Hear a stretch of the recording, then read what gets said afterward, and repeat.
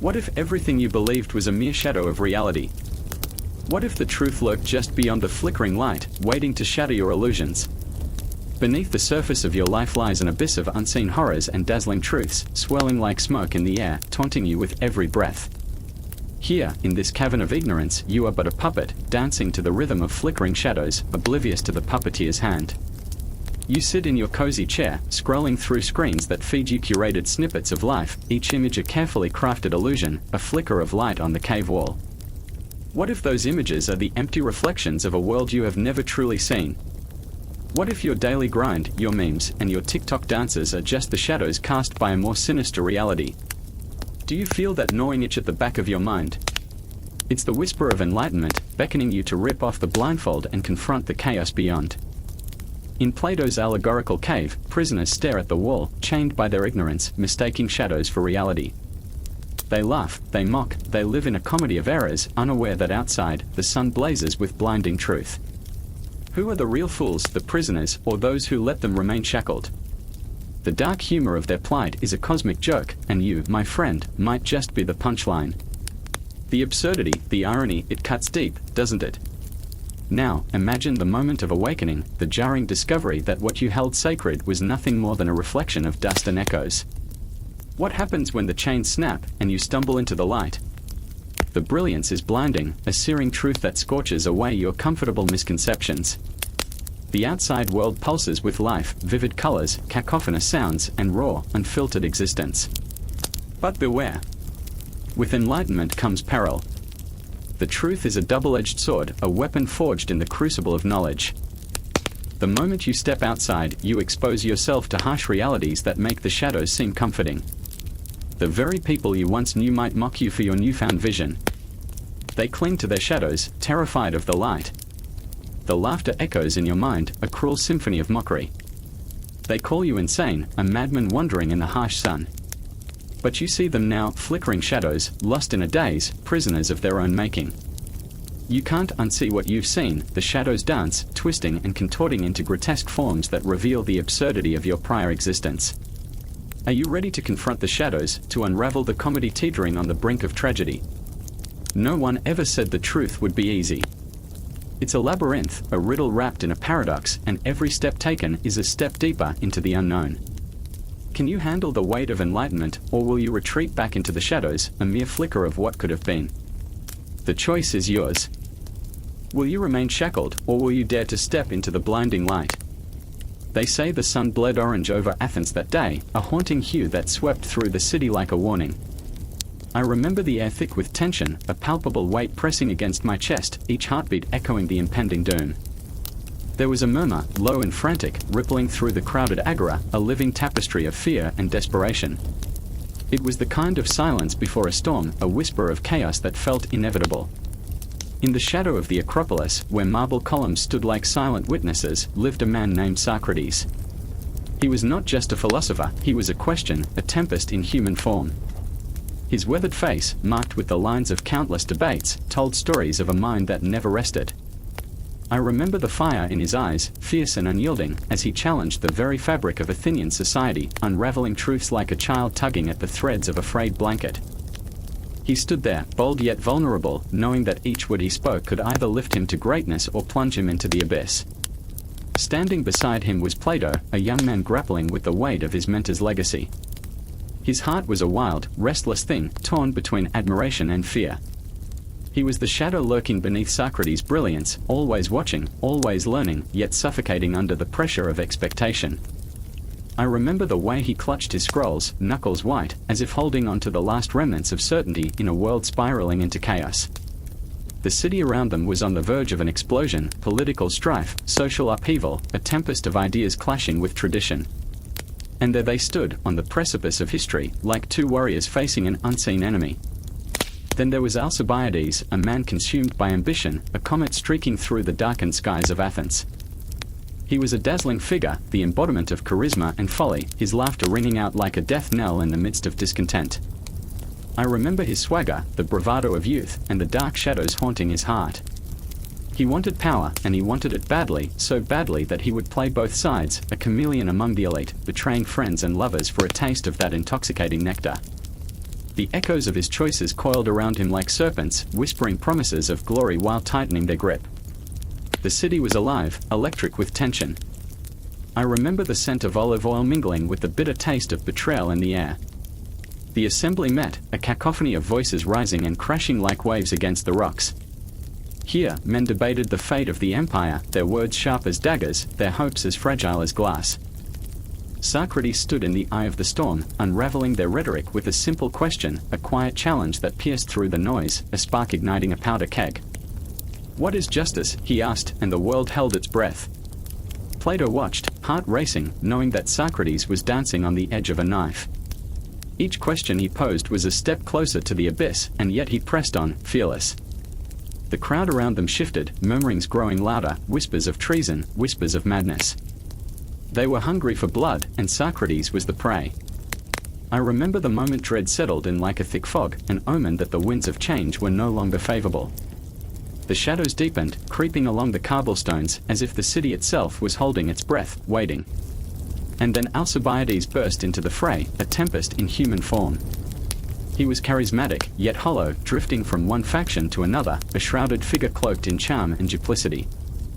"Socrates, we need you," he cried, his voice ringing through the air like a bell tolling for the damned. He sought to pull Socrates back from the precipice, but his motives were as murky as the waters of the Athenian port.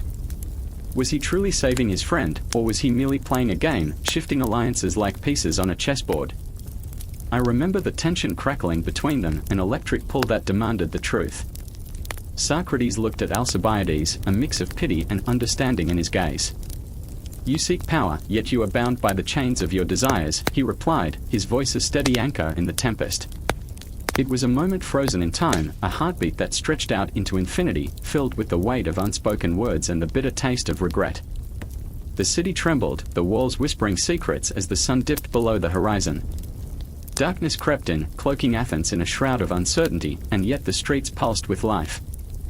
I remember the laughter of children, a stark contrast to the fear gripping their parents. They played, oblivious to the storms raging above, their innocence a fragile flicker in the encroaching night. I watched as families huddled together, fear etched on their faces, while the sound of marching feet grew closer, a reminder that change was a relentless tide. Socrates, standing firm as a mountain, faced the inevitable, his heart a volatile sea. He knew the stakes, knew that his relentless pursuit of truth had painted a target on his back. I remember the moment he closed his eyes, as if seeking solace in the depths of his own mind, the world around him fading into a blur. It was a farewell to the illusions of safety, a surrender to the chaos that loomed ahead. And Plato, haunted by the specter of his teacher's fate, stood in the shadows, longing to shield him. Yet he was just a boy caught in a whirlwind, grasping for the threads of wisdom while the universe laughed at his vulnerability. In that moment, the city felt alive and dead all at once, vibrating with a tension that twisted like a knife in the gut. The cosmos turned, indifferent to the turmoil below, stars watching as mere spectators in a tragic play. Time itself felt suspended, a fragile glass teetering on the edge, waiting for a single breath to shatter the silence. The shadows deepened, and I felt the weight of history pressing down, an inescapable truth that echoed through the ages. The cries of the people, the laughter of the children, the whispers of the wise, each voice a note in the symphony of existence. And in that moment, I knew that the fate of Socrates, Plato, and Alcibiades was intricately woven into the very fabric of time, a story that would reverberate long after the last word was spoken, a haunting melody that would not let go.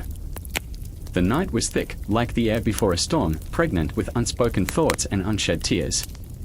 The moon hung low, a watchful eye cloaked in hazy clouds, casting shadows on the crumbling stones of Athens, whispering secrets of wisdom long buried. I remember the moment vividly, a chilling silence that wrapped around me like a shroud.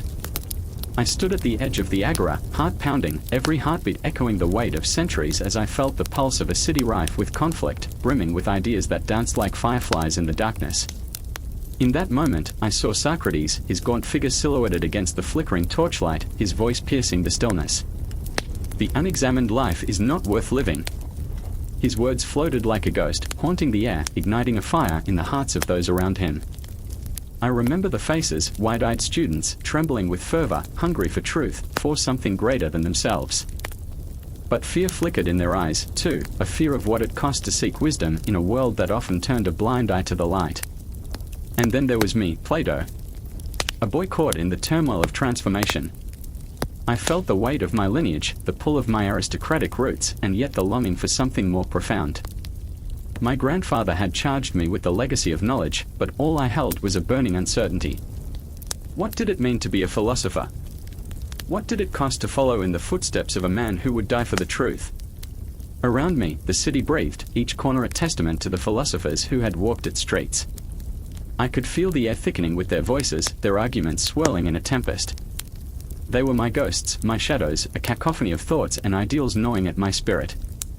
There was Heraclitus, always changing like the water in the river, teaching me that one could never step into the same thought twice.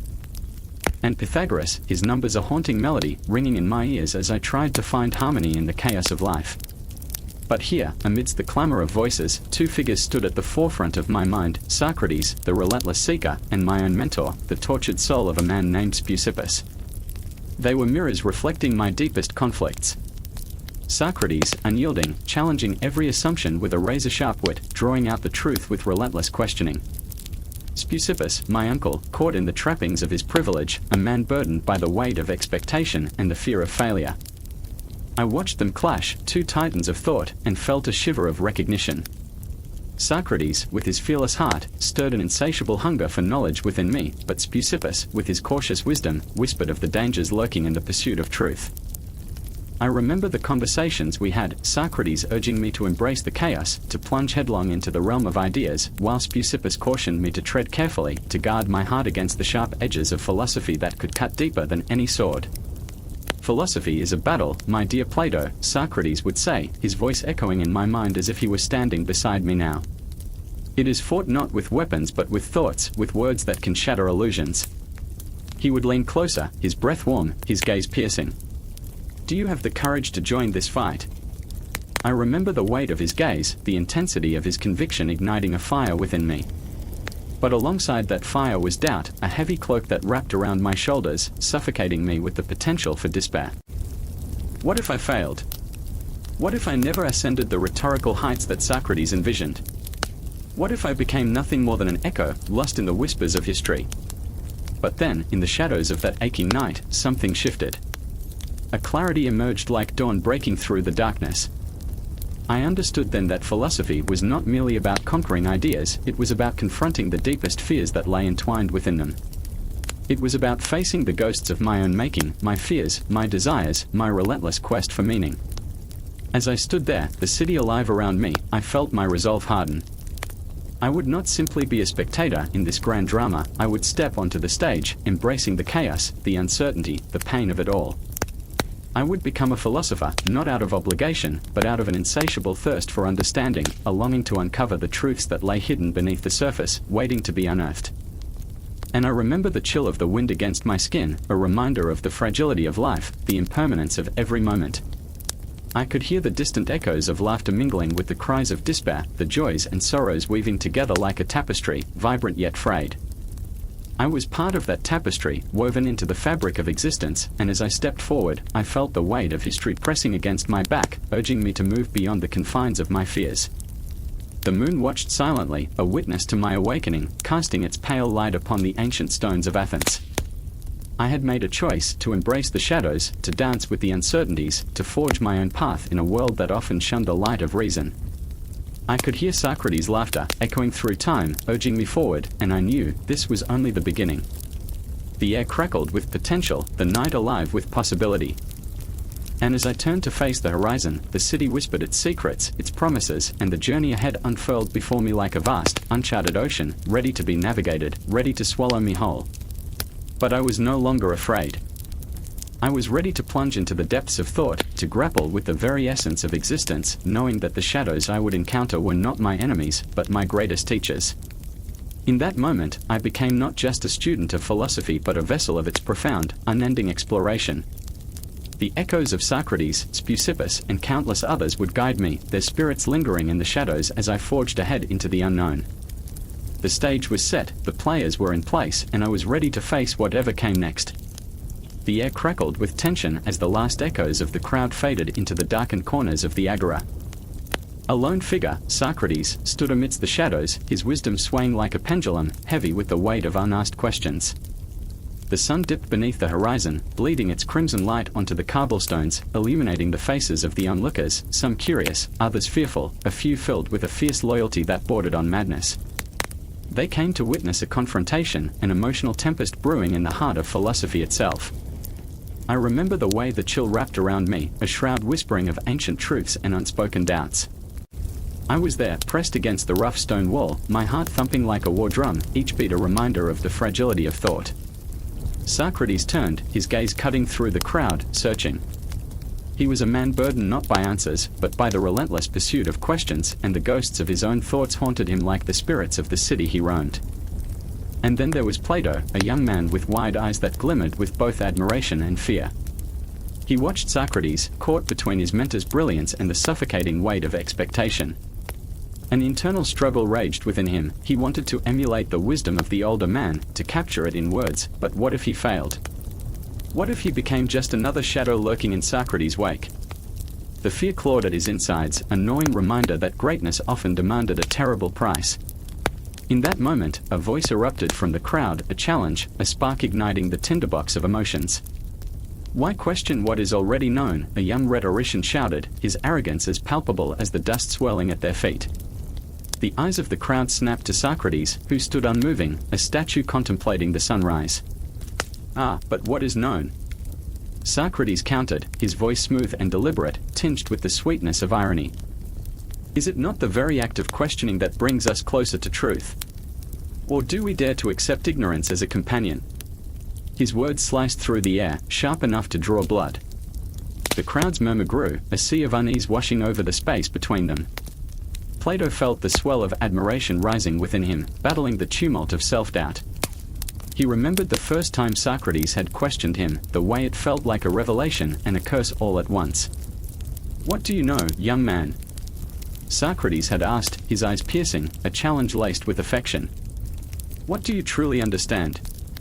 It was a haunting question, one that echoed in his mind like a ghost, taunting him in moments of silence. I stood there, heart racing, witnessing the beauty and agony of their exchange. Socrates thrived in this crucible of ideas, each question a flame dancing dangerously close to the kindling of the crowd's ignorance. He didn't seek to convince, he merely ignited thoughts that had long lain dormant, allowing them to combust in the minds of those brave enough to engage with his philosophy. But there was another presence, lurking in the shadows, the specter of Anytus, a wealthy politician whose disdain for Socrates was palpable. Anytus's eyes burned with resentment, a dark fire that sought to extinguish the flickering light of Socratic thought. He stepped forward, the crowd parting like the Red Sea, anticipation thick in the air. "Your words are poison, Socrates. You corrupt the youth with your questions. Why should we indulge your madness?" The tension escalated, an electric charge that vibrated through the stones beneath our feet. Socrates met Anytus's glare with serenity, a calm amidst the storm. "My dear Anytus," he said softly, "madness is often the first step toward enlightenment. If I am a corrupter, then let us question the very foundations of our beliefs. For what is wisdom if not the acknowledgement of one's own ignorance?" I felt the crowd leaning in, hearts pounding, swept away by the intensity of the moment. The city around us faded into a blur, and in that charged atmosphere, I could taste the essence of what Socratic thought meant, an unending quest for truth, an acceptance that questions hold more power than answers ever could. Yet in Plato, a rift deepened. He wanted to speak up, to defend Socrates, but fear clamped down upon his throat like a vice. Would his voice matter? Would it shatter the fragile illusion of wisdom he had built around himself? He wrestled with this uncertainty, a tempest of conflicting emotions swirling inside, a desire to rise, to defend the very core of philosophy consumed by the terror of failure. Socrates turned to him, sensing the turmoil within his young disciple. "What is your understanding, my dear Plato?" he asked, the challenge wrapped in affection, a lifeline thrown into the storm. "Will you stand with me, or will you remain silent?" The weight of those words settled like a leaden anchor, dragging Plato down into a whirlpool of self-reflection and doubt. I could almost feel his heart racing, the echoes of ancient truths vibrating through him. His world was unraveling, each moment stretched into eternity, a tapestry of fears woven with threads of admiration. And in that silent exchange, I understood. The foundation of Plato's philosophy would rise not from dogma, but from the raw flesh of Socratic inquiry, a ceaseless dance of questions, each step revealing the labyrinth of human thought. The night deepened, shadows lengthening, as the confrontation loomed closer, a reckoning between wisdom, fear, and the unquenchable thirst for truth. Time slipped away, the stars above watching in silent witness. The moment was poised, a breath held in the universe, and the crowd awaited the spark, the clash that would ignite a philosophical revolution. Would Plato find his voice? Would Socrates stand unbroken against the tide of ignorance? The air was thick with anticipation, each heartbeat echoing a promise of what was to come. The city stands shrouded in a heavy silence, a stillness that grips the heart like a vice, as if the very air is holding its breath. Darkness spills over the cobblestones, pooling in the gutters, while shadows creep along the walls, whispering secrets only the night can hear. It's in this moment, this chilling pause, that I find myself at the edge of a clash, caught between the ceaseless grind of ideals and the relentless pursuit of truth. I remember the weight of Socrates' gaze, a collision of wisdom and defiance, piercing through the veil of ignorance that engulfs so many. I remember the fire in Glaucon's eyes. His questions burn like molten metal, forged in the furnace of doubt. What is justice, he demands, his voice trembling with a mixture of hope and desperation. He stands tall, but beneath that bravado lies a trembling heart, struggling to define the very essence of right and wrong. I can almost taste the bitterness of his uncertainty, the panic clawing at the edges of his thoughts. Every syllable resonates like a drumbeat in the dark, echoing with the weight of 1,000 unanswered questions. He yearns for clarity, yet the more he seeks, the more elusive it becomes, a flickering flame in a tempest. And there's Adeimantus, his brother, caught in the storm of ideals and familial loyalty. He leans against the cold stone wall, a knight without armor, his brow furrowed, wrestling with shadows of his own.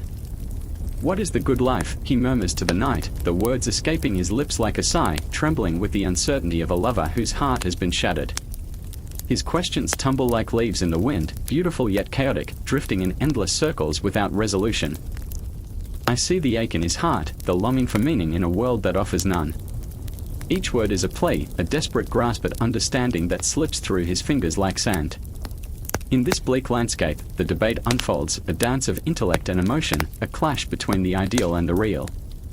The structure of this dialogue is a labyrinth, twisting and turning, with every corner promising revelation yet leading only to deeper questions. It spirals like a tempest, rising to a crescendo, with each character revealing layers of their souls. Socrates, the embodiment of reason, challenges the very foundations upon which they stand.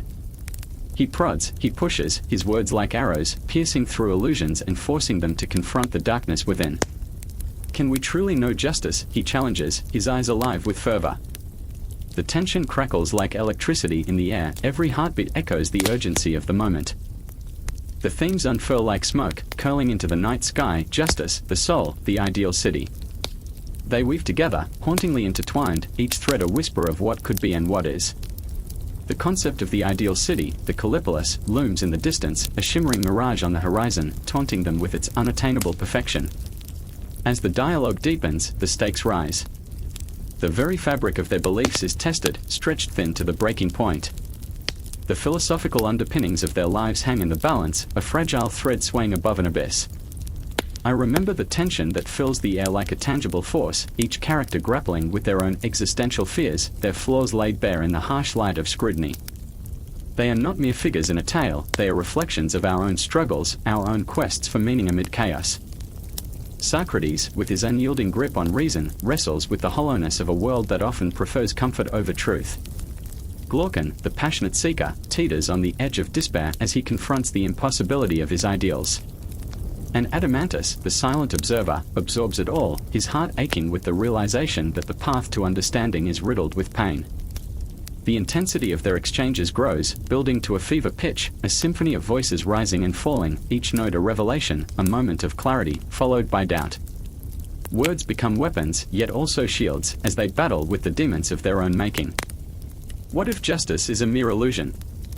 Glaucon gasps, the realization hitting him like a thunderclap, shaking the very ground beneath his feet. The cosmos seems to tremble as the weight of his question hangs in the air, thick and suffocating. The concept of the philosopher king emerges like a phoenix from the ashes, a flicker of hope against the oppressive darkness. Yet even this ideal is fraught with tension. Who decides what is just? Who holds the keys to this elusive kingdom? Each answer births more questions, a serpent consuming its own tail, spiraling into an endless loop of inquiry. I remember the space between breaths, the way time stretches, warps, as they grapple with the implications of their debate. Each character is caught in the throes of their own transformation, shadows shifting and flickering on their faces. The clock ticks loudly in the silence, a relentless reminder of the passing moments, the weight of time pressing down like a heavy shroud. They are on the brink of a revelation, of understanding that may shatter their world or rebuild it anew. But just as clarity seems within reach, the questions become a storm, thrashing against their minds, unrelenting. I can feel the urgency, the desperation clawing at their throats. The emotional tempest rises, and it feels as if the very universe is holding its breath, waiting for the inevitable collision of ideals and reality. As the night deepens, I find myself ensnared in their world, the boundaries of my own thoughts blurring with theirs. The struggle for understanding becomes my own. I am a witness, a participant in their search for truth. The tension is palpable, a living thing that thrums beneath my skin, pulling me deeper into the labyrinth of their discourse, where justice and injustice intertwine like lovers in a tragic dance, forever pursuing but never touching. In this darkened city, where the shadows breathe and the night whispers secrets, the debate rages on, a whirlwind of emotion and intellect. I am caught in the maelstrom, yearning for resolution, yet knowing that the answers may forever elude them. The confrontation is not merely with one another, but with the very essence of existence itself, an endless cycle of questioning, a relentless pursuit of a truth that may never be fully grasped. And so, as the shadows deepen and the clock ticks on, the struggle continues, echoing through the void, a haunting melody that refuses to fade. The unresolved questions linger in the air like ghosts, reminders of the complexities of the human heart, of our eternal quest for meaning in a world that often seems devoid of it.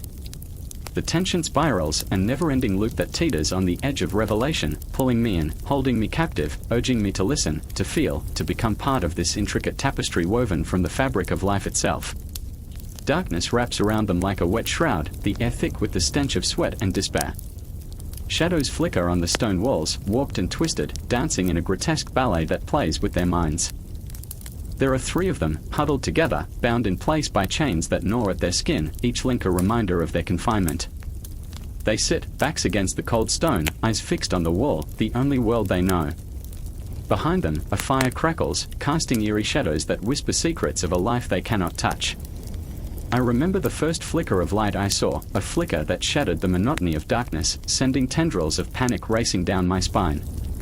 Huddled beside me was Theo, his eyes wide, reflecting the flickering flames and the innocent curiosity of a child who hasn't yet learned the harsh lessons of the world. "What is that?" he whispered, his voice trembling, filled with a naivety that made my heart ache. I wanted to save him, to pull him away from the illusion that ensnared us. But I was just as trapped as he was. Our lives had been reduced to shadows on a wall, mere echoes of existence. I remember the day I stopped believing those shadows were real. It felt like losing a piece of myself, an essential part that once breathed life into my heart. Each day melded into the next, a dull, monotonous blur. But then there was Lila. Fierce and stubborn, her spirit burned brighter than the flickering flames behind us. She often questioned, her voice slicing through the air. "What lies beyond this prison?" she would ask, her eyes filled with a yearning that made my insides churn. I admired her audacity, but it terrified me too. She was the spark, the fierce wind that rattled our chains. "What if we are not just shadows?" she pressed on, teeth gritted as if she could gnaw through the very fabric of our bondage. But what did that mean? I felt the weight of Lila's dreams pressing heavily on my chest. It was a storm brewing, a tempest of hope and fear. "You don't understand. This is all we have," I whispered back, each word a shackle tightening around my heart. Every moment spent in darkness had conditioned me to accept the mundane, to turn a blind eye to the light. Yet in Lila's determination, I felt my own strength flickering, a tiny flame begging to ignite. I remember the night it happened, the ground beneath us trembled, the shadows shifted, and the whispers grew louder. It was as if the walls themselves were conspiring, urging us to awaken. Then suddenly, there was a crack, an opening, a glimpse of the blinding truth we'd shunned for so long. It tore through the illusion like a knife through flesh. The real world beckoned with fierce intensity, and I remember being frozen, my heart pounding, echoing against the emptiness of the cave. Theo gasped, his innocence shattering as he stared into the abyss of the unknown. Fear gripped me with icy fingers. What lay outside? Was it salvation, or was it a deeper darkness? Lila surged forward, driven by an unquenchable thirst for freedom. I could feel her heartbeat pulsing, a war drum echoing in the caverns of my soul. "Come with me," she cried, her voice a siren song that pulled me, igniting a flicker of rebellion in my heart. She reached for me, but I hesitated, the chains of fear binding me tighter than ever. What if we left, and the light was just another illusion? But then, the shadows roared, and I could see it, the promise beyond the cave, the world painted in colors I had never dared to envision. It was terrifying, yet beautiful, a tapestry of chaos and wonder woven together with threads of light. I remember wanting to run, to leap toward that unknown, yet my legs felt like lead. I was a ghost, haunting the edges of my own life. And in that moment, I felt the pull of desperation. "Theo!" I shouted, my heart racing as I turned toward him. His gaze was locked on Lila, shimmering with a childlike trust that made my soul ache. "We can't stay here," I urged, the words spilling out like a dam bursting. "There's something more than this. Something real." The chains rattled, a cacophony of clashing metal, and the shadows writhed as if sensing our turmoil. It felt like a battle between the past and a future that glimmered beyond the edges of our reality. Lila's eyes sparkled with fierce determination, and in that fleeting moment, I saw a flicker of hope that threatened to engulf me. But Theo, sweet, innocent Theo, hesitated. "What if it's worse out there?" he asked, his voice trembling, reflecting the fragile threads of doubt that bound us all. "What if we are just lost?" His words pierced through me, a knife twisting in the gut of my resolve. I remember the terror of that moment, the weight of his gaze, the depth of our fears, the fragility of our existence. What if we weren't ready? What if the shadows were more comforting than the blinding light? I could feel the walls closing in, the echoes of our chains becoming a deafening chorus.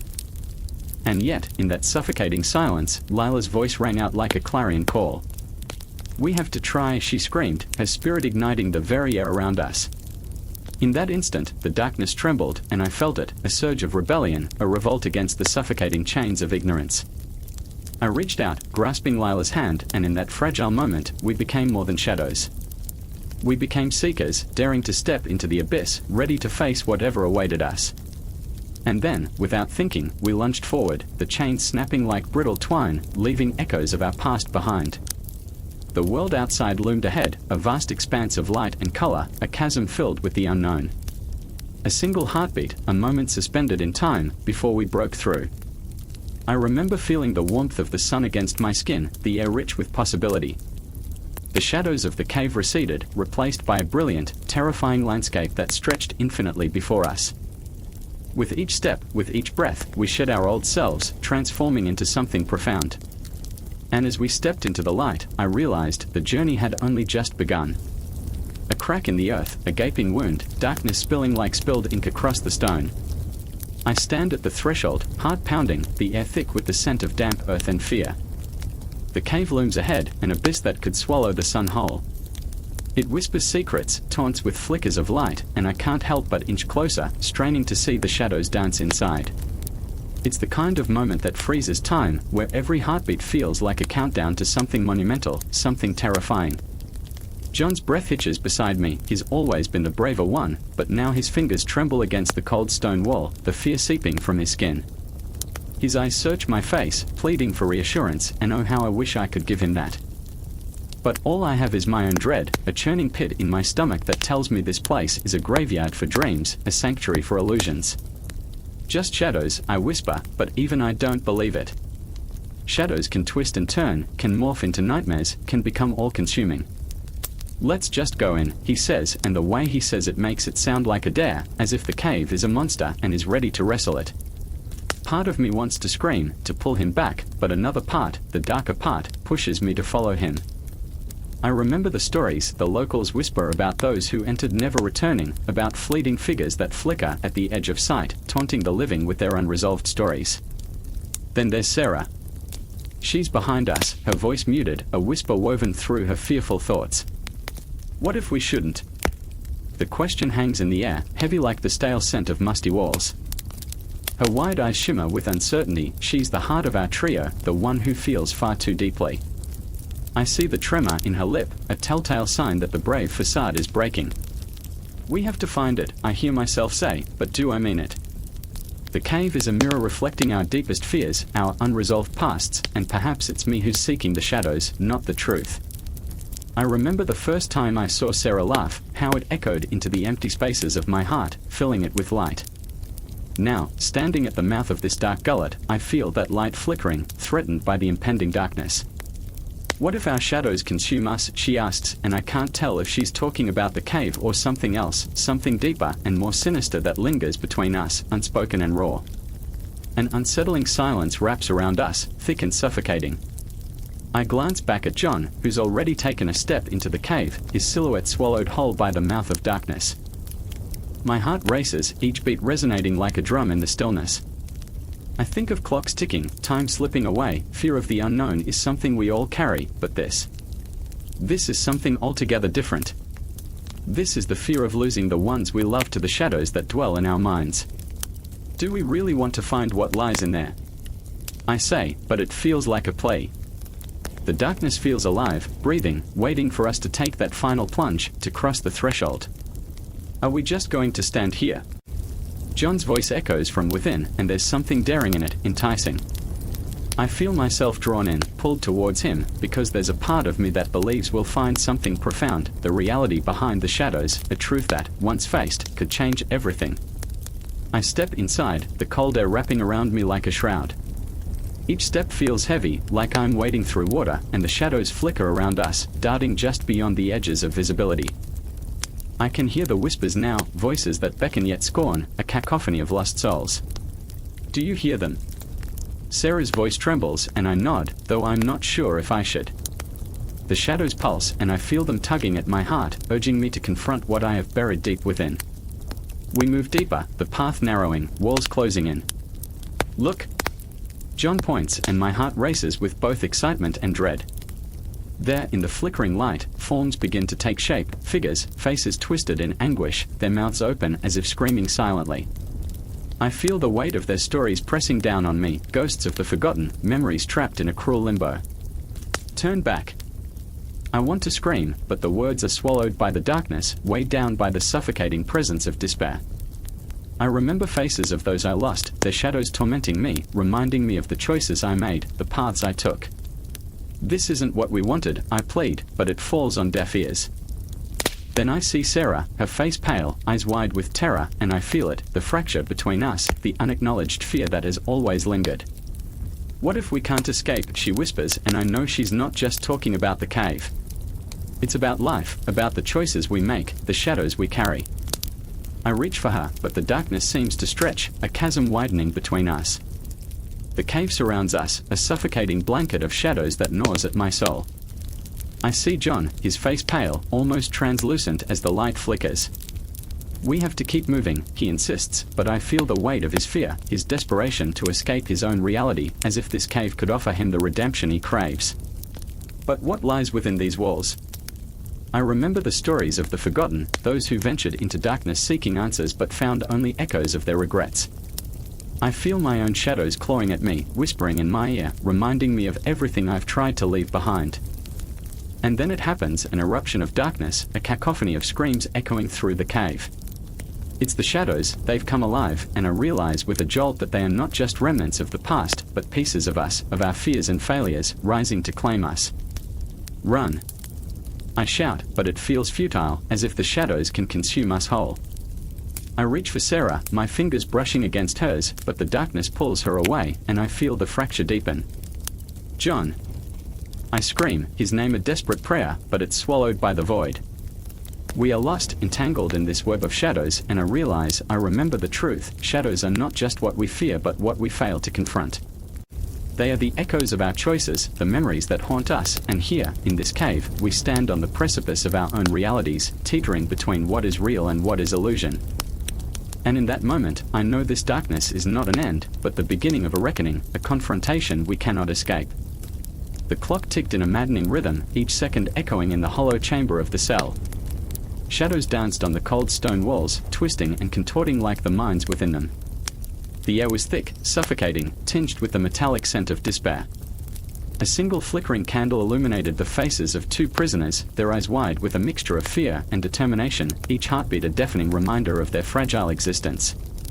I could hear them whispering, the soft rasp of their voices barely breaking the oppressive silence. What if it's true? What if no one's coming? Marcus, a man of unyielding strength, sat with his back against the wall, muscles tense as if bracing for an unseen blow. His hands were calloused, each scar a story, a testament to a life lived on the edge. He had once been a soldier, a protector, but within these walls, he felt like a ghost wandering through the ruins of his own shattered dreams. I remember the sun, he murmured, his voice cracking like ice underfoot. I remember how it felt, warm and alive. His eyes reflected a flicker of something, hope, perhaps, before they dimmed into the shadows again. Across from him, Lila, a woman with fire in her spirit and ashes in her heart, clutched her knees to her chest. Her hair hung in disarray, framing a face marked by loss and defiance. "Do you really think they'll leave us here to rot?" she asked, her voice a whisper laced with desperation. The flickering light caught the glisten of unshed tears in her eyes. I can't let this be how it ends." The silence hung heavy, every word a weight pressing down. I could feel the tension crackle in the air, an electric pulse of fear and longing. Both were prisoners of something much larger than the physical bars that caged them. Ignorance gnawed at their souls, an insatiable beast that fed on their doubts, their failures, their every unspoken regret. The very essence of humanity had been stripped away, leaving only raw, exposed nerves behind. "Marcus, promise me," Lila suddenly broke, her voice fierce like a storm. "Promise me that if we get out of here, we'll fight back. We won't let them take our souls." Her eyes bore into his, a fierce challenge igniting the darkness. For a moment, the flickering candlelight caught the echo of hope in her gaze, a fragile thread weaving through their despair. "I promise," he said, but the words felt hollow, slipping through his fingers like grains of sand. Outside, the world continued its relentless march. The sun dipped below the horizon, casting shadows that lengthened and stretched like the last breaths of a dying day. In the oppressive silence of their cell, they drifted into memories. Lila recalled the laughter of her children, the smell of fresh bread from her mother's kitchen, the feel of grass beneath her bare feet. "I remember," she whispered, her voice cracking, "I remember the freedom. I remember love." But love was a distant memory here, a ghost haunting the edges of their minds. Marcus, too, sank into thoughts of his past. He saw the faces of friends lost to war, dreams buried beneath the rubble, and promises made in the heat of battle. "I remember," he echoed, "I remember fighting for something greater than myself." His voice trembled, each syllable a reminder of the weight of expectation, of a purpose that had long been stripped away. The walls closed in, and the shadows crept closer, whispering secrets of despair. They were trapped, not just behind stone and iron, but within the confines of their own ignorance. They didn't know what lay beyond. Were their armies marching to free them, or had the world forgotten they existed? Every unanswered question loomed like a dark cloud overhead, threatening to swallow them whole. As the night grew deeper, an uneasy silence settled over the cell, punctuated only by the distant echoes of guards making their rounds. The darkness thickened, a palpable force pressing against their chests. It felt as if the very universe conspired to keep them confined, to bury their hopes under layers of despair. Each tick of the clock became an impending doom, a reminder of how time slipped away, like grains of sand through their fingers. "What if they've given up?" Lila's voice trembled, a fragile whisper in the oppressive dark. "What if they don't care anymore?" The thought hung like a noose, tightening around Marcus's throat. He had to believe that someone out there, beyond the walls, cared. "We can't let them win," he said, his voice rising, shaking with urgency. "We have to fight. We have to keep our hearts alive, even if they want to extinguish our souls." Lila nodded, a spark igniting within her. "Together, then." But even as the words left her lips, a chilling shadow slithered through the cell. A sudden noise, a clang, the sound of metal on metal, shattered the fragile bubble they had built. They froze, hearts pounding like a war drum, the reality of their situation crashing back in like a tidal wave. The door creaked open, and for a moment, hope flared bright, blinding. But then, the light revealed an ominous figure, a guard clad in dark armor, his eyes cold and void of mercy. "Time's up," he sneered, the very essence of cruelty radiating from him. "You thought you could escape." In that instant, the world narrowed down to a single breath, a heartbeat suspended in the air. Everything, every hope, every dream, every memory, hung in the balance. And as the shadows loomed larger, as the walls felt closer than ever, their resolve hardened. I remember, Lila chanted, her voice rising above the encroaching darkness. I remember love. I remember freedom. I remember hope. And in that moment, as the world around them teetered on the brink of collapse, they found strength in their shared humanity. The clock continued to tick, but in that echoing rhythm, they began to forge their way through the shadows, every heartbeat an affirmation of life, every breath a battle cry against the inevitable. In the dark, they held onto each other, a flickering flame against the consuming night, trapped yet unbroken, prisoners of their own making, and yet, perhaps, something more. The darkness was palpable, thick like smoke, wrapping around us, suffocating. I could barely see the faces of my companions, their features twisted under the weight of our collective despair. Just moments ago, we were a cacophony of cries, voices trembling with fear. Now, silence sat heavy between us, an unwelcome guest at our table of regrets. Shadows danced on the walls, flickering like our hopes, teasing us with the specter of escape. I remember, Sarah whispered, her voice barely above a breath, when the light didn't feel so far away. Her eyes glimmered, reflecting a memory that felt like a longing. I wanted to reach out, to wrap my fingers around her wrist and pull her back to the present, but how could I? We were shackled by our own fears, each of us prisoners to the shadows that loomed over us. Marcus was pacing, his boots echoing against the cold stone floor. The sound was a heartbeat, a reminder of the life that pulsed just outside our prison. We can't stay here, he said, urgency twisting through his words. We can't let the darkness win. His fists clenched tightly, knuckles white, and I could see the tremor in his resolve. He was the brave one, the assertive one, but even he was crumbling under the weight of despair. I remember, I started, but the words hung suspended in the air, like smoke refusing to dissipate. I didn't have a memory of light. I had only the echo of existence, of fleeting moments, of laughter that now felt like a cruel mockery. I remember when we thought we could change things. The irony twisted in my gut. We were the forgotten ones, the silent witness to our own fading hopes. The flickering shadows grew restless, morphing into shapes that clawed at the edges of my mind. I wanted to look away, to shut my eyes against the creeping terror, but I couldn't. Deep down, I knew that the cave was a reflection of our souls, a labyrinth of fears, insecurities, and regrets. Do you think there's a world beyond this? Sarah's question hung heavily in the air, a fragile thread of hope woven through the weight of despair. Her voice cracked, and I felt the tremor of vulnerability emanate from her. She was fragile, like a porcelain doll, and I wanted to shield her from the painful reality. Marcus stopped pacing, his eyes locking onto Sarah's as if she held the key to some unseen door. There has to be. We were meant for more than this. Determination radiated off him, but it was laced with desperation. I could see the flicker of doubt beneath his bravado. We were trapped in this cycle of darkness, and every heartbeat was a reminder of our entrapment.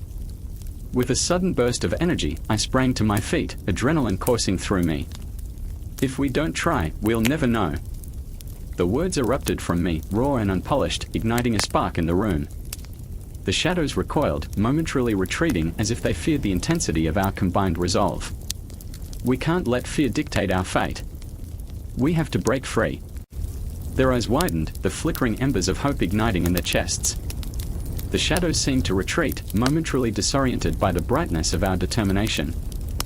It was a fragile moment, yet it felt electric, buzzing with possibility.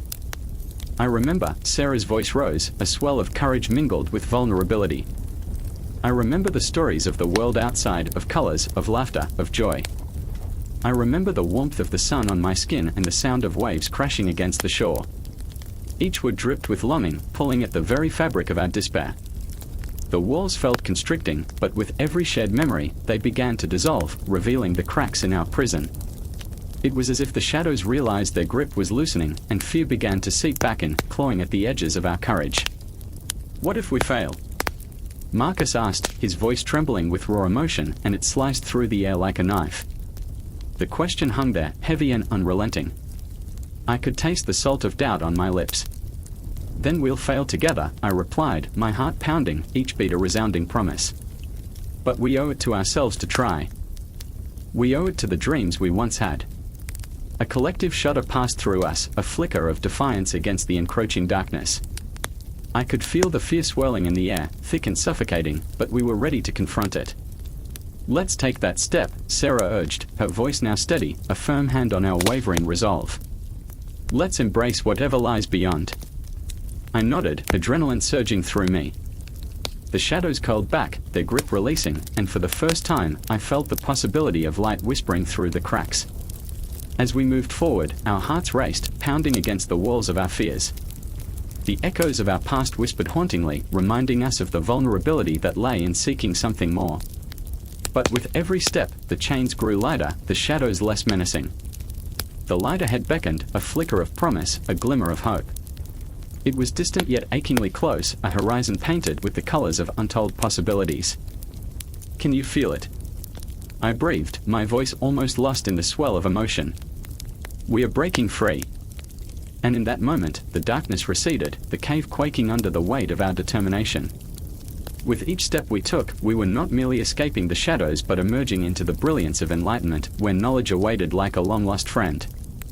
The world beyond the cave was vast, uncharted, an expanse that invited us to redefine our existence.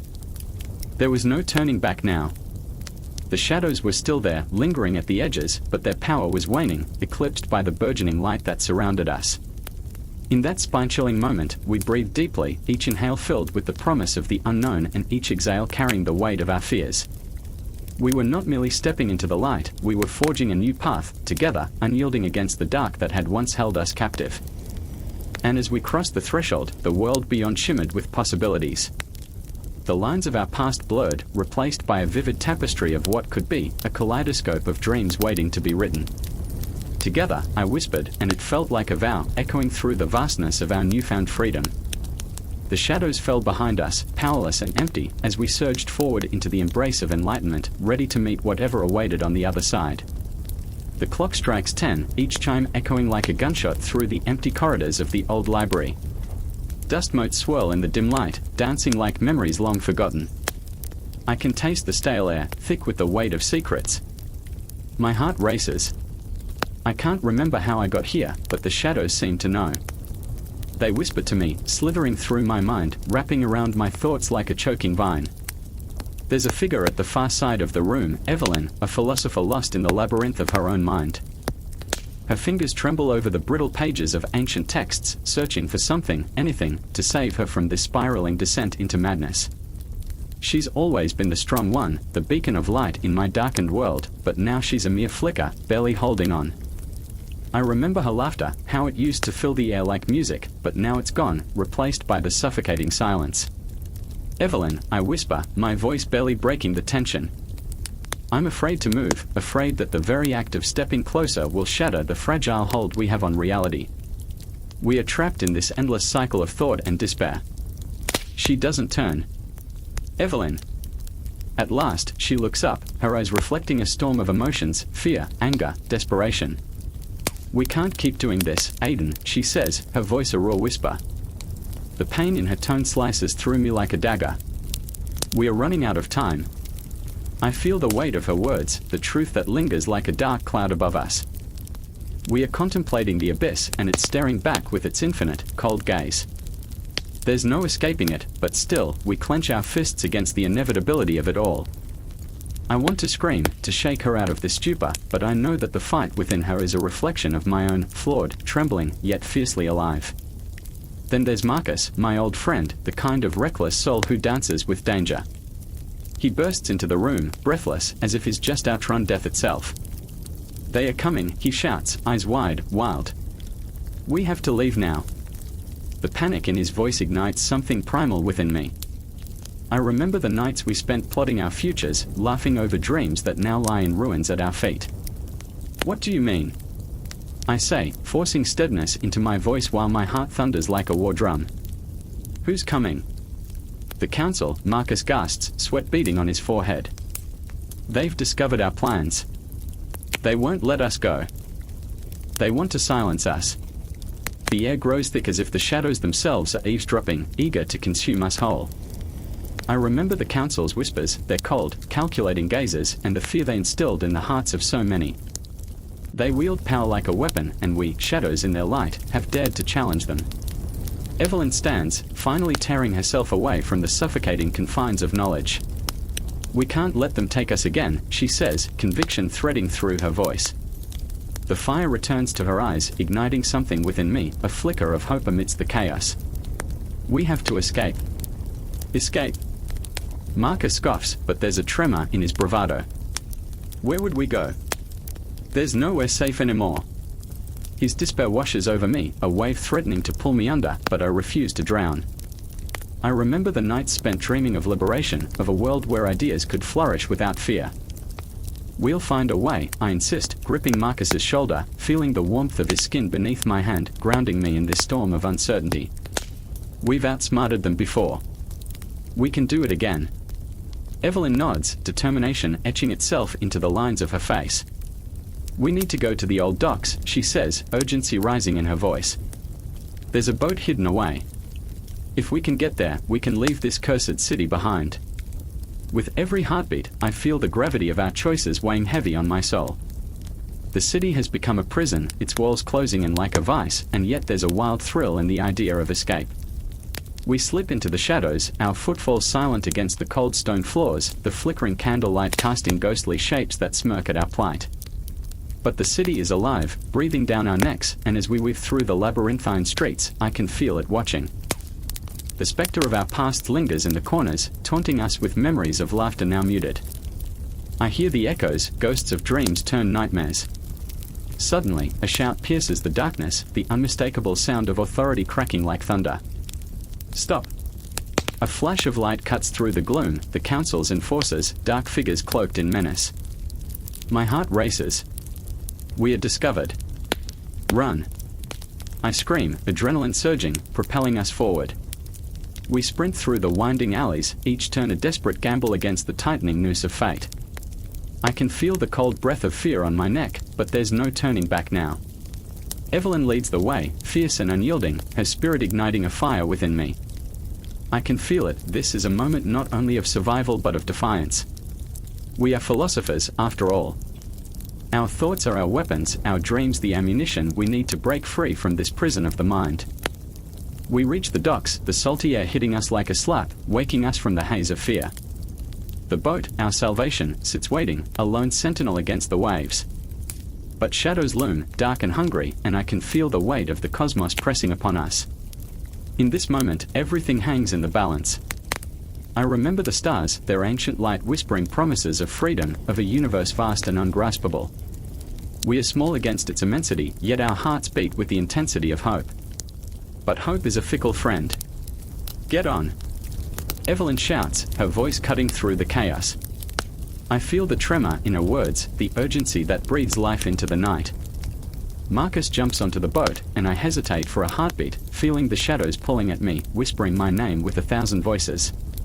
But I choose to fight.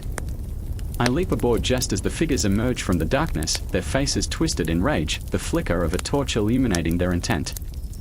The boat pushes away from the dock, the water swallowing our fears as we slip into the night, but the shadows remain, clinging to us like a second skin. The stars above blaze with unfulfilled promises, and I realize this is only the beginning of our struggle. As we speed into the unknown, I glance back at the city, the place that once felt like home, now a ghostly echo of what could have been. There's no going back. There's only forward, into a world where we might find not just escape, but understanding. I know that the philosopher's path is not paved with certainty but with the haunting whispers of the cosmos, always searching, always questioning.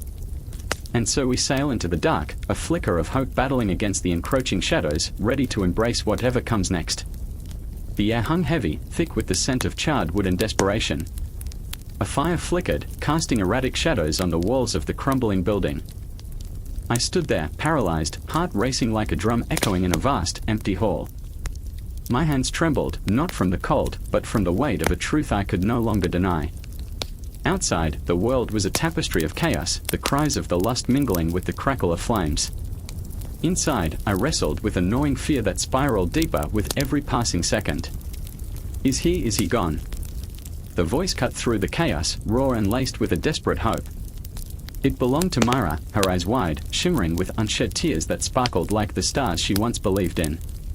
She was a beacon of strength, yet in that moment, she felt as fragile as the ash that drifted through the air, carried away by the wind.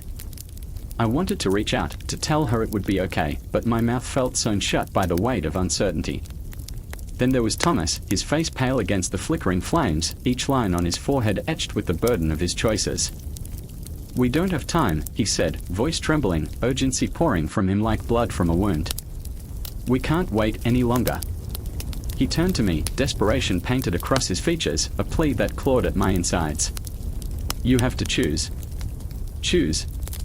As if it were that simple. The echoes of his demand hung in the air, mingling with the acrid smoke that stunned my lungs. In that moment, I thought of the sun, the vast, unyielding orb that held the universe in its fiery grip. I once thought it was just light, an everyday miracle, but now it felt like an illusion, a cruel trick played on those who dared to dream. I remember when we'd chase the sunlight, when everything felt possible, I whispered, my voice barely audible against the crackling fire. When the sun was the good in our lives. But that was before the darkness seeped in, before shadows stretched long and sinister, creeping across our path. Before the world turned its back, leaving us to fend for ourselves in this unforgiving night. Stop thinking about the past. Myra snapped, her voice rising like a phoenix from the ashes of despair. We need to focus on now. I saw her spirit waver as she spoke, her resolve cracking under the weight of our shared nightmare. What if we don't make it out of here? Her question hung heavy between us, a dark omen wrapping around my heart, squeezing tighter than the smoke in my lungs. I wanted to tell her we would, how could we not? But doubt clawed at my throat, a beast hungry for our hope. I remembered the sun, that vibrant ball of fire, and how it seemed to offer something more than mere light. It was the embodiment of truth, the form of the good, and I couldn't help but feel that in its absence, we were lost. Do you think it's still up there? Thomas asked, voice softening as he gazed toward the roof where the evening sky might still be visible. The sun, I mean. Do you think it still shines for us? His question was both innocent and haunting, a reminder of the childlike wonder that once filled our hearts, a wonder that had long been extinguished by the darkness that shadowed us now. I wanted to scream, to tell him that it was still there, shining beyond our reach, a distant promise of warmth and light that felt more like a cruel joke. It's always there, I managed, my voice breaking at the edges. But it's the shadows that linger, that suffocate. Myra stepped closer, her presence grounding me. Then let's spark our own light, she urged, and for a brief moment, hope flickered in her eyes like the embers that danced around us. Let's fight against the darkness. But how? Clarity eluded me, as if it were playing hide and seek in the recesses of my mind. I thought of the clock ticking down the moments we had left, each tick a reminder of our impending doom. Time was an enemy, a specter that haunted us. With every passing second, the fire outside roared louder, a monster feeding on our fears, threatening to consume us whole. Thomas, what do we do? I asked, the question trembling on my lips, weighted with the gravity of our choices. He inhaled sharply, determination igniting the depths of his gaze. There's a way out. We can follow the path, but before he could finish, the building groaned, a deep, terrifying sound that reverberated through the walls, shaking us to the core. The fire had found its way in, and we were trapped, each heartbeat a countdown to oblivion. Look! Myra pointed, her voice rising in both panic and clarity. There's a window. But the light that spilled through it was not the golden glow of dawn, it was the ghostly light of the flames, flickering with malevolence. With a sudden rush of adrenaline, I grasped Myra's hand, feeling the warmth radiating from her skin, a stark contrast to the cold dread curling in my stomach. Together, I whispered, and she nodded, determination flooding her features. Thomas led the way, and we stumbled toward the window, every step echoing with the weight of our fear. My mind raced with memories of laughter, of sunlight filtering through trees, illuminating the joy we once had. Remember the day by the river? I shouted over the roar of the flames. The sun kissed the water, and it sparkled like diamonds. Yes. Myra replied, her voice fierce and alive, pulling me back from the abyss. The sun gave us hope. But shadows danced around us, taunting our memories, reminding us of the darkness that had crept in. The fire surged, its ravenous hunger threatening to swallow us whole. Now. Jump! Thomas shouted just as the ceiling cracked and crumbled, dust raining down like ash from a dying star. We leapt, propelled by a mixture of desperation and hope, bodies colliding with the ground outside. The world blurred, a whirlwind of chaos and emotion, and for a moment I felt the sun on my skin, a whisper of warmth amidst the cold dread. But the shadows were relentless, clawing at our backs, and I knew our fight was far from over. As we stumbled to our feet, I realized the sun was not a destination, but a journey, a flicker of light amidst the encroaching darkness. And we would fight, claw our way back, as long as we could hold on to the memory of its warmth. In the distance, the fire roared, a monstrous heartbeat, and I grasped Myra's hand tighter. The night would not end here, the battle had just begun. The clock ticked, its sound sharp against the thick silence, a metronome of dread, punctuating the air thick with tension. I stood in the crumbling hallway of the old library, shadows curling around me like fingers of smoke, my heart racing with the knowledge of what lay ahead. The faint scent of dust mingled with something metallic, something sinister that hinted at betrayal. It was a smell I had come to associate with fear. "Do you believe in ghosts?" Henry's voice cut through the stillness, barely more than a whisper. His eyes, wide and haunted, darted toward the exit as if the very walls could swallow him whole. I felt the weight of his gaze, a plea wrapped in desperation, and I couldn't help but wonder what darkness he had encountered in those old tomes that lined the shelves, books filled with the history of belief and the shadows of knowledge. "Not like you do," I replied, the tremor in my voice betraying me. I remembered the stories, the warnings passed down like family heirlooms. Knowledge was power, but ignorance could be bliss. It was Henry who had once told me that ghosts were the residue of unfulfilled dreams, a product of lives lived just outside the light. He took a step back, his breath quickening. "You don't understand. They are real." I saw one. It was just standing there, watching. Fear twisted his features, and agony I recognized too well. "Henry, you need to understand, there's a line between what we know and what we believe. You can't let the shadows win," I urged, but my own words felt hollow. I felt the line blur, like the fading light outside the window, drowning in darkness. I remembered the stories my grandmother used to tell me, her voice a soothing balm against the harshness of reality. "Knowledge," she'd whisper, "is a sword that cuts through the night, belief is a cloak that keeps you warm." But as I stood there, watching Henry unravel, I wondered if the cloak was nothing more than a shroud. "Catherine," he said, pulling my attention back, his voice laced with raw emotion. "What if all this time, belief was our only true weapon? What if knowledge is just another prison?" The weight of his words fell upon me like the heavy hand of fate, twisting my stomach into knots. I felt the walls closing in. My own memories crashed against me, a tidal wave of regret and fear. I had once believed in the power of knowledge, a belief instilled in me since childhood. But what had it brought me?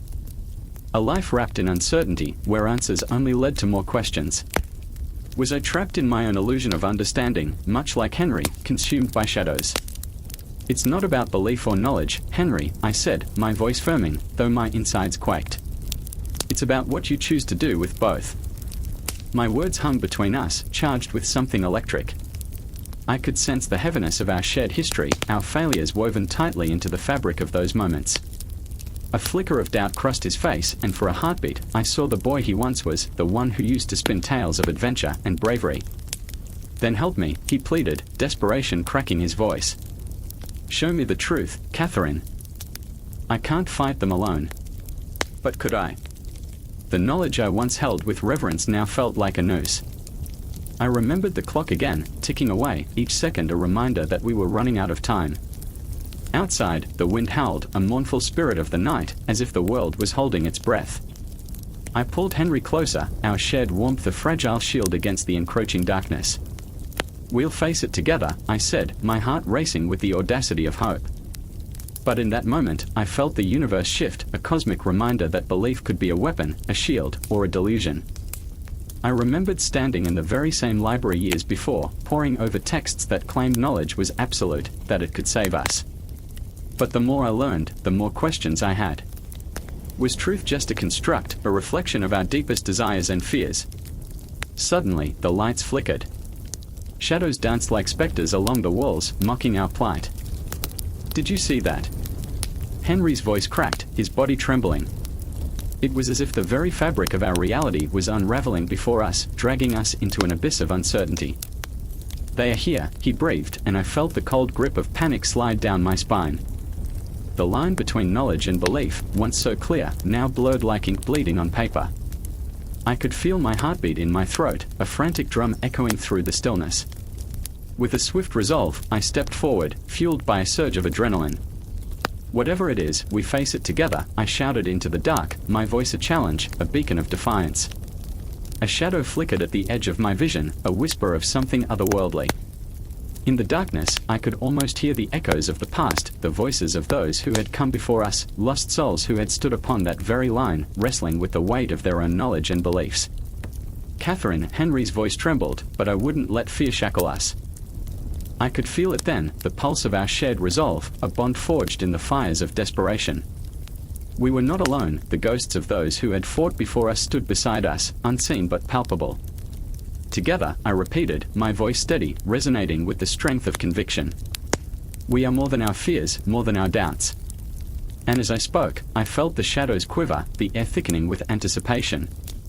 The clock continued to tick, relentless, a reminder of our fragility. But within that uncertainty, a flicker of hope ignited, an understanding that the division of the line was not an end but a beginning. It was here, in this moment, that belief could intertwine with knowledge, shaping our truth into something far more powerful than either alone. Somewhere, deep within the shadows, a choice awaited us, the kind that would echo through eternity, weaving through the fabric of time like an intricate tapestry. There was no conclusion, no resolution, only the pulsing heartbeat of a story that was ours to write. And as we stood at the edge of darkness, I knew this was just the beginning, an unsettling prelude to the confrontation that loomed ahead. The clock strikes midnight, and the city breathes a sigh that hangs thick in the air. Shadows flicker against graffiti-laden walls, whispering tales of broken dreams and lost hopes. I stand there, heart racing, my breath a fragile mist, as the echoes of laughter and tears bounce off the concrete like ghosts searching for peace. This is the moment when everything shifts, the moment when the weight of ignorance threatens to crush us all. I remember the first time I saw her, a girl with tangled hair and eyes that held entire galaxies, standing at the edge of chaos. Maria, barely 16, her hands clasping a worn backpack that had seen better days. She looked like she belonged to the streets, yet her spirit shimmered with the promise of something more. It was a promise snuffed out by the darkness that surrounded her, a darkness that seemed to seep into every crevice of her life. I could see it in the way she flinched when people walked too close, in the way her laughter felt like a trembling leaf dancing in a harsh wind. "Why do you even care?" she shouted one evening, her voice cutting through the stillness like a knife. "This place will eat you alive. We are nothing, just forgotten shadows." And in that moment, I felt the truth of her words. I, too, felt the weight of the world pressing down, the suffocating despair that clung to every corner of our city. But I couldn't let her stay there. I couldn't let that darkness swallow her whole. Then there was Sam, my older brother, a gentle giant with a heart too big for this cruel world. He had dreams once, dreams of shining lights and great stages, but life had a way of turning those dreams into ashes. I watched him grow distant, retreating into the shadows of his own mind, where he buried himself in bitterness. "What's the point?" he'd say, voice heavy with resignation. "School's a joke. A prison where they lock you up for wanting more." Each word felt like a dagger, twisting in my gut, as I remembered how we used to tug on our parents' sleeves, begging for more books, for more knowledge. I don't remember how the idea formed, but I felt it ignite within me, a flicker of rebellion against the oppressive darkness. "Maria," I said, my voice trembling with the weight of possibility, "we can create something. We can teach each other." She looked at me, eyes wide, caught between disbelief and hope. "You think that will change anything? This city? Our lives?" I nodded, feeling the fire swell in my chest. "It's a start. It's the light we need." And so, we gathered, a motley crew of dreamers and survivors, in the abandoned lot where weeds grew wild and broken glass crunched underfoot. Each meeting felt electric, like the first taste of summer rain after a long drought. Maria, with her fierce spirit, taught us about art and expression, how to mold our pain into something beautiful. Sam, despite his skepticism, brought stories of the world beyond our borders, of cultures and histories that twinkled like stars in a night sky. I found myself sharing the poetry that flowed through my veins, words that stitched our wounds together, binding us in shared grief and hope. But the darkness was relentless. One night, I stood on the edge of that lot, surrounded by flickering candles that illuminated our faces like a constellation of lost souls. "This is just a facade," a voice called out from the shadows, a familiar voice laced with bitterness. It was a gang of older boys, swaggering in with scowls carved deep into their skin. They laughed at us, their mockery a cold wind that snuffed out our flickering hope. "You really think a few classes will change your fate? You're nothing but street rats." Their words struck like thunder, and I felt the air grow heavy with despair. But Maria, oh Maria, with her galaxy eyes, didn't flinch. She stepped forward, fists clenched, a storm brewing inside her. "We are not afraid of you. We are rising. We may be shadows now, but we'll never be forgotten." Her words hung in the air, electrifying, a spark igniting something deep within us all. Suddenly, I saw the fear in their eyes, the shadows of doubt creeping in. In that moment, I knew we were fighting more than just for education, we were fighting for our very existence. As our makeshift school flourished, so did our bond, a tapestry woven from laughter and tears, dreams and nightmares. I remember the night we huddled together under the stars, sharing our fears, our secrets. Sam, with tears glistening in his eyes, spoke of his dreams, his love for music, and how he felt he'd lost everything. "But maybe," he whispered, voice cracking, "maybe I can find my way back." And just like that, light began to break through the suffocating darkness, illuminating our fractured souls. Every lesson became an act of defiance, a testament to our resilience. But the world outside, unforgiving and cruel, was never far behind. I saw it in the eyes of passers-by, the indifference that turned our victories into fleeting moments. Each day was a battle, a fight against the shadows that threatened to reclaim us. The crescendo of it all came on a night drenched in rain. We had just finished a lesson, laughter still echoing, when the storm broke. I remember Maria's laughter mingling with the pounding rain, her spirit unyielding. But that laughter was cut short as the familiar figures loomed in the doorway, their eyes glinting with malice. "What do we have here? A little school of misfits." They stormed in, the air thick with tension, their intentions dark as the clouds above. In that moment, I felt a surge of fear, of desperation. But it was met with something fiercer, a flicker of hope igniting in my chest. "We are more than your shadows," I shouted, heart pounding, the words tumbling out like a waterfall. "We are the voices you can't silence." And as the storm raged outside, as darkness and light clashed, I could feel it, a heartbeat shared among us, binding us in our struggle against the suffocating night. Education, in its rawest form, had ignited a revolution within us, a pathway from darkness to light that we would follow, no matter the cost. But the confrontation was just the beginning, and as the rain drummed down around us, I knew we were on the brink of something monumental. The echoes of our struggle would reverberate through the city, like a haunting melody that refused to be forgotten. The battle was far from over, and with it came the promise of hope, the kind of hope that could light up the darkest corners of our souls. And so, we stood together, ready to face whatever came next, hearts pounding like drums in the silence before the storm. The clock ticked in a way that felt like a countdown to an inevitable end, each sound a heartbeat echoing through the hollowed-out room. The dim light flickered overhead, casting shadows that danced like ghosts on the cracked walls. In that moment, as the air grew thick with tension, I could feel every nerve in my body tingling, alive with the anticipation of impending doom. I was not alone. Across the room, Claire's eyes glimmered, wide with fear, reflecting the jagged edges of our reality. "Do you think they can see us?" she whispered, her voice trembling like a fragile leaf caught in a storm. I wanted to say no, I wanted to comfort her, to wrap her in the warmth of false reassurances. But the truth clawed at my throat. "I don't know," I replied, my voice barely above a whisper, as if the very act of speaking could draw the shadows closer. In the corner, Matt paced like a caged lion, his fists clenched and jaw set tight. "We can't stay here. They'll find us." His desperation echoed off the walls, a symphony of panic that thrummed beneath my skin. I caught his eye, felt the ferocity of his fear, the raw, unfiltered emotion that sparked behind his gaze. He was right. Time was slipping away, and the shadows were closing in. I remembered the last night we had shared laughter like the first glimmers of dawn. The world had felt alive then, vibrant and full of potential. Now, all I could see were the dark, creeping forms that had come to claim us, shadows made flesh, hungry for the light we held within us. "Why are we even fighting?"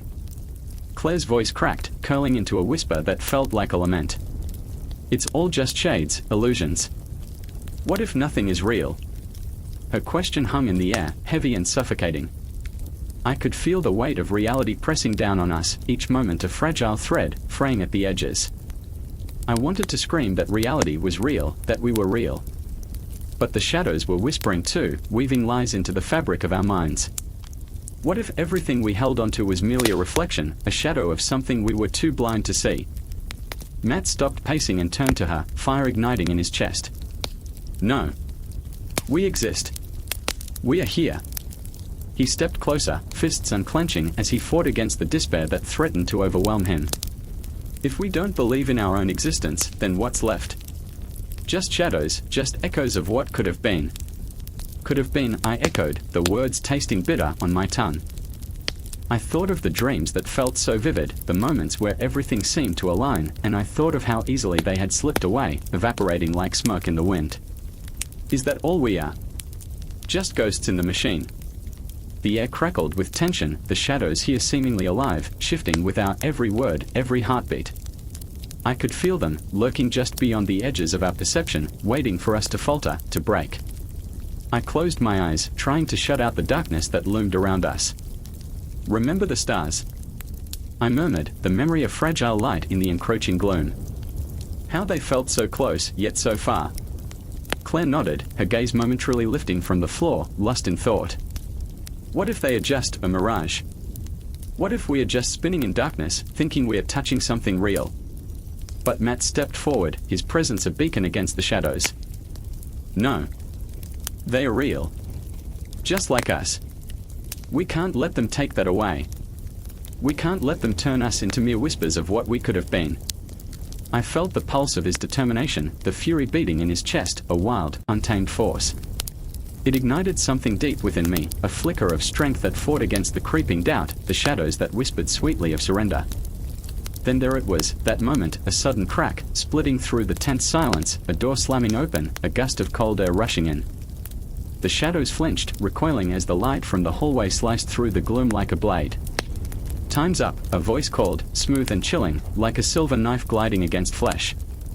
We turned, hearts pounding, dread pulling like ice in our veins. A figure stood silhouetted in the doorway, dark clothes blending into the shadows, a devil's smile playing at the corners of their lips. Did you really think you could escape your own fears? Your own shadows? In that moment, everything froze. All the questions, the doubts, the memories intertwined with our very essence. I caught a glimpse of my reflection in Claire's eyes, not just my face, but the weight of my existence, heavy with the burdens I carried. And I saw it in Matt, too, the fight that raged within him, the desperate need to cling to something tangible, something real. But the figure laughed, a sound that reverberated through the room, a haunting melody that echoed our deepest fears. You're not here for the shadows. You're here to face the light, your light. And just like that, the room began to shift. Walls warped, shadows morphed into forms that danced tantalizingly out of reach, and I felt the pull of reality itself, an ungraspable thread stretching like the cosmos above, like the infinite stars swirling in a dark sky. Remember, I whispered to Claire and Matt, my hands trembling, reaching out to them as the shadows surged forward. We are more than forms, more than shadows. We are the light, the fire that cannot be extinguished. But as I spoke, the figure advanced, and I could see their eyes, dark pools that reflected our fears, our regrets, the very essence of the void.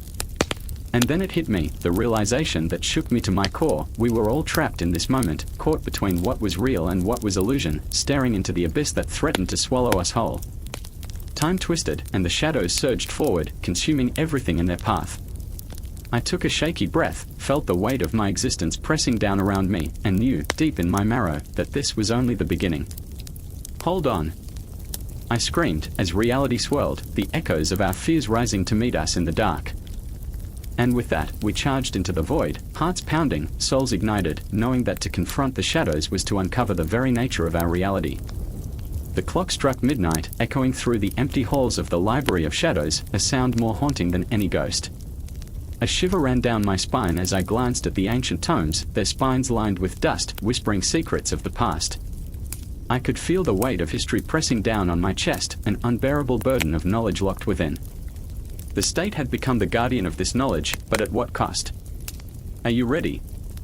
Maris asked, her voice a blend of fear and determination, cutting through the silence like a knife. Her eyes, dark pools of uncertainty, flickered with the reflection of the dim lantern. She was everything I wasn't, brave, unyielding, yet haunted by her own demons. The air thickened with tension, thick enough to choke, and I could taste the metallic tang of anxiety on my tongue. Ready? I laughed, a hollow sound that echoed through the cavernous room. For what? To sacrifice ourselves for the sake of this cursed knowledge. My heart raced, pounding against my ribcage like a caged animal desperate to escape. Each beat felt like a countdown, leading us towards something inevitable and terrifying. We had been chosen, or perhaps cursed, to protect the very essence of what the state deemed important.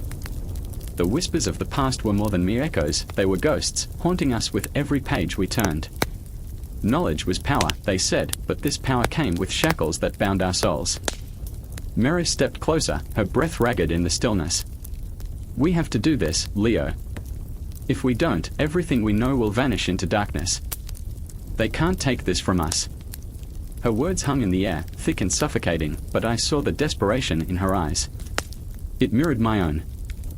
I remembered the stories, the lore of the ancients, the blood spilled over parchment, the executions for those who dared to challenge the status quo. The state, in its twisted wisdom, had become the arbiter of knowledge, a beast feasting on the fears of the unsuspecting.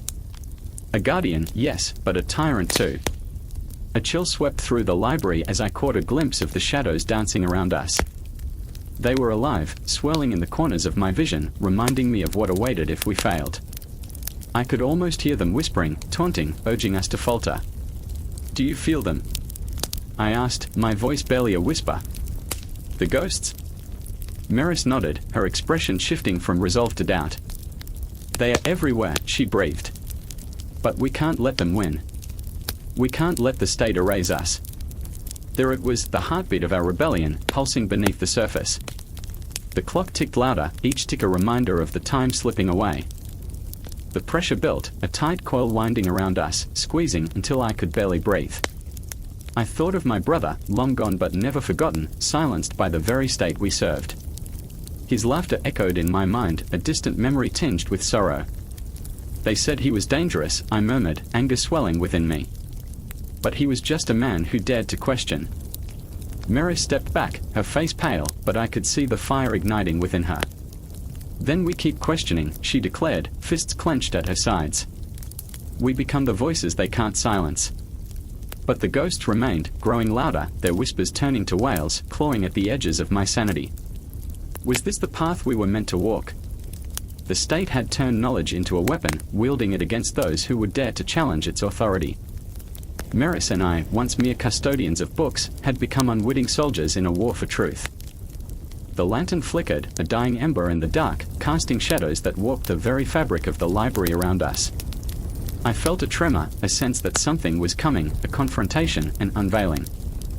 My heart raced as I recalled the countless faces, the lost souls who had sought refuge in those pages, seeking knowledge, seeking freedom. Leo, Maris's voice cut through my thoughts, raw and urgent, we have to make a choice. We can either fight this or let it consume us. But if we choose to fight, there's no turning back. I met her gaze, and in that moment, I saw the weight of our decision reflected back at me. The ghosts pressed in closer, urging us to falter, promising safety in silence. But I couldn't bear the thought of silence any longer. Not after everything we'd lost. Then we fight, I whispered, a quiet vow solidifying between us. For the lost, for the silenced, the shadows twisted, coiling around us like serpents, as the books around us pulsed with energy. Knowledge was an ancient beast, and we were its reluctant champions. As I raised my hand to reach for the closest tone, a crack echoed through the library, like thunder in the night, and I felt the world tremble beneath our feet. We were awakening something. Something powerful and forbidden. Stay close, I urged, my pulse quickening, and as we stepped deeper into the heart of the library, I could feel the eyes of the past watching us, an audience of ghosts waiting for the culmination of our rebellion. With each step, we wove through the labyrinth of knowledge, hearts racing, shadows beckoning. The air crackled with a tension so thick it felt almost alive, and I knew, deep in my bones, that this was only the beginning. The confrontation loomed, a storm on the horizon, and as we plunged into the darkness, I felt the weight of our choice settle around us. I remembered my brother's laughter, the stories he shared, and the dreams he had of a world where knowledge was free. If only he could see us now, standing on the precipice, ready to challenge the guardians of knowledge. We would not be silenced. Not anymore. The fight for our souls had begun. And as the shadows closed in, I felt the pulse of history in my veins, echoing through the chambers of time, urging us onward into the unknown. We were not just guardians, we were the reckoning. The clock struck midnight, its chime echoing through the desolate streets like a ghostly wail, calling forth the shadows that lay in wait. I stood there, heart racing, the chill of the air wrapping around me like a shroud, as if I were on the precipice of something vast and unknowable. The silence felt oppressive, a weight pressing down on my chest, constricting my breath. In that moment, I was alive. But what does that mean? What does it mean to live when every heartbeat could be the last, every decision a mere flicker of a candle in a suffocating darkness? Lena was there too, just a few paces away, the moonlight dancing in her hair like silver strands of fate. Her eyes, haunted and fierce, stared into the abyss, reflecting a storm brewing within. She was a paradox, a whirlpool of emotions, so vibrant, yet so broken. I could see the battle rage in her, as if she were fighting against the very fabric of her existence. I knew that look, it was the one that whispered of late-night confessions and the haunting fear of becoming invisible. Her hands trembled slightly, fingers curling into fists, ready to unleash or to retreat. And then there was Marcus, lurking in the shadows like a spectre, his dark silhouette flickering as he moved, a figure torn between duty and desire. He had a smirk, one that haunted my dreams, teeth glinting like knives. But beneath the bravado, I could feel the undercurrents of despair threatening to drown him. The world expected so much from him, a leader, a savior, but all he wanted was to be free, to scream into the void and hear something scream back. Life is a theater, and I'm just a bad actor, he often joked, but his laughter was always tinged with a sorrow that cut deep. My mind raced, memories colliding like shrapnel in the chaos of my heart. I remembered the night we'd first met, the thrill of it all, how we had stood together under a canopy of stars, laughing as if the universe had conspired to bring us together. But now, as the darkness descended, laughter felt like a distant echo, a cruel reminder of what had been lost. The tension between us thickened, it was tangible, like the static before a storm. We were caught in the crossfire of our own making, the very choices we thought would liberate us now shackling us tighter. Do you ever think about the weight of our choices? Lena broke the silence, her voice a whisper, yet it resonated like thunder in my ears. I could see the ghosts of her past swirling around her, the mistakes and regrets clinging to her as closely as her own skin. Her face was lit with agony, each with a dagger that pierced the fog of my thoughts. They say every decision is a fork in the road, but what if every road leads to the same damn place? Marcus scoffed, but there was a tremor in his arrogance, a flicker of vulnerability. A fork? More like a chasm. We are teetering on the edge, and we are about to fall. His fingers drummed against his thigh, a rhythm of anxious energy, each beat a countdown to an unspeakable climax. What if we jump? What if we embrace the fall instead of fearing it? I didn't know if he meant the fall of our lives or the fall of our ideals, but the question clawed at me. What was life if not an endless series of leaps, some graceful, others disastrous? I could feel the uncertainty gnawing at me, the relentless ache of wanting to scream out my own fears. The world outside continued to slumber, blissfully unaware of the turmoil we faced within. The shadows grew heavier, wrapping around us like a suffocating blanket, and I felt a chill run down my spine. What's waiting for us on the other side? I finally asked, my voice trembling, the question hanging like a pendulum, swinging back and forth between hope and despair. A truth we can't bear to face. Or a freedom that's beyond our wildest dreams. That depends on what you believe, Lena replied, her gaze intense, searching for something in my eyes, perhaps a flicker of reassurance. Maybe it's both. Maybe the truth is our chains and freedom is the unknown. Her words echoed in my mind, reverberating through the walls of my heart. The paradox wrapped itself around me like a vine, squeezing tighter, suffocating the breath from my lungs. A pause fell between us, the air thick and heavy. In that stillness, I could hear our hearts pounding like war drums, the rhythm building towards something we could not yet name. The city lay sprawled before us, alive with potential and peril, a mosaic of dreams that shimmered just out of reach. With a sudden burst of resolve, Marcus stepped forward, his silhouette more defined against the backdrop of the night. Let's shatter this illusion. Let's step into the unknown and confront our fears head-on. His voice rang with conviction, a battle cry that pulled us from our reveries, reawakening the dormant fire within me. But fear clawed back, a dark spectre whispering of failure and loss, attempting to snuff out the flickering flame of hope. I felt it tearing at my insides, but could I afford to let it win? I glanced at Lena, and in her eyes, I saw a reflection of my own turmoil, torn between the chains that bound us and the wild freedom that beckoned from the void. We stood on the edge of despair, three souls intertwined, our fates dangling precariously in the balance. And then, like a spark igniting a powder keg, we took a collective breath, ready to plunge into the abyss. The clock continued to tick, each second a countdown to the confrontation of our very existence, as we prepared to leap into the chaos, to embrace the shadows and, perhaps, to find the light in the darkness. But what awaited us beyond this bridge of fear? I didn't know. And in that uncertainty, I felt the most alive. The night held its breath, the world poised at the cusp of revelation, and just as the moment crystallized, it began to unravel, a tapestry of dreams, emotions, and stark reality, threading us into its relentless, merciless narrative. The echoes of her scream ricocheted off the damp stone walls, a visceral cry swallowed by the darkness as she stumbled back, heart racing. Shadows loomed, stretching like fingers, eager to wrap around her throat. This was not merely a cave, it was a tomb of unspoken fears, a cradle for the silent screams of those trapped within. Lila pressed her back against the cold, unforgiving rock, her breath coming in sharp gasps, a frantic rhythm matching the pulse beneath her skin. "I can't go back," she shouted into the void, her voice trembling. "Not like this."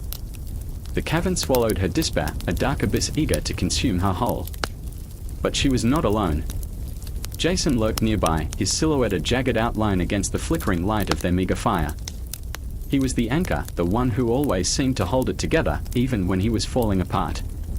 His eyes, dark as the cave itself, were filled with an inscrutable fear. The kind that gnawed at his soul and twisted his every thought. "I remember," he whispered, voice barely more than a breath. "I remember when we thought this was an adventure. Just a hike." The past clung to them like cloying smoke, memories entwined with the present. They had come here seeking thrill, the adrenaline rush of exploration, unaware that every step deeper was a step further away from the light. Now it was a nightmare, each corner shrouded in uncertainty, every echo a reminder of their choices, the choices they made while the world outside continued spinning, oblivious to their plight. A sudden rustling shattered the uneasy stillness, and Lila's heart leaped into her throat. What was that? Panic dripped from her voice like the moisture on the cave walls. "Just the wind," Jason replied, but the quiver in his tone betrayed him. He turned, eyes darting, searching for reassurance in the dark. She knew he was lying. They were spiraling into a chasm of dread, where whispers of ancient fears danced in the shadows. It was too quiet, too still, like the calm before a storm. In the depths of her mind, Lila's thoughts spiraled, a carousel of self-doubt and regret. What if we are never found? What if we die here? The terror of that thought clawed at her insides, raw and relentless. "Stop it!" Jason suddenly snapped, frustration boiling over, his voice echoing off the cave walls. "We need to focus. We can't let fear win." But fear had already won. It had woven itself into the fabric of their reality. Each heartbeat echoed like a drum, reminding them of their mortality, reminding them of who they were outside the cave, lost souls in a world that demanded they wear masks of bravado, that expected them to fit neatly into the boxes society created for them. "I remember when life was simpler," Lila murmured, her voice barely a whisper. "Before the noise of expectations drowned out our dreams. Before we got lost in the shadows." Jason nodded, a somber agreement etched on his face. "We are not just in a cave. We are stuck in a life we didn't choose, a life that suffocates us." The air thickened with the weight of their shared discontent, the bitterness of dreams deferred. They were trapped, yes, but not just by the cave stone confines, they were imprisoned by the roles they played, the facades they wore. Time slipped through their fingers like sand, the darkness morphing into something more sinister, something alive. The walls pulsated, beating like a heart, and with each pulse, the fear grew, coiling tighter around them. "Do you think anyone will come looking for us?" Lila's voice trembled, breaking the silence again. "Maybe," Jason replied, but doubt lingered in the air like the taste of rust. Maybe they'll assume we are just another pair of idiots who wandered off the trail. Another statistic. The truth hit her like a slap. In a world so consumed by screens and noise, they were just one more blip, a flickering light easily extinguished. I don't want to be a statistic, she breathed, emotion swelling inside her like an untamed tide. I want to be seen. I want to matter. And in that moment, the cave felt even more suffocating. Walls closing in, shadows whispering. They were losing themselves, inch by inch, moment by moment. With a sudden burst of defiance, Lila surged forward, her pulse pounding in her ears. We have to fight, Jason.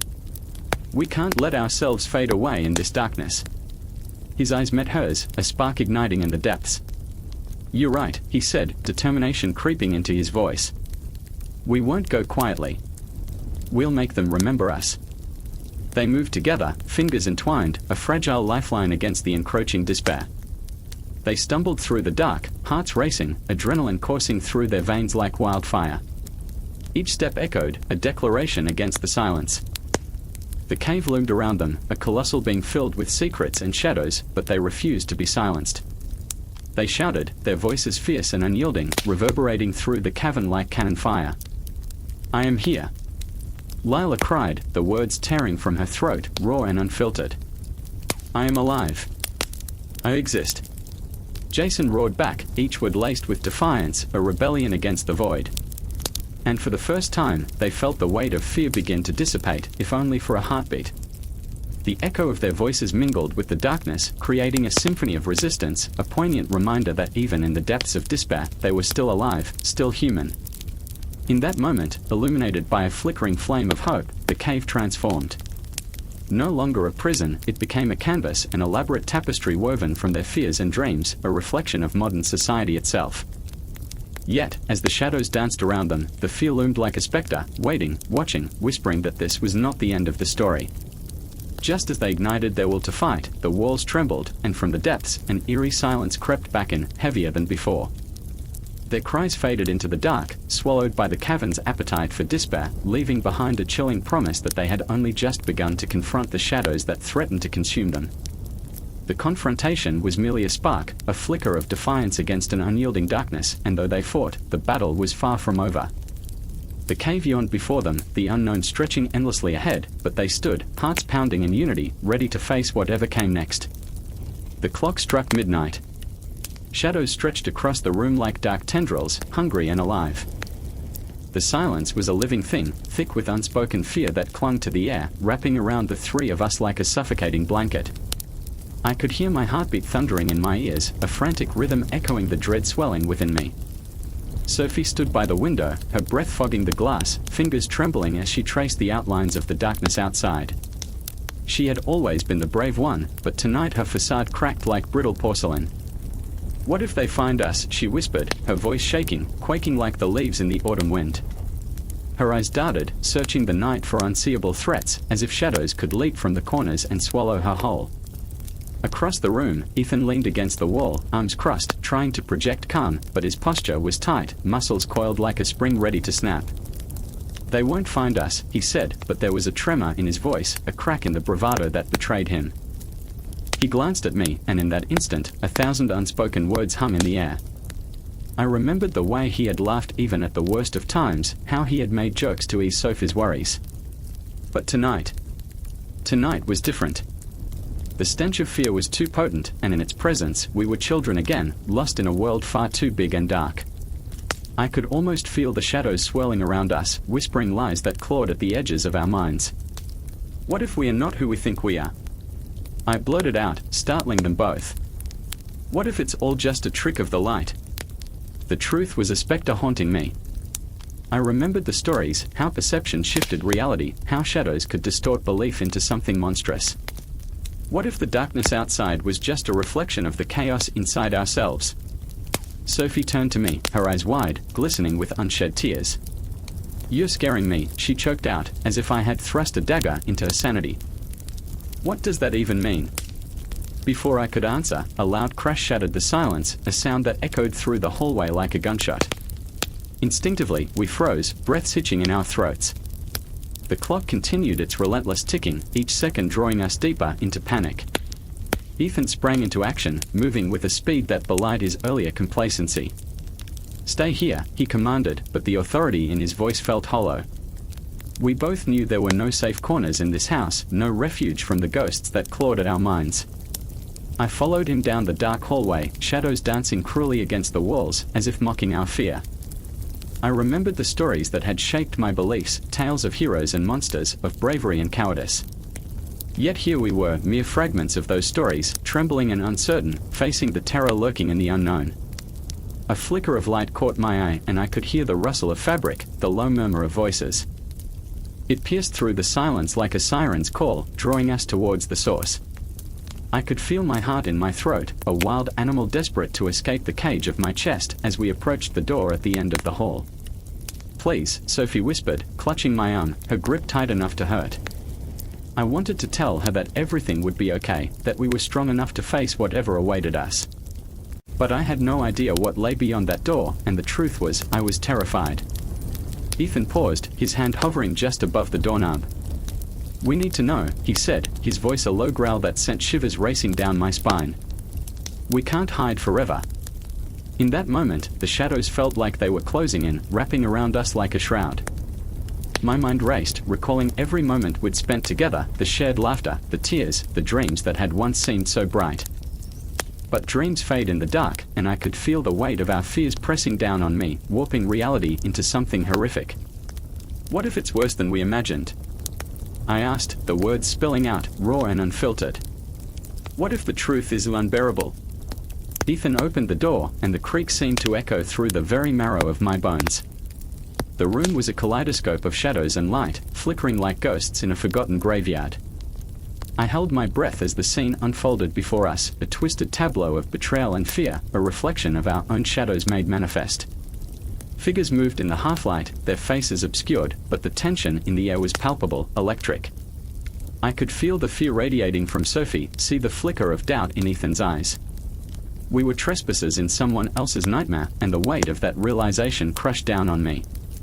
"Maybe we should go back," Sophie said, her voice cracking, but it felt too late. The shadows were already upon us, shaping our beliefs with an intensity that left no room for escape. I remembered the lessons we had learned, how perception could twist reality into something monstrous. But as we stepped further into the light, the confrontation was inevitable. The shadows of our past loomed large, bending our beliefs, shaping our very essence. In this moment, we were not just witnesses to the chaos unfolding before us. We were participants entangled in a web of fear, love, and betrayal. As the figures turned to face us, their eyes gleaming like shards of glass in the darkness, I realized that the deepest shadows reside within us all. The confrontation was not just with the unknown, but with the very essence of who we had become, shaped by our perceptions, by the ghosts we carried. Time stretched, a cosmic pause filled with tension, and the world around us blurred. I could feel the weight of every heartbeat, every breath, anchoring me in this moment of uncertainty. Whatever lay ahead would redefine our beliefs, would carve new shadows into our souls and forever alter the course of our lives. And as the storm of emotions collided, I knew there was no turning back. We had crossed the threshold into a realm where shadows spoke louder than words, and the role of perception would dictate our fate. In that moment, we were not just three friends in a haunted house. We were three souls intertwined in a tapestry of fear, love, and the unyielding quest for truth. The clock ticked mercilessly in the silence, each second a ghostly whisper, echoing off the cracked walls of the abandoned warehouse. I could feel it, the weight of dread settling in my bones, the palpable tension hanging thick like fog. Jason's breath came sharp and shallow beside me, each exhale a fragile plea escaping his lips. I looked into his eyes, a swirling storm of fear and defiance, and knew that we were standing on the precipice of everything we had ever believed. "I can't do this," he said, his voice trembling, a thin thread of doubt that threatened to snap. His hands were clenched into fists, knuckles white as if trying to hold on to something solid in a world of chaos. "Then what's the alternative? You want to keep lying to yourself?" I shot back, anger igniting a fire in my chest. How could he not see? This was the moment we either walked forward into the light or sank back into the suffocating shadows. The warehouse was a graveyard of lost dreams, the remnants of lives once vibrant and now forgotten, littered with rusted machinery and broken glass. A distant train whistled mournfully, a reminder of time slipping away, of choices made, of paths untraveled. Outside, the city pulsed with life, a stark contrast to the silence wrapping around us like a shroud. Lying. His voice cracked, and I could see the walls he had built around himself beginning to tremble. Lying is easier. It's safe. Safe? I scoffed, my heart pounding in my ears. It's a prison, Jason. A prison made of your own fears. I took a step closer, my breath hot with urgency. You can't keep pretending everything is normal. You can't keep pretending that the world hasn't shifted beneath your feet. I could see it in the flickering shadows of his face, the conflict, a war raging just below the surface. The very essence of his being was caught in a tug-of-war between reality and denial. I had felt it too, the churning in my gut, the gnawing fear whenever I glimpsed the truth. It was easier to play along, to nod and smile, to pretend the world was still as it had been. But the truth was a beast, clawing at our insides, begging to be acknowledged. I remember, I began, my voice lowering as I reached for the memories, trying to anchor him. I remember when we were kids, how we'd lie in the grass, staring up at the stars, dreaming of a future so bright it hurt. The silence swallowed my words, but they hung in the air, resonating like the last notes of a fading symphony. I could see the flicker of recognition in his eyes, the way he fought against the tide of emotion threatening to pull him under. We were so naive, he murmured, almost to himself, so stupid. Naive. I echoed, gripping his shoulder tightly. No. We were brave. We dared to dream. The memories flooded back, a torrential wave. I could see our younger selves, reckless and free, running through sun-drenched fields, laughter spilling like music into the air. We had believed in the impossible, had held tightly to the threads of hope. And now?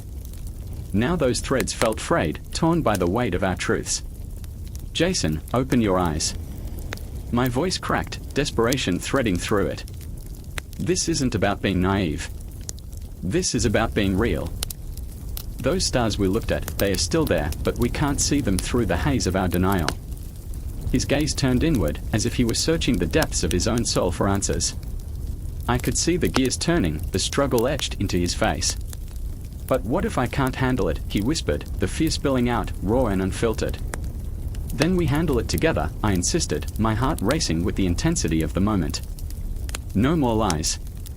No more hiding. This is our chance to break free, to awaken. And in that instant, the world around us faded, the shadows receding, leaving only the flickering candle of our shared truth. I could feel the pulse of the universe throbbing beneath my skin, and for the first time in too long, I felt alive. But the confrontation was only just beginning. The realization struck me, sharp and piercing, the voices of our past were calling us back, shadows whispering doubts into the corners of our minds. Would we have the strength to face them? Could we wrestle with the ghosts that haunted us, the memories that clung like cobwebs? I remember, I whispered again, the words spilling like tears. The night we sat on the rooftop, counting the stars until dawn broke. We promised each other we would never lose sight of our dreams. And as I spoke, I saw the flicker of that promise ignite in his eyes. The spark of defiance against the shadows pressing in.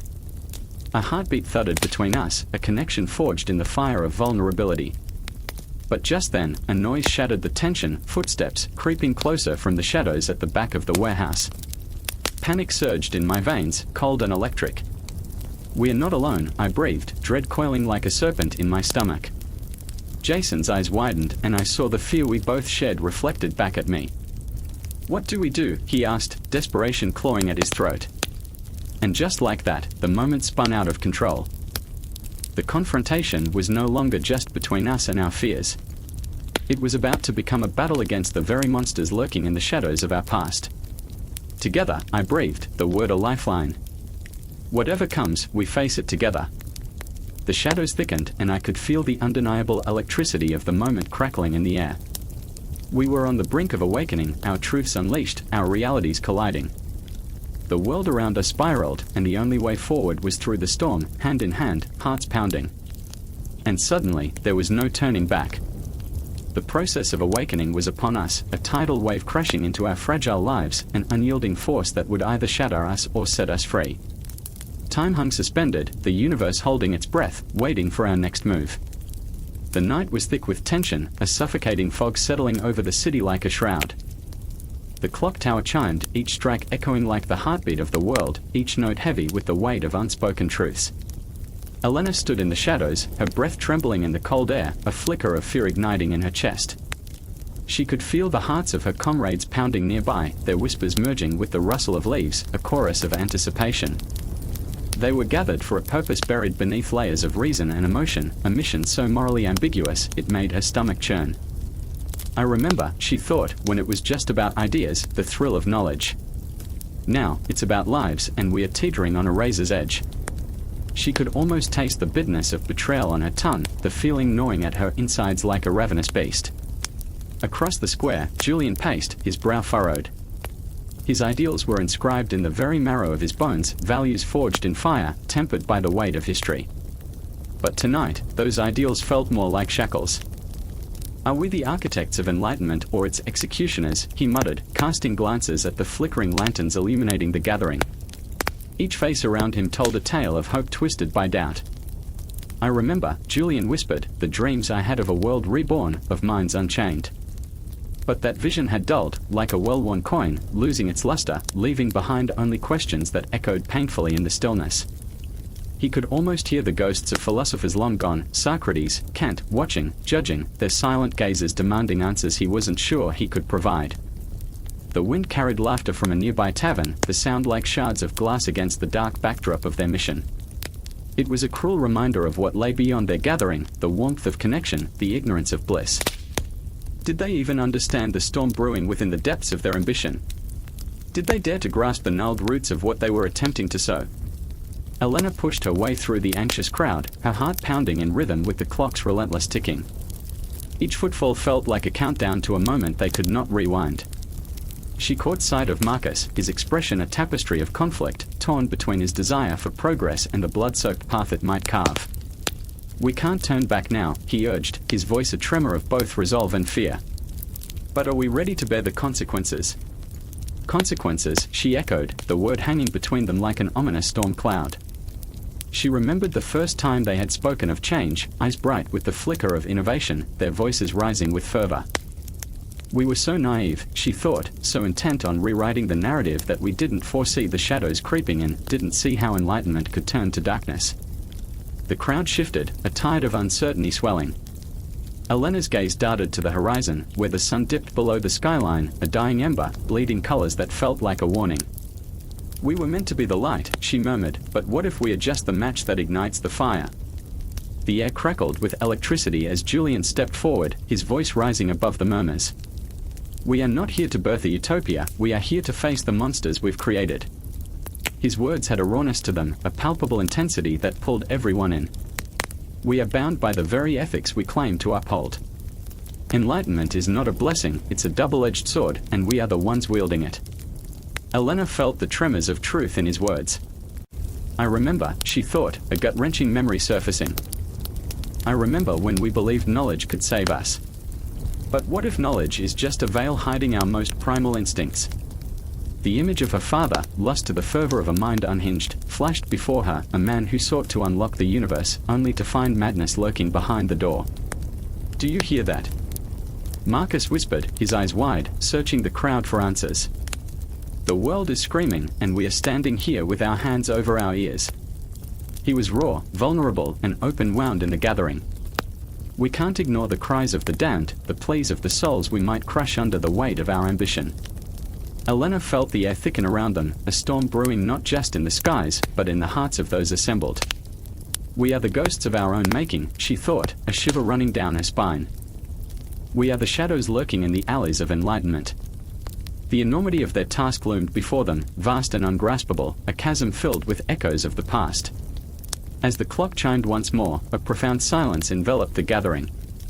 Each heartbeat echoed like thunder in the void. She realized they were standing at the edge, not just of their mission, but the very essence of humanity. What would they choose? Would they plunge into the abyss, or would they find a way to rise above the chaos? Hold on to your humanity, Elena urged, voice trembling, but fierce. For in the pursuit of enlightenment, we must not forget that we are still human. Her words hung like a prayer, a desperate plea against the looming shadows, and the silence that followed was deafening. Were they ready to face the consequences of their enlightenment? The atmosphere crackled, tension woven with an electric pulse, a tapestry of fear, hope, and unbridled ambition. Each character stood at a precipice, their fates intertwined in a dance as old as time, caught between the light of knowledge and the darkness of what they might uncover. The tomorrow they forged could either be a sanctuary or a graveyard of broken dreams. Time stopped, and for a moment, the world faded away. All that remained was the realization that they were not alone in this turmoil. The weight of their choices pressed upon each of them like the vastness of the cosmos, unforgiving and relentless. In that instant, they became more than individuals. They were a collective heartbeat, a singular pulse resonating through the night. And with the dawn, they would either find their way through the storm or be consumed by it. The darkness hung like a shroud over the crumbling city, a thick, suffocating blanket that muffled even the faintest echo of footsteps. I stood there, heart racing, against the damp stone wall of what had once been a grand library, now a mausoleum of forgotten truths. The moon hung low, a sliver of silver, casting long shadows that twisted and writhed with a life of their own. I could feel it, the pulse of the night, a heartbeat that matched my own, thrumming in my chest. But there, in the stillness, lay something more, a whisper of dread that twisted my stomach into knots. I remember Sarah, her eyes wide with a mix of fear and defiance, the kind of fiery spirit that could ignite a room. She stood just a few feet away, her breath hitching as she clutched a torn map, an artifact of hope and despair. "They can't silence us forever, can they?" she asked, her voice trembling like a fragile leaf caught in a tempest. But her doubt flickered like a candle, struggling against the encroaching darkness. "No," I replied, though my heart quaked under the weight of her gaze. "But what if they try?" The question hung between us, a palpable tension, as if the universe itself held its breath. And then there was Marcus, the ever-steadfast rock amidst the chaos, yet even his resolve was crumbling now. I could see it in the way his fingers twitched, like wild animals desperate to escape their cage. He shook his head, eyes darting to the shadows, to the ghosts of our pasts looming over us. "We sit here, hiding, while the world outside burns. What are we waiting for?" His words cut like glass, sharp, dangerous, and beautiful in their truth. I remembered the arguments we had, the long nights spent debating the essence of truth and the nature of lies. We were once a trio of dreamers, crafting visions of a better world, one where light shattered the chains of ignorance. But now, we were mere shadows of what we had hoped to be. The very city that had nurtured our aspirations now loomed above us, a prison of our own making, where knowledge was a crime, and those who sought it were hunted like prey. The sirens wailed in the distance, a chilling reminder of our reality, of the consequences that awaited those who dared to challenge the status quo. I could feel the vibrations in my bones, ricocheting through my body, urging me to run, to hide. I wanted to scream, to lash out, but fear stifled every instinct. I remembered the night they came for David, our friend, a brilliant mind snuffed out like a candle, leaving behind only the bitter scent of smoke and ashes. "They won't take us too," Sarah whispered, a spark of rebellion igniting her words. I could see the flicker of hope in her eyes, even as they brimmed with tears. "We have to fight back. We can't let them keep us in the dark." But Marcus shook his head, the weight on his shoulders pulling him down, anchoring him to despair. "What if fighting back means becoming like them?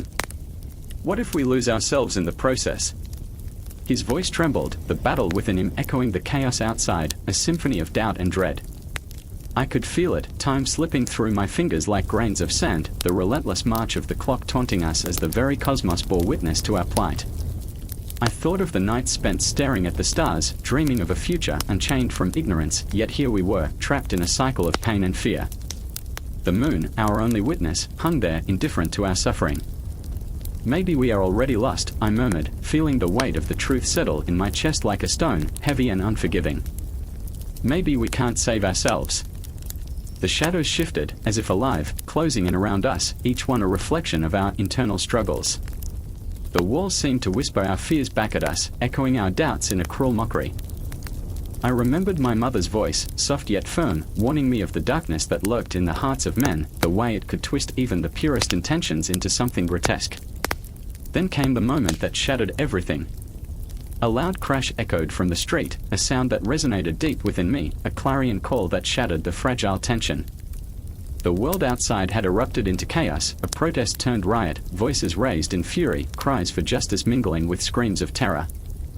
My heart raced as the realization hit. Every part of me screamed to join them, yet fear held me back, paralyzed me in place. Are we really going to let them win? Sarah's voice was fierce now, a lioness ready to charge. This is our moment. We can't let fear dictate our fate. But Marcus shook his head again, the battle within him raging. And what if it's too late? What if we are only sowing the seeds of our own destruction? As if the universe itself had conspired against us, the shadows closed in tighter. I felt the cold grip of despair clawing at my throat, a bitter taste of futility settling on my tongue.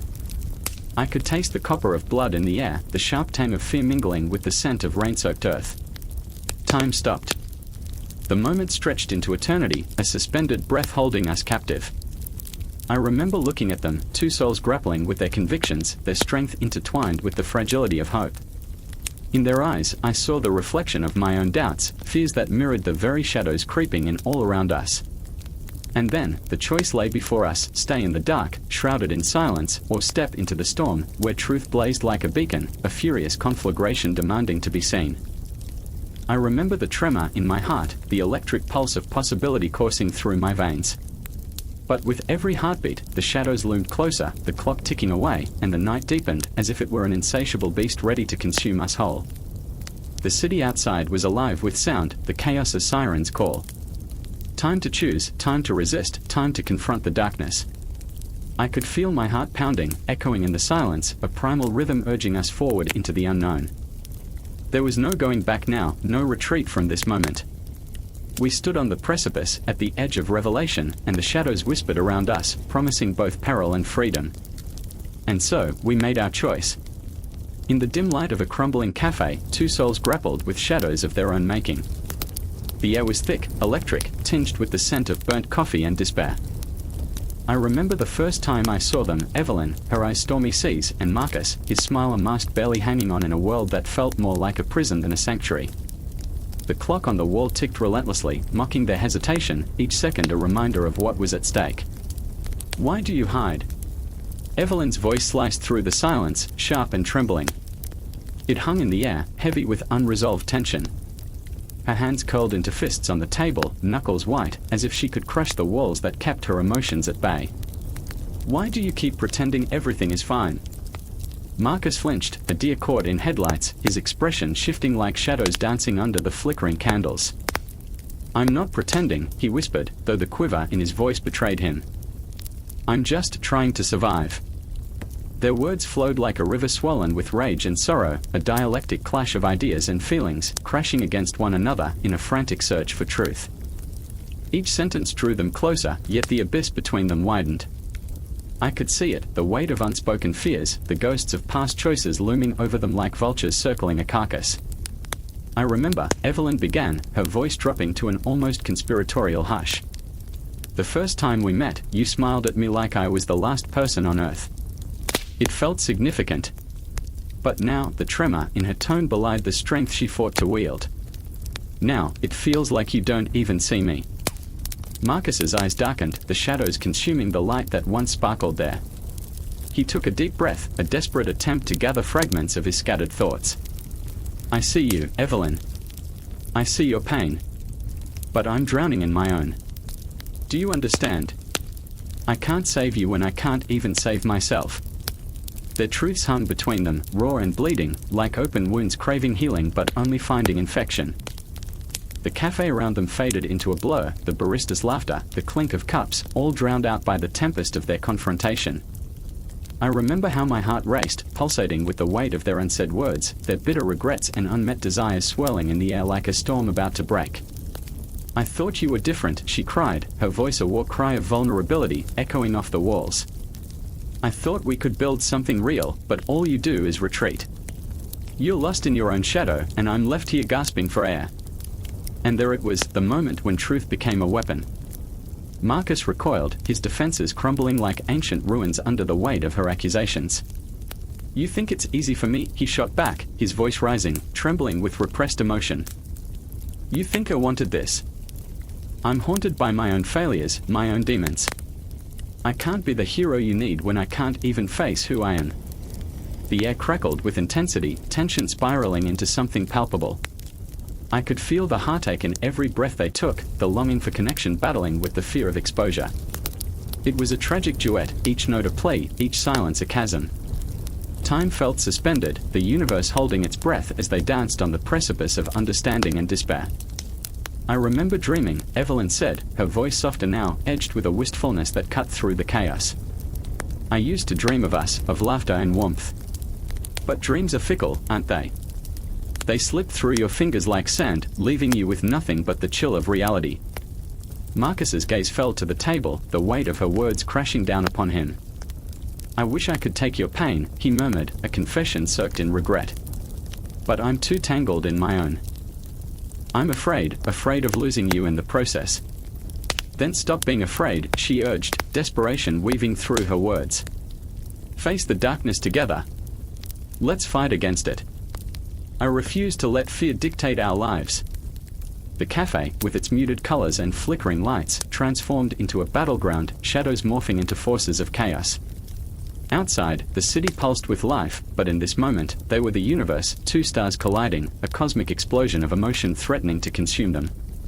Together, Marcus echoed, the word trembling on his lips, a fragile bridge spanning the chasm between their hearts.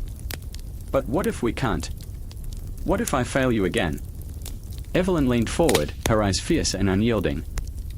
Then we fail together. But it's better than being lost alone. Don't you see? We have to fight. We have to keep talking, keep questioning.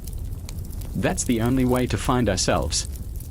Her words reverberated through the air, a powerful invocation of the Socratic method, an exploration through dialogue, peeling back layers of fear and doubt like an onion, revealing the raw truth beneath.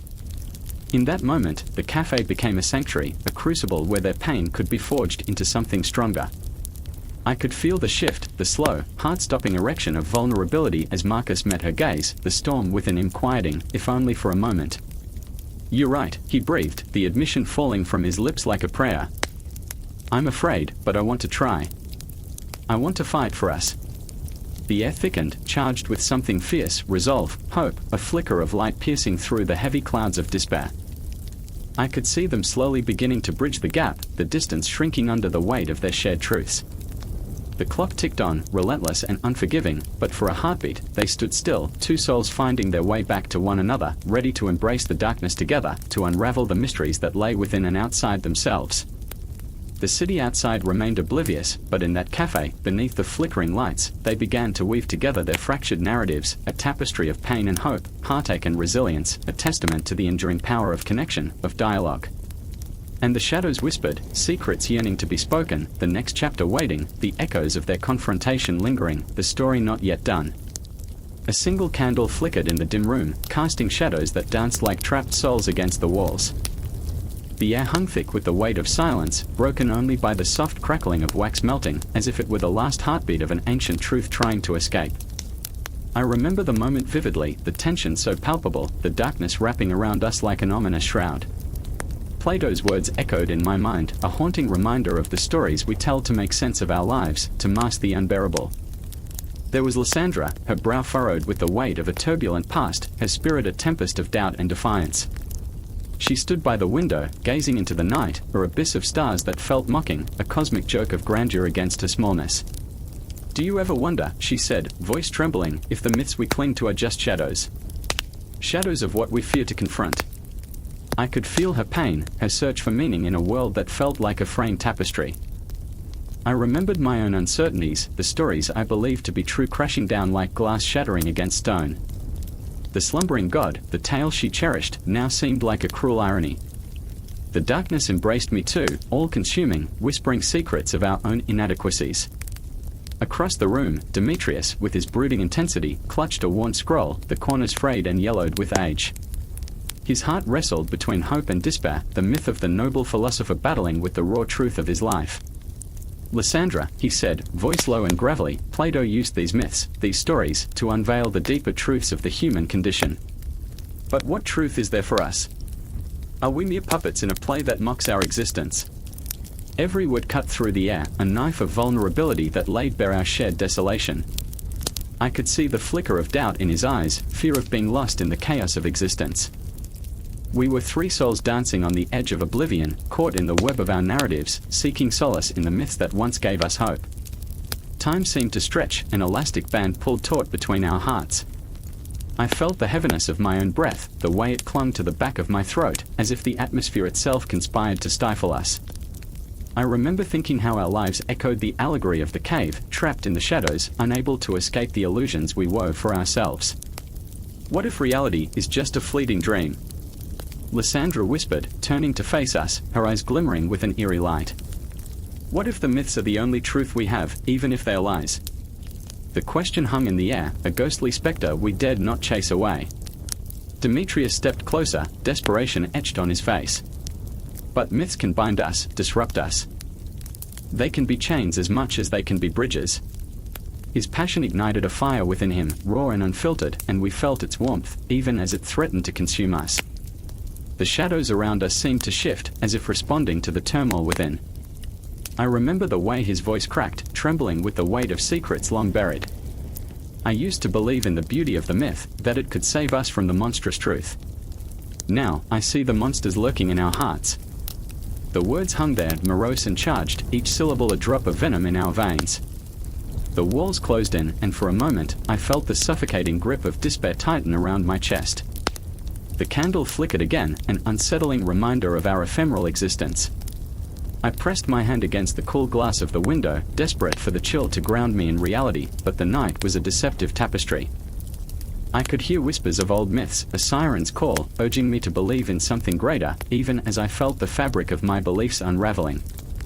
Then what do we do? Lysandra asked, her voice barely a whisper, a thread of hope woven into despair. Do we continue to seek the light, even if it leads us into chaos? But chaos was a familiar companion now, a twisted vine entwined around our souls. The clock on the wall ticked ominously, each chime a reminder of the relentless march of time, of decisions looming just out of reach. I could feel the universe holding its breath, waiting for our next move, our next revelation. Plato believed in the power of the myth to elevate the soul, Demetrius said, his voice rising in intensity, fighting against the impending darkness. But maybe the myths are not truths to be sought, but shadows we must confront. A shiver coursed through me, as if I had stumbled upon a hidden reality. The myths were not merely tales, they were mirrors reflecting the darkest corners of our souls. And as we stood there, three lost souls in a sea of uncertainty, I felt the pull of something primal, something that transcended our fears. The night deepened, wrapping us in its cold embrace, as Lysandra stepped forward, her resolve solidifying.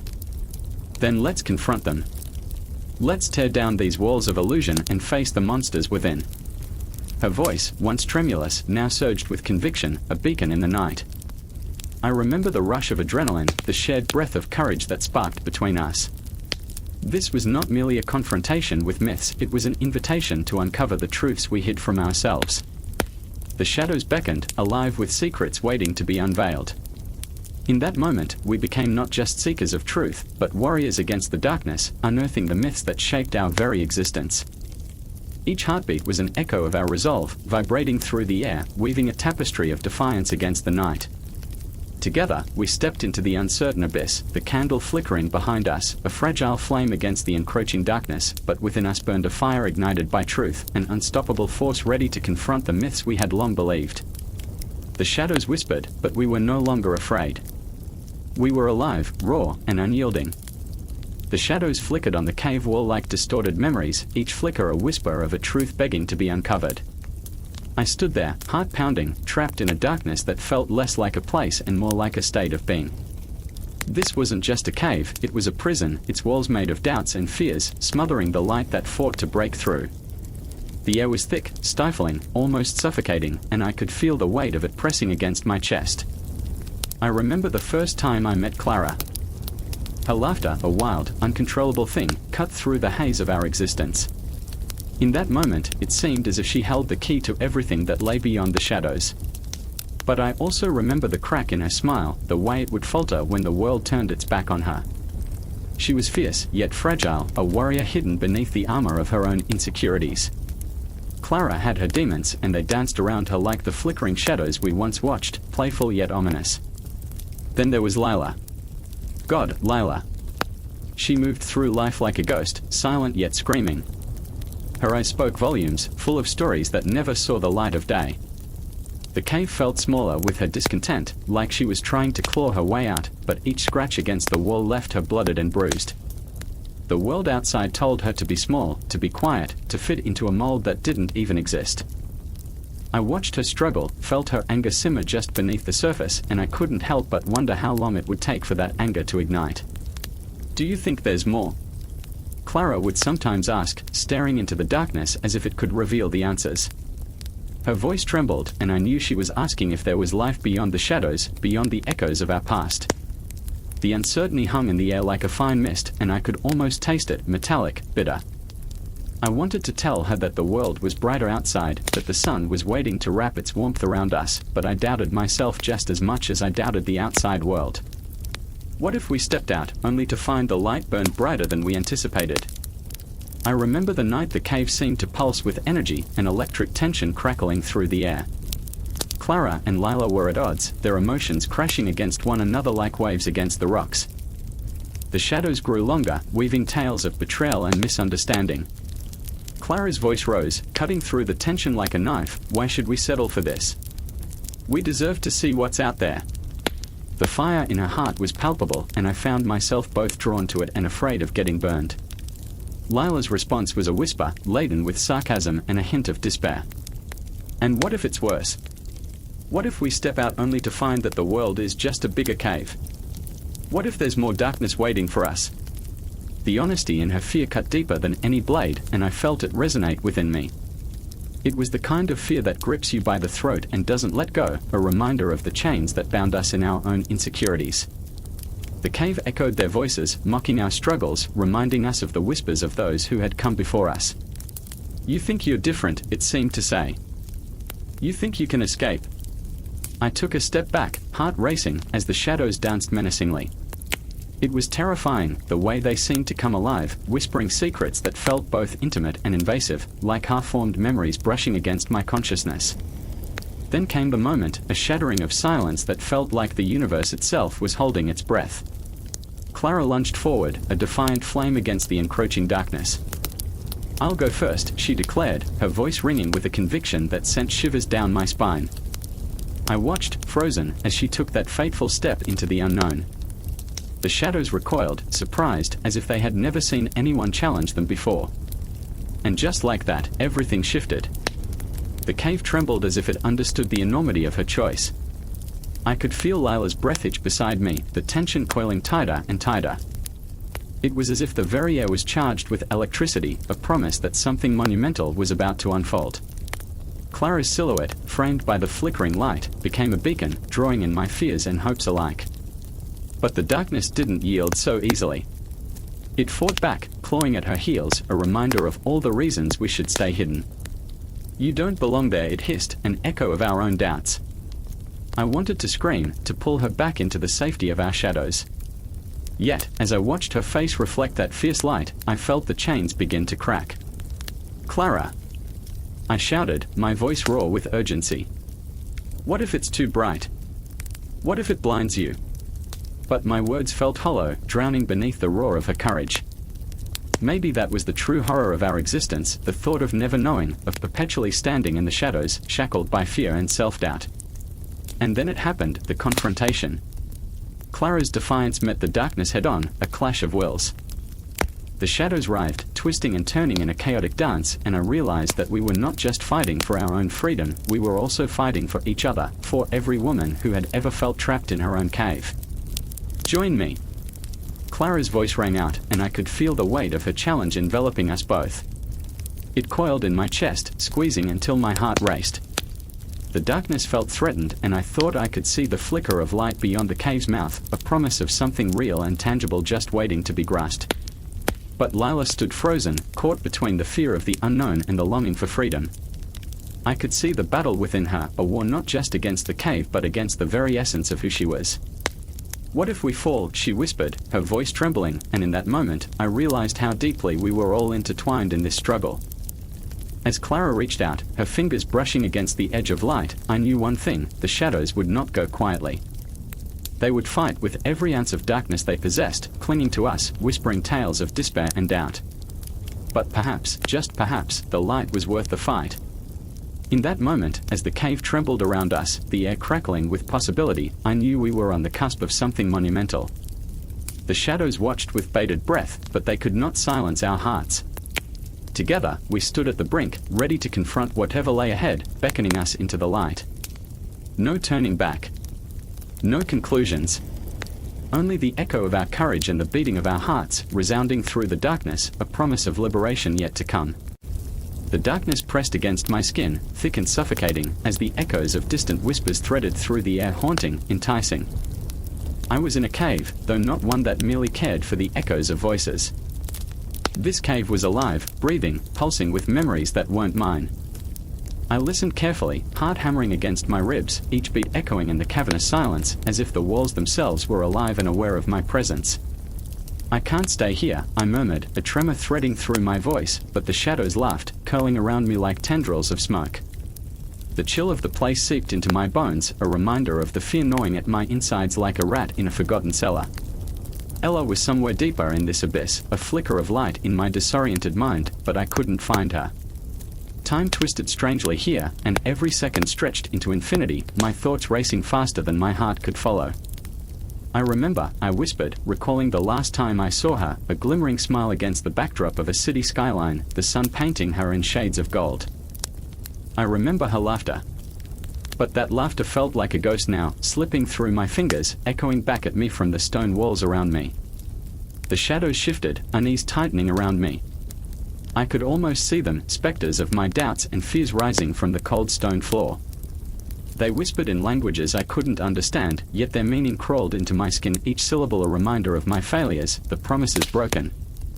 I was here because I couldn't save her, couldn't pull her back from the edge where the light faded into darkness. "Jake." A voice, sharp and desperate, sliced through the silence. It was Sam, my brother, always the voice of reason, the tether to reality I desperately needed. "Get out of there. It's not safe." But safety was an illusion, a far-off concept. The cave mocked our existence, a maze of consciousness reflecting the fears we dared not face. I turned towards the sound, but the path twisted sharply, shadows danced, and the air grew thick with unspoken words. Sam's face, pale and pinched with worry, flashed in my mind. I remembered the nights we spent on the rooftop, arms wrapped around our knees, sharing dreams under the cosmos. "We are not kids anymore, are we?" I had said once. "Look at us, Sam. Just two ghosts wandering through this life." "Stop that," he had replied, his voice the anchor to my fleeting sanity. "We're alive. We have to fight for what matters." And now, as I stood here, the cave pressing in, threatening to swallow me whole, I felt the weight of that fight, the heavy burden of guilt and regret. I had failed to fight for Ella when it mattered. The cave was a reflection of my soul, dark and twisted, but it was also a realm of possibilities I had yet to confront. "Ella!" I screamed, my voice ricocheting off the walls, desperation clawing at my throat. The silence that followed felt like a taunt, and I sank to the ground, the cool stone biting into my skin. "I'm sorry," I gasped, the tears spilling unbidden, choking me. "I'm so sorry." "Don't say that," Sam's voice echoed in my ear, but it was not him calling from the outside, it was the memory of his words. "You can't give up. You can't let the shadows win." But what if the shadows were all I had left? What if the darkness was a refuge, familiar and comforting in its own twisted way? I looked around, seeing glimpses of Ella in the shadows, her face illuminated by the faint glow of hope, but then it flickered and extinguished. I was losing her, losing everything, and the cave laughed, its cold breath wrapping around me like a lover turned cruel. Then I heard it, a sound threading through the silence, a distant melody that made the shadows pause. The music danced like a flicker of light in the dark, weaving through the memories I had encapsulated in this cave of despair. It was a song we used to sing, Ella and I, our voices rising together, a harmony that could bind the very universe itself. "Let the shadows come, let them take me," I whispered, the words are packed with the darkness. "But I will find her. I will break this curse." The tune wrapped around me, filling the cavern with warmth, pushing against the cold fingers of despair that clutched my heart. I stumbled forward, driven by the melody that felt like a thread to the outside world, to the memories of laughter, love, and life. Ella! I called out again, my voice trembling but fierce, fueled by the flickering hope that perhaps, just perhaps, I could break the cycle. In that moment, the cave pulsed, a heartbeat resonating beneath my feet. The shadows shivered, their grip faltering, and I pressed onward, following the music, the haunting lullaby of our past. I had to believe, had to fight against the crushing weight of expectation that the darkness had forced upon me. I reached for the walls, fingers brushing against the cold, rough surface, feeling every contour, every jagged edge that mirrored my pain. I was not just lost, I was searching, digging through the layers of my own despair. I could feel Sam's presence behind me, a protective shield, urging me forward, urging me to reclaim what was lost. A glimmer, just a flash of light ahead, pulled me closer, a beacon in the relentless night. I could almost hear her voice mingling with the music, a siren call urging me not to turn back, not to succumb to the weight of shadows that threatened to pull me under. And then, there it was, the edge of the cave opening into vastness, the light spilling in like a promise. But the darkness wasn't done with me yet, it reached out with icy fingers, desperate to pull me back into its depths. I fought against it, against the memories that clawed at my mind, against the guilt that had shackled my heart. I was more than the shadows, I was a reflection of light, yearning to break free. Ella! I roared, a battle cry echoing through the void. The cave trembled, shadows retreating, and I surged forward, ignoring the pain, the fear, and the weight of my past. A flicker of hope ignited within me, a spark that refused to be extinguished. The music swelled, and I could almost taste freedom on my lips. There was no conclusion, no neat wrap-up waiting for me. Just the flickering candlelight of existence, daring me to step out into a world reborn, where shadows could tell stories but could never claim my soul.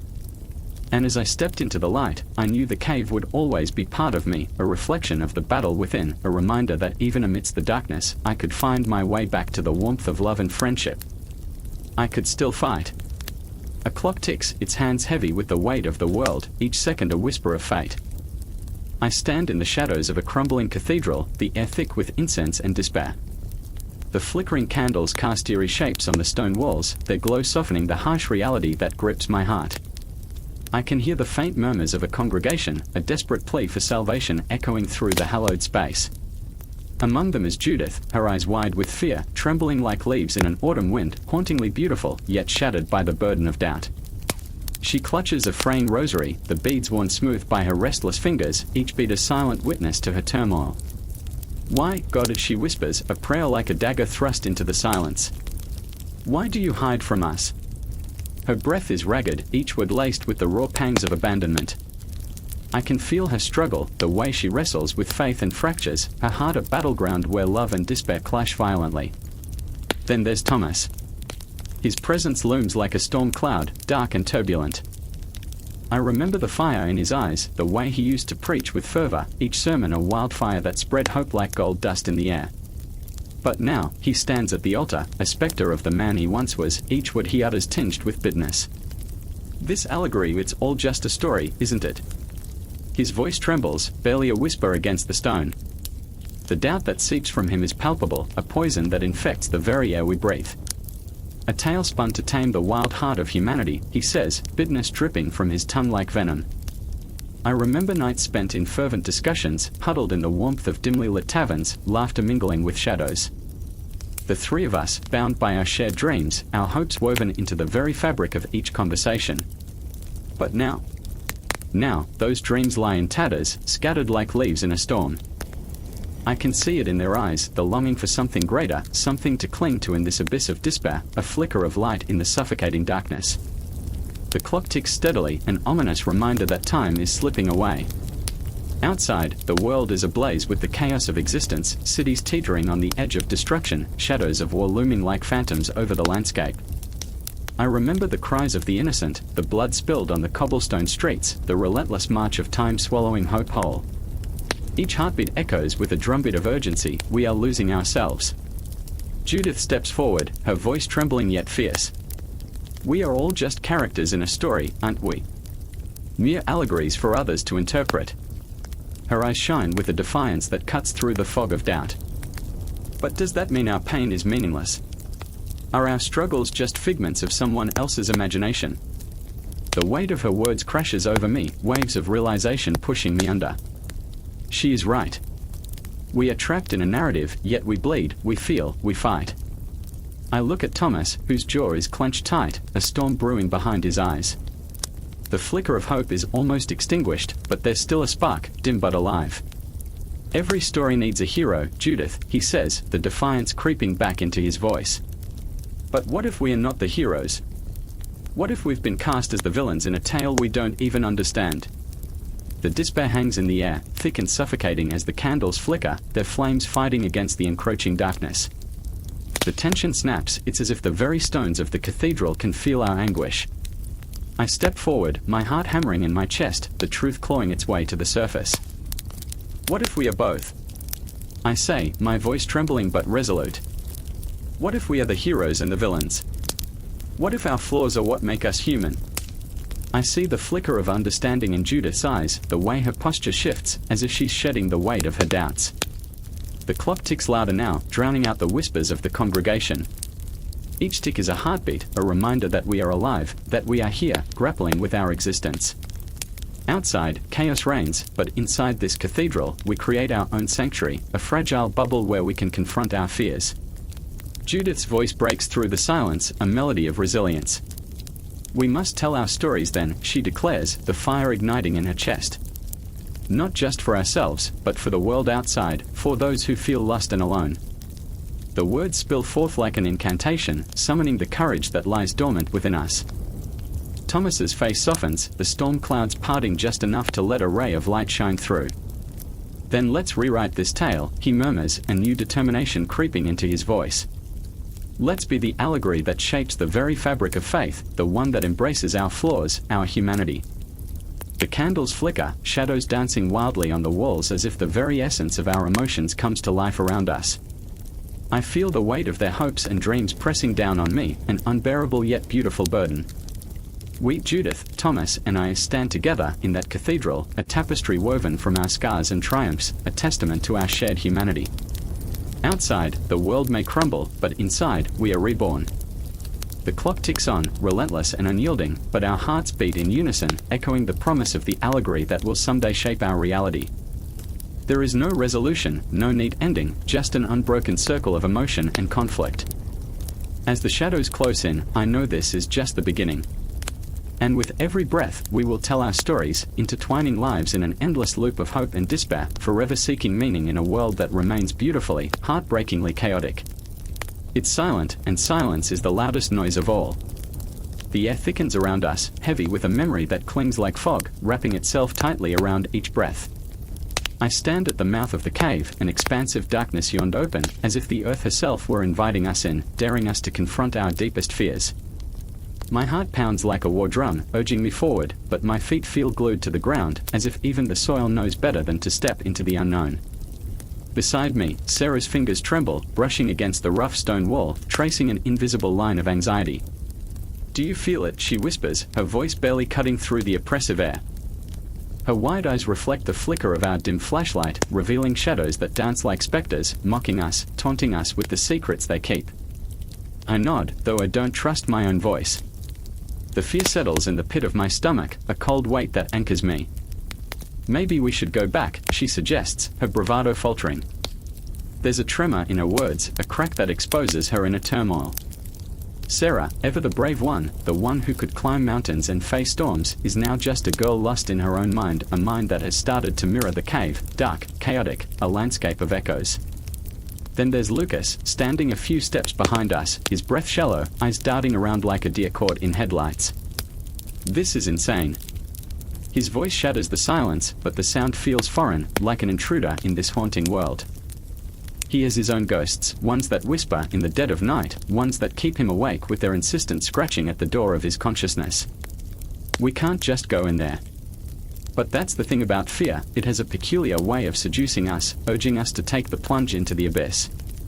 My memories swirl, fragmented reflections of who I am. I remember that night when I stood at the edge of a different chasm, one that threatened to swallow my sanity whole.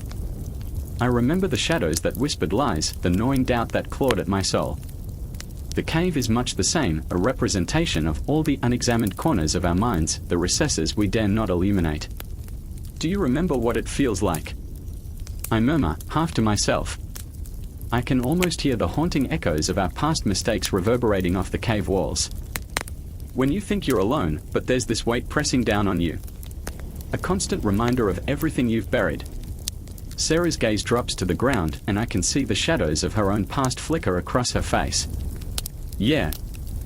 I remember. A single tear escapes, rolling down her cheek, glistening in the dim light, a small star lost in a vast universe of despair. We step forward, each footfall heavy with trepidation. The cave seems to swallow our footsteps, muffling our very existence. I can taste the damp air, a mixture of earth and decay, as if time itself has stood still in this place. Memories flash in front of me, fragments of laughter, echoes of dreams once bright but now dulled by the weight of reality. I see Lucas's face, his eyes dark pools of uncertainty, reflecting a boy who once had grand ambitions and now struggles just to get through the day. Stop, he suddenly says, his voice sharp, cutting through my reverie. I can't do this anymore. There's a plea in his eyes, a desperation that sends shivers down my spine. He's always been the rational one, the anchor in a tempestuous sea. But now he stands on the precipice of his own mind, teetering between the known and the terrifying unknown, like a tightrope walker with no safety net below. The walls seem to close in, pushing us together, forcing us to confront our shared vulnerabilities. We are not alone, I remind them, though my own heart races with the fear of isolation that threatens to engulf us. We have each other. But do we really? The shadows of doubt loom larger, whispering that even the strongest bonds can fracture under pressure. Memories of betrayals, of secrets long buried and fears unspoken, rise to the surface. I can hear them now, the ghosts of our pasts, clawing at the edges of my mind, desperate to break through the fragile barrier we've created. With every step deeper into the cave, the darkness swallows our light, transforming it into a mere flicker. I can see the outlines of our fears emerging from the shadows, failure, loss, despair, each one a jagged edge that threatens to cut us apart. Sarah stumbles, her foot finding an unseen crevice, and in that moment, time freezes. We reach out for her, hands colliding in the darkness, desperately grasping at something solid, something real.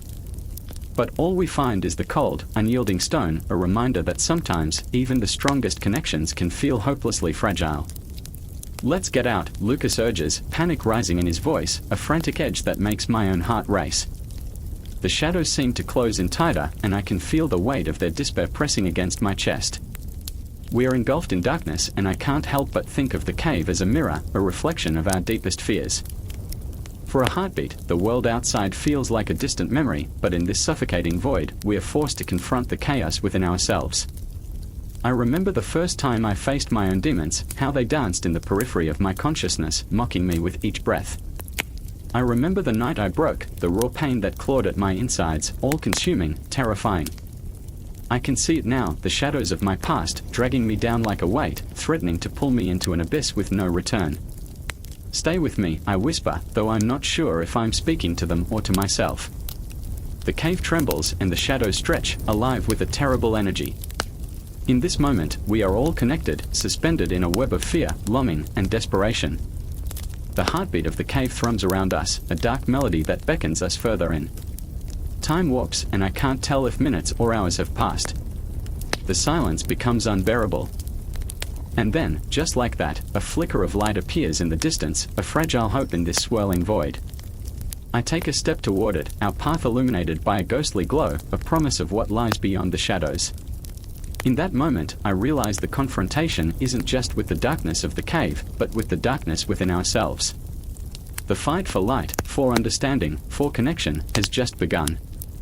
And as we move forward, the echoes of our past resonate, merging with the whispers of the cave, a haunting reminder that the journey does not end here. It stretches out like the infinite stars above, endless, ungraspable, and terrifyingly beautiful. The darkness pressed in like a vice, a suffocating blanket that clung to the skin, making each breath feel like a rebellion. A flickering light at the far end offered a faint promise, but it was as distant as hope in a broken heart. I stood there, the chill of concrete beneath my feet, my pulse thrumming in my ears like a frantic drum.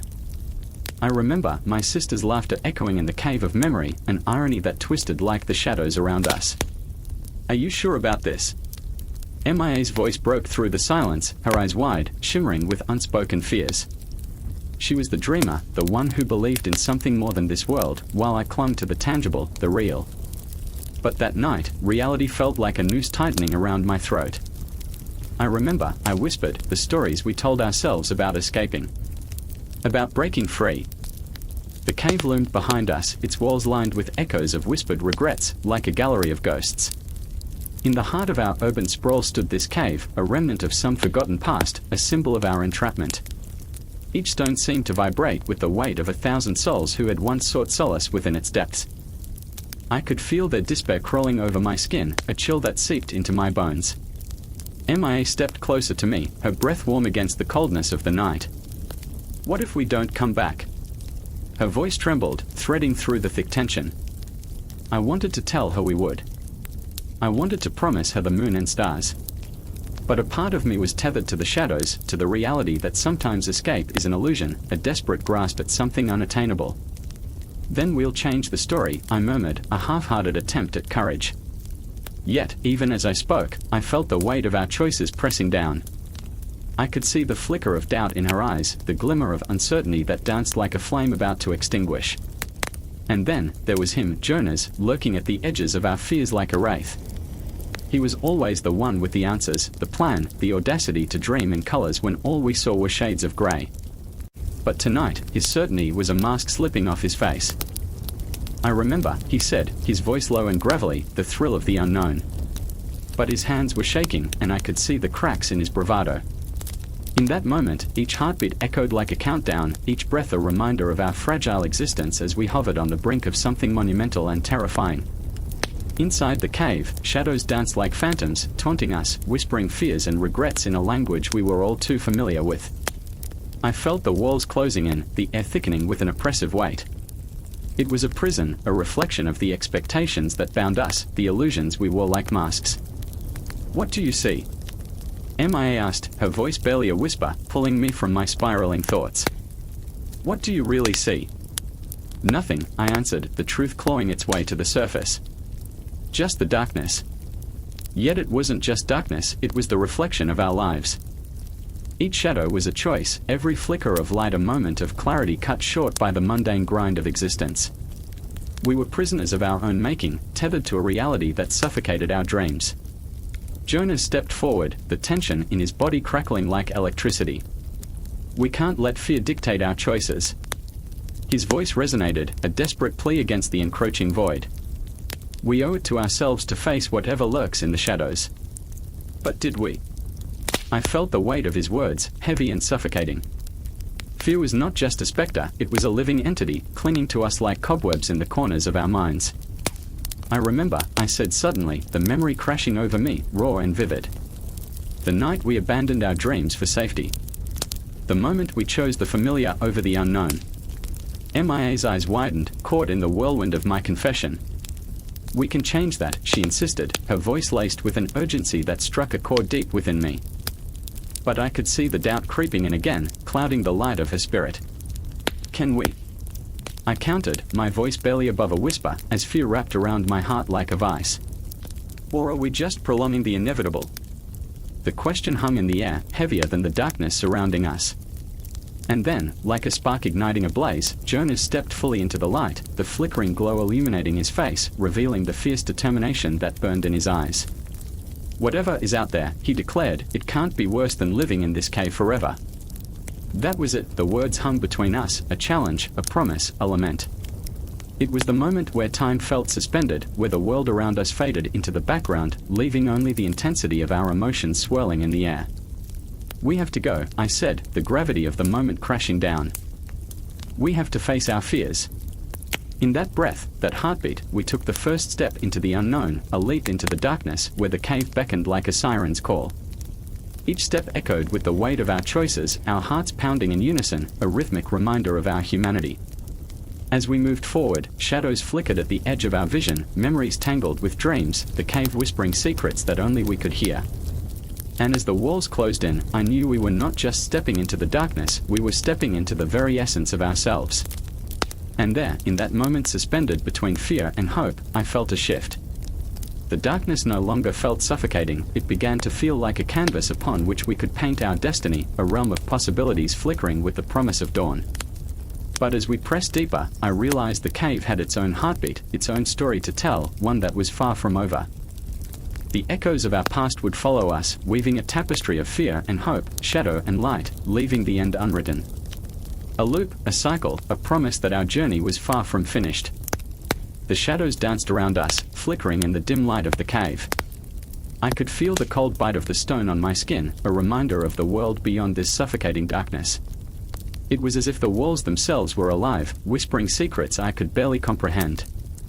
The air was thick with tension, a suffocating silence punctuated only by the distant sound of water dripping, each drop a heartbeat, echoing through the void.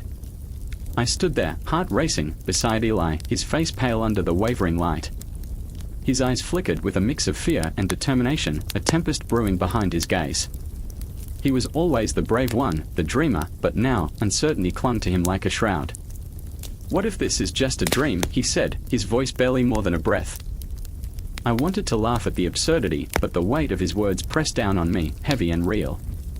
Reality felt like a fragile glass, teetering on the edge of a cliff, and we were the fools trying to catch it before it shattered. I glanced at Lila, her fingers trembling as she traced the ancient markings on the cave wall. She was a scientist, a seeker of truth, but tonight, reason felt like a cruel joke. Her usual confidence was replaced by a haunted look, as if she was searching for answers that would never come. "There's something here," she whispered, her voice thick with anxiety. "Something we are not supposed to understand." The shadows twisted around us, mocking us with their secrets. I remembered, no, I lived the moment Eli had convinced us to venture into this abyss, his words filled with thrill and promise.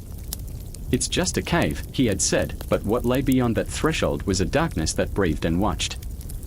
I wanted to turn back, to flee towards the safety of the surface, where the sun painted the world in hues of gold. But this was no ordinary cave, it was a crucible of our beliefs, a test of the very fabric of our reality. "Tell me you feel it, too," Eli pleaded, his voice trembling. "The air, it's different." I could feel it, a charge that vibrated through my bones.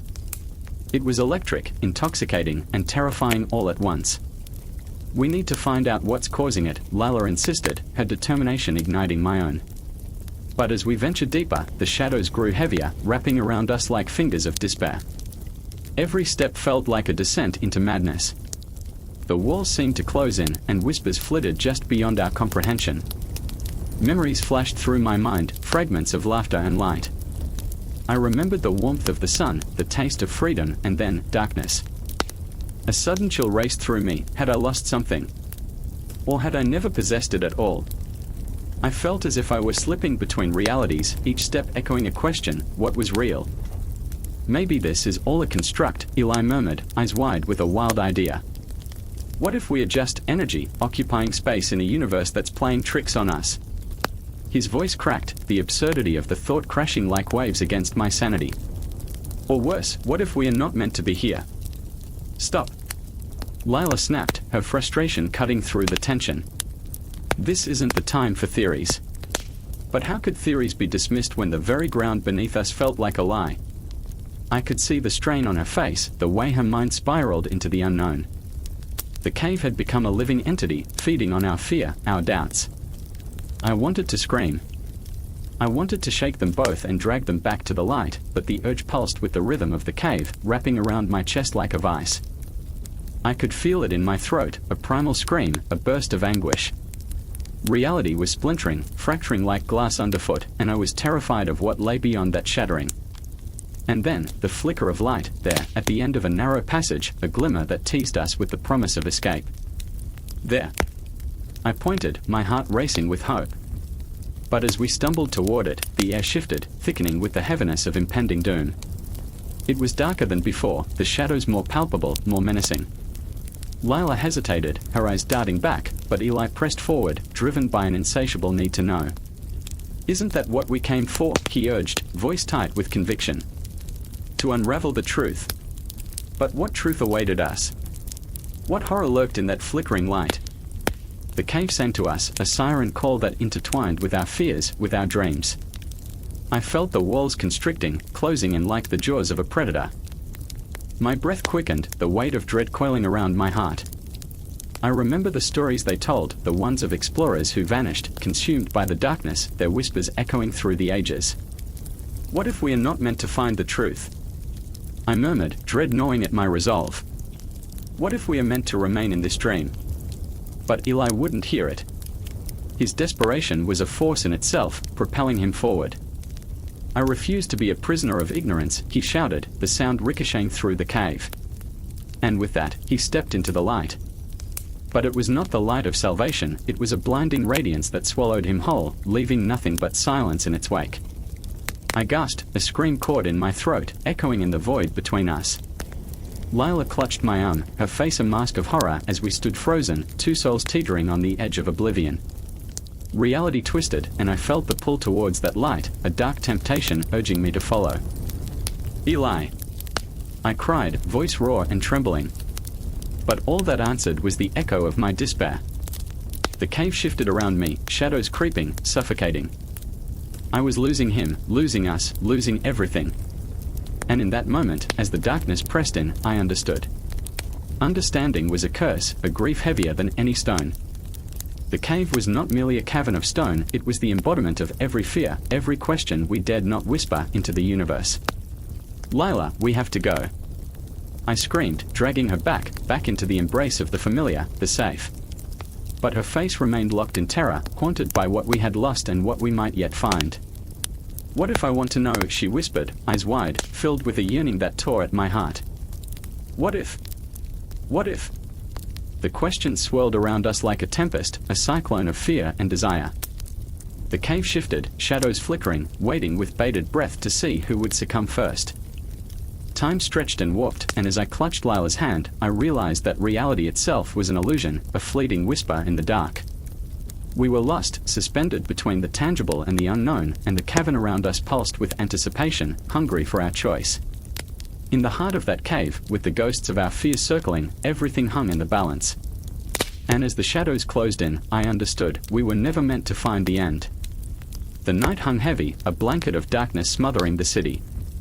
Somewhere, a clock chimed, its mournful toll echoing through deserted streets, each note shattering the silence like glass. I stood beneath its shadow, the air thick with anticipation, fear curling in my gut. My heart thudded, a prisoner rattling its cage. I remember inhaling sharply, the metallic tang of dread filling my lungs. Something was coming. In the flickering light of a dying street lamp, I saw him. Victor, his eyes wild, twin orbs of desperation and fury, filled with the kind of madness that invites whispers from the wind. He was running, breathless, as if the shadows themselves chased him. They are coming for us, he shouted, voice cracked and raw, each syllable a cry of a wounded animal. I wanted to believe him, to trust in his urgency, but doubt knotted in my throat. Victor had always been a man of grand ideas, but they were ideas built on quicksand, fragile and shifting. Beside him, Sarah stood, the ghost of the woman I once knew. She wore her fear like a second skin, the lines of worry etched into her brow, her hands trembling at her sides. She had once fought with words, wielding them like weapons, but now, they stuck in her throat, choked back by the weight of reality. We can't keep running, she murmured, her voice barely a whisper, a leaf caught in a storm. We have to stand up. We have to fight. Fight. The word hung in the air, vibrant and electric, but the taste of it was bitter on my tongue. What did it mean anymore? The ideals we clung to were rotting, a carcass in the sun, and the vultures circled above, waiting to pick at the remains. The air buzzed with tension, a storm brewing on the horizon, and I felt the world teetering on the brink. I remember the dreams I had. Dreams of unity, of a world where power wasn't a crown worn by the heartless. I stood on the steps of the grand hall, my voice echoing, strong and unwavering. But that was a fantasy, an illusion crafted by hope, and now, it felt as foreign as a distant star. Victor stepped closer, eyes aflame. You don't understand. They are rewriting the rules. We can't just sit here. His words clawed at my resolve, each one a reminder of the blood that coated our dreams. I wanted to scream, to drown out the chaos that threatened to consume us. I wanted to remind him that governance, power, these were more than mere words, they were the puppeteers of lives, and we were nothing but marionettes, strings tangled in the dark. Suddenly, the city trembled, a distant roar, a rumble that felt like the awakening of a beast long dormant. The ground beneath us vibrated, the air crackling with the electric charge of something monumental. I looked at Sarah, and for a fleeting moment, I saw a flicker of defiance ignite in her eyes. "We have to go. Now." We ran, feet pounding against the cobblestones, hearts racing like wild horses. We were a trio of shadows darting into the night, the darkness swallowing us whole. But with every step, the weight of our choices pressed down, a suffocating blanket that wrapped around us. We were on the cusp of something, what? I didn't know. I remember standing at the edge of the marketplace, once vibrant with laughter, now a hollow shell of itself.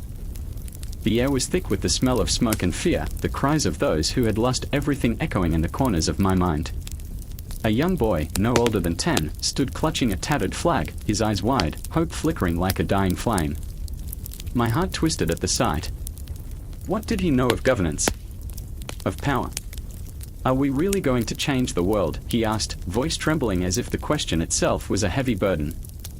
The innocence in his gaze shattered me, sending jagged shards of guilt deep into my soul. I wanted to tell him yes, that we would rise and rebuild, that the ashes of despair could forge something beautiful. But the truth was a monster lurking in the shadows, raw, unrelenting, whispering that we were just as lost as the world crumbling around us. And then, Victor stepped forward, his posture unyielding. "We are going to fight for you, for all of us." He raised a fist, a solitary beacon in the encroaching darkness, but I could see the cracks in his armor. Doubt gnawed at him, gnashing its teeth, and for a moment, I feared it would consume him whole. "Do you think this is a game?" Sarah's voice cut through, sharp and jagged as broken glass. "Do you think our lives are pawns in some political chess match?" Her eyes glistened, a storm brewing within them, fury and sadness intertwined in a dance as old as time. "We can't play by their rules anymore." As if summoned by her words, the air crackled. Shadows crept closer, swirling like hungry specters, and we stood on the precipice of something monumental. What would happen when we finally faced what lay ahead? The clock struck again, its chime echoing, each note a heartbeat of the universe. In that moment, I felt the weight of 1,000 decisions bearing down upon me, every choice a thread woven into the tapestry of our fate. Each breath was a reminder that we were alive, caught in the web of our convictions, fighting against a system that sought to crush our spirit. Victor turned to me, desperation etched across his features, while Sarah's voice trembled with the raw intensity of a storm. "What do we do?" Their eyes sought answers in mine, and I was struck by the enormity of their trust. I felt the universe shift, the very cosmos holding its breath, waiting for us to choose. My heart raced, a wild creature desperate to break free. Could we change anything? Could we awaken the slumbering giants that governed our lives? The air thickened with uncertainty, and in that moment, I was lost in a web of dreams and nightmares, hope and despair, caught in the fragile dance of power that defined us all. What would we become? What choices lay ahead, and who would pay the price? The answers hung tantalizingly close, cloaked in shadows. And as we stood together, united in trembling uncertainty, I realized that the story was far from over. The night was still young, and the clock continued to tick, each second a heartbeat of our shared fate, a reminder that we were still here, still fighting. The clock struck midnight, its echo reverberating through the empty streets like the heartbeat of a ghost. Amelia stood alone in the abandoned square, the cool air wrapping around her like a shroud. Shadows danced in the flickering light of a street lamp, twisting into grotesque forms that whispered of secrets long buried. Beneath the surface of her skin, adrenaline churned, a tempest of fear and determination. She could feel it in her bones, the piercing awareness that the clock was not just counting time but counting down to something inevitable, something terrible. The sound of shuffling feet broke the stillness, and her heart raced.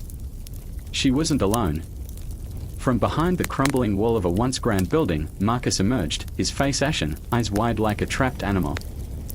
"They are coming," he said, breathless, desperation etched in every line of his face. "We have to do something, Amelia. We can't let them take us like this." What did a something even mean? The word hung heavy in the air, thick with implications. The city around them was a labyrinth of betrayal and silence, each alley a potential snare, each shadow a potential enemy. Amelia felt the weight of generations pressing down on her, a legacy of complacency and fear.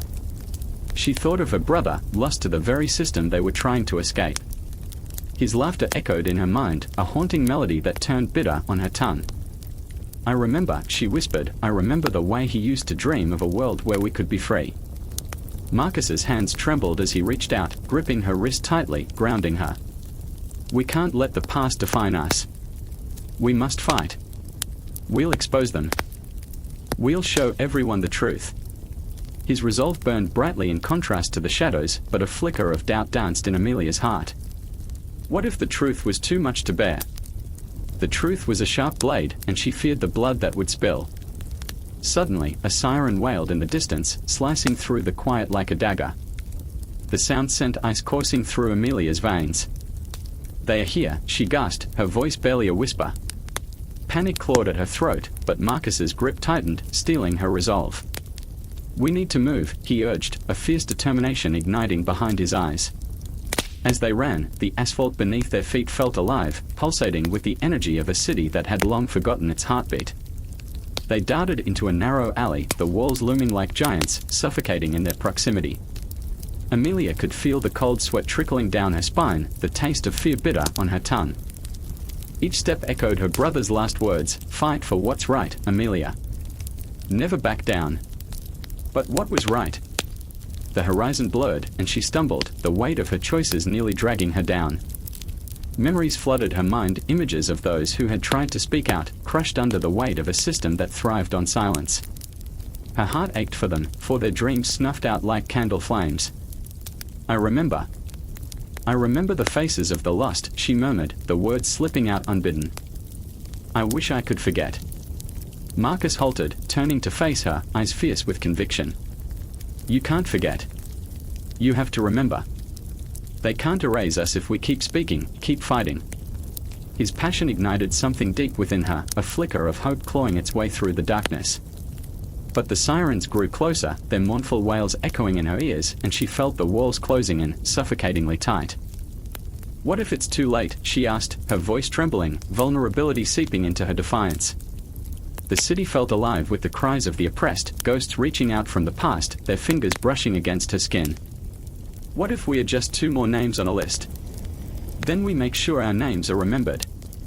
Marcus shouted, his voice raw and passionate, reverberating against the stone walls. "We are not just fighting for ourselves, we are fighting for everyone who has ever been silenced." His words pierced through her uncertainty, igniting a fire in her gut. With a sudden surge of adrenaline, she nodded, determination blossoming.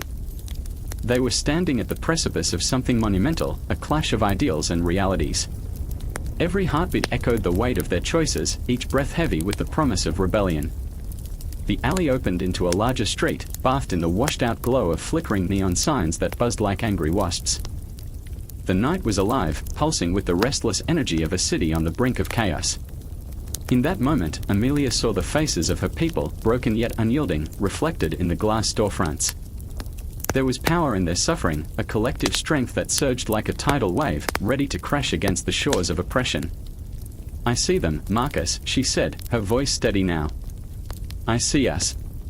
A collective whisper of hope surged through her veins, electrifying her resolve. Time stood still as the world around them blurred, the horizon merging with the stars above, an infinity of possibilities stretching out before her. The sirens drew closer, but in that moment, they were not just 2 lost souls running from the darkness, they were the harbingers of a truth that could no longer remain hidden. As they took their first step into the world beyond, the city roared alive, shadows retreating, fears dissolving. The clocks ticked louder, and the night deepened with the promise of a confrontation that would shake the very foundations of their existence. In the heart of chaos lay the unmistakable pulse of change, and they were ready to embrace it, together. The darkness swallowed them whole. The air was thick, saturated with the scent of damp earth and unspoken fears. Echoes ricocheted off the jagged rock walls, a haunting melody of desperation. Clara's heart raced. Each beat was a reminder of the claustrophobia that enveloped her. She gripped the cold stone, fingers trembling, her breath shallow. What if we never escape? The thought slithered through her mind, slick and insidious, and she wasn't sure if it was spoken aloud or merely a whisper of her own terror. Beside her, Aaron's face was a mask of resolve, yet his eyes flickered with uncertainty. Shadows danced upon his features, twisting his resolve into something fragile. "We have to keep moving," he insisted, voice steady. But the quiver beneath the surface betrayed him. The cave wasn't just a labyrinth of stone, it was a mirror reflecting their deepest fears, their regrets, their desires. Each step further into the darkness was a step away from who they were when they entered. What if, Clara hesitated, the words clawing at her throat. What if we are meant to be here? What if we deserve this? The question hung in the stale air, crackling with weight as if the cave itself held its breath. She thought of the last argument they had, the hypocrisy in their laughter, the way they wore smiles like masks over festering wounds. The echoes of their lives outside felt like distant ghosts, flickering in and out of focus. Aaron turned to her, his brow furrowing. You can't believe that. We made mistakes, yes, but this, he waved a hand to encompass the suffocating darkness. This isn't punishment. It's a chance. Or a trap, she murmured, the words tasting bitter on her tongue. Maybe it's a reflection of our souls. The cave pulsed around them, alive with tension. It was a living thing, breathing with the weight of history. In the silence, Clara remembered the stories she'd read, those ancient tales where heroes faced their demons in dark places. But what if they weren't heroes? What if they were just lost souls wandering endlessly? A flicker of movement caught her eye, shadows shifted deeper within the cave. Her heart leaped into her throat, clawing at her, begging for escape. Did you see that? She breathed, a fragile thread of panic weaving through her voice. Aaron nodded, but his eyes betrayed a different kind of fear, the fear of knowing. Maybe we're not alone. The cave had its own pulse, its own heartbeat, thrumming in rhythm with their mounting dread. Clara could feel the weight of it pressing down, the walls inching closer, closing in on them. Memories of laughter, of warmth, became specters in the chill. I remember the summer nights, she whispered, when we'd sit by the lake, the stars above us. It felt so free. The words hung in the air, fragile as glass, and she wondered if they could shatter at any moment. A time before, Aaron's voice trailed off, his gaze distant. Before we were weighed down. The shadows flickered again, and Clara's pulse quickened. What if they are the ghosts of our past? What if they are here to remind us of who we've become? Or who we can still be, he countered, a spark igniting in his eyes. This is our chance to confront everything we've been hiding from. But what if confronting meant crumbling? What if the cave was a cruel judge, exposing every flaw, every scar? Clara felt her resolve waning, as if the very rocks were siphoning her strength. The darkness whispered to her, its voice a siren song of despair. A sudden noise, a crack, sharp and jarring. Clara flinched, adrenaline flooding her veins. What was that? Aaron stepped closer, protective instinct flaring. Stay behind me. But she couldn't, the darkness had woven itself into her very being, the fear and doubt gnawing at her soul. She took a breath, steadying herself, willing the shadows to reveal their truth. I remember each memory crashed into her, a tidal wave against the walls of her heart. I remember standing on the edge of the world, the wind in my hair, believing in everything. That person is still there, Aaron insisted, his voice a lifeline. We just have to find her. But the cave had other plans. The walls trembled, small rocks falling around them like the cave was mocking their quest. Clara clutched Aaron's arm, their connection grounding her amidst the chaos. What if it's too late? What if we are already lost? With determination etched into his features, Aaron stepped forward, confronting the darkness with a bravery she longed to embody. Then we redefine what it means to be lost. We'll create our own way out. But what if the way out wasn't a path they could see? What if it was hidden in the recesses of their hearts, buried beneath layers of grief and regret? The shadows shifted again, clawing at the edges of their sanity. Clara felt the oppressive weight of their past pressing in, the echoes of their former selves circling like vultures. Each heartbeat was a countdown, the air growing heavier, the darkness thickening. She could almost feel the cave's breath, hot against her skin, urging them deeper into its cold embrace. I remember the way the city lights looked at night, she murmured, the promise of something more. Aaron's eyes locked onto hers, a fierce intensity igniting the air between them. Then let's chase that promise. Even if the cave swallows us whole, we'll fight to remember who we are. With those words, the cave seemed to shudder, the darkness swirling around them like a storm. Clara felt a flicker of hope, a tiny spark against the overwhelming tide. Would they reclaim their lives, or would the shadows consume them? They took a step forward, together, hearts pounding in defiance against the encroaching darkness, ready to face whatever awaited them in the depths of the cave. The air was thick with the scent of damp earth and regret. A flickering candle cast shadows that danced like spirits over the crumbled walls of the abandoned chapel, where once, life and laughter echoed. Now, silence wrapped its cold fingers around the throats of memories, choking life from them. As I stood there, heart pounding like a drum in a funeral procession, I felt the weight of countless souls pressing down on me, their stories woven into the very stones beneath my feet. Meris stood by the altar, her hands trembling as they brushed against cracked marble. She was searching for something, maybe faith, maybe forgiveness. The flicker of the candlelight reflected in her eyes, but all I saw was a tempest of despair swelling within, a storm she could neither control nor escape. "Why do we keep coming back here?" she whispered, her voice a fragile thread, barely holding together the pieces of her heart. I couldn't answer, the ache in my chest was too raw, too familiar. Then there was Elias, standing in the doorway, half-shrouded in shadow, like a ghost caught between two worlds. His expression was a mask, but I could feel the tremors of fear radiating from him. "It's just a story," he repeated, though his voice quivered as if the words themselves were terrified of the truth. "Just an old tale." But I knew, deep down, we all knew, that stories hold power, and the ones buried in this place were alive, waiting for us to unlock their secrets, to confront our fears. I remember the first time I felt the pull of the allegory, its tendrils wrapping around my soul, squeezing until I gasped for breath. It was an image, a painting, vivid and haunting, depicting a figure cloaked in darkness, clutching a sword and a scale. Justice and vengeance stood hand in hand, and I felt it in the marrow of my bones. This was no mere art, it was a reflection of our very selves.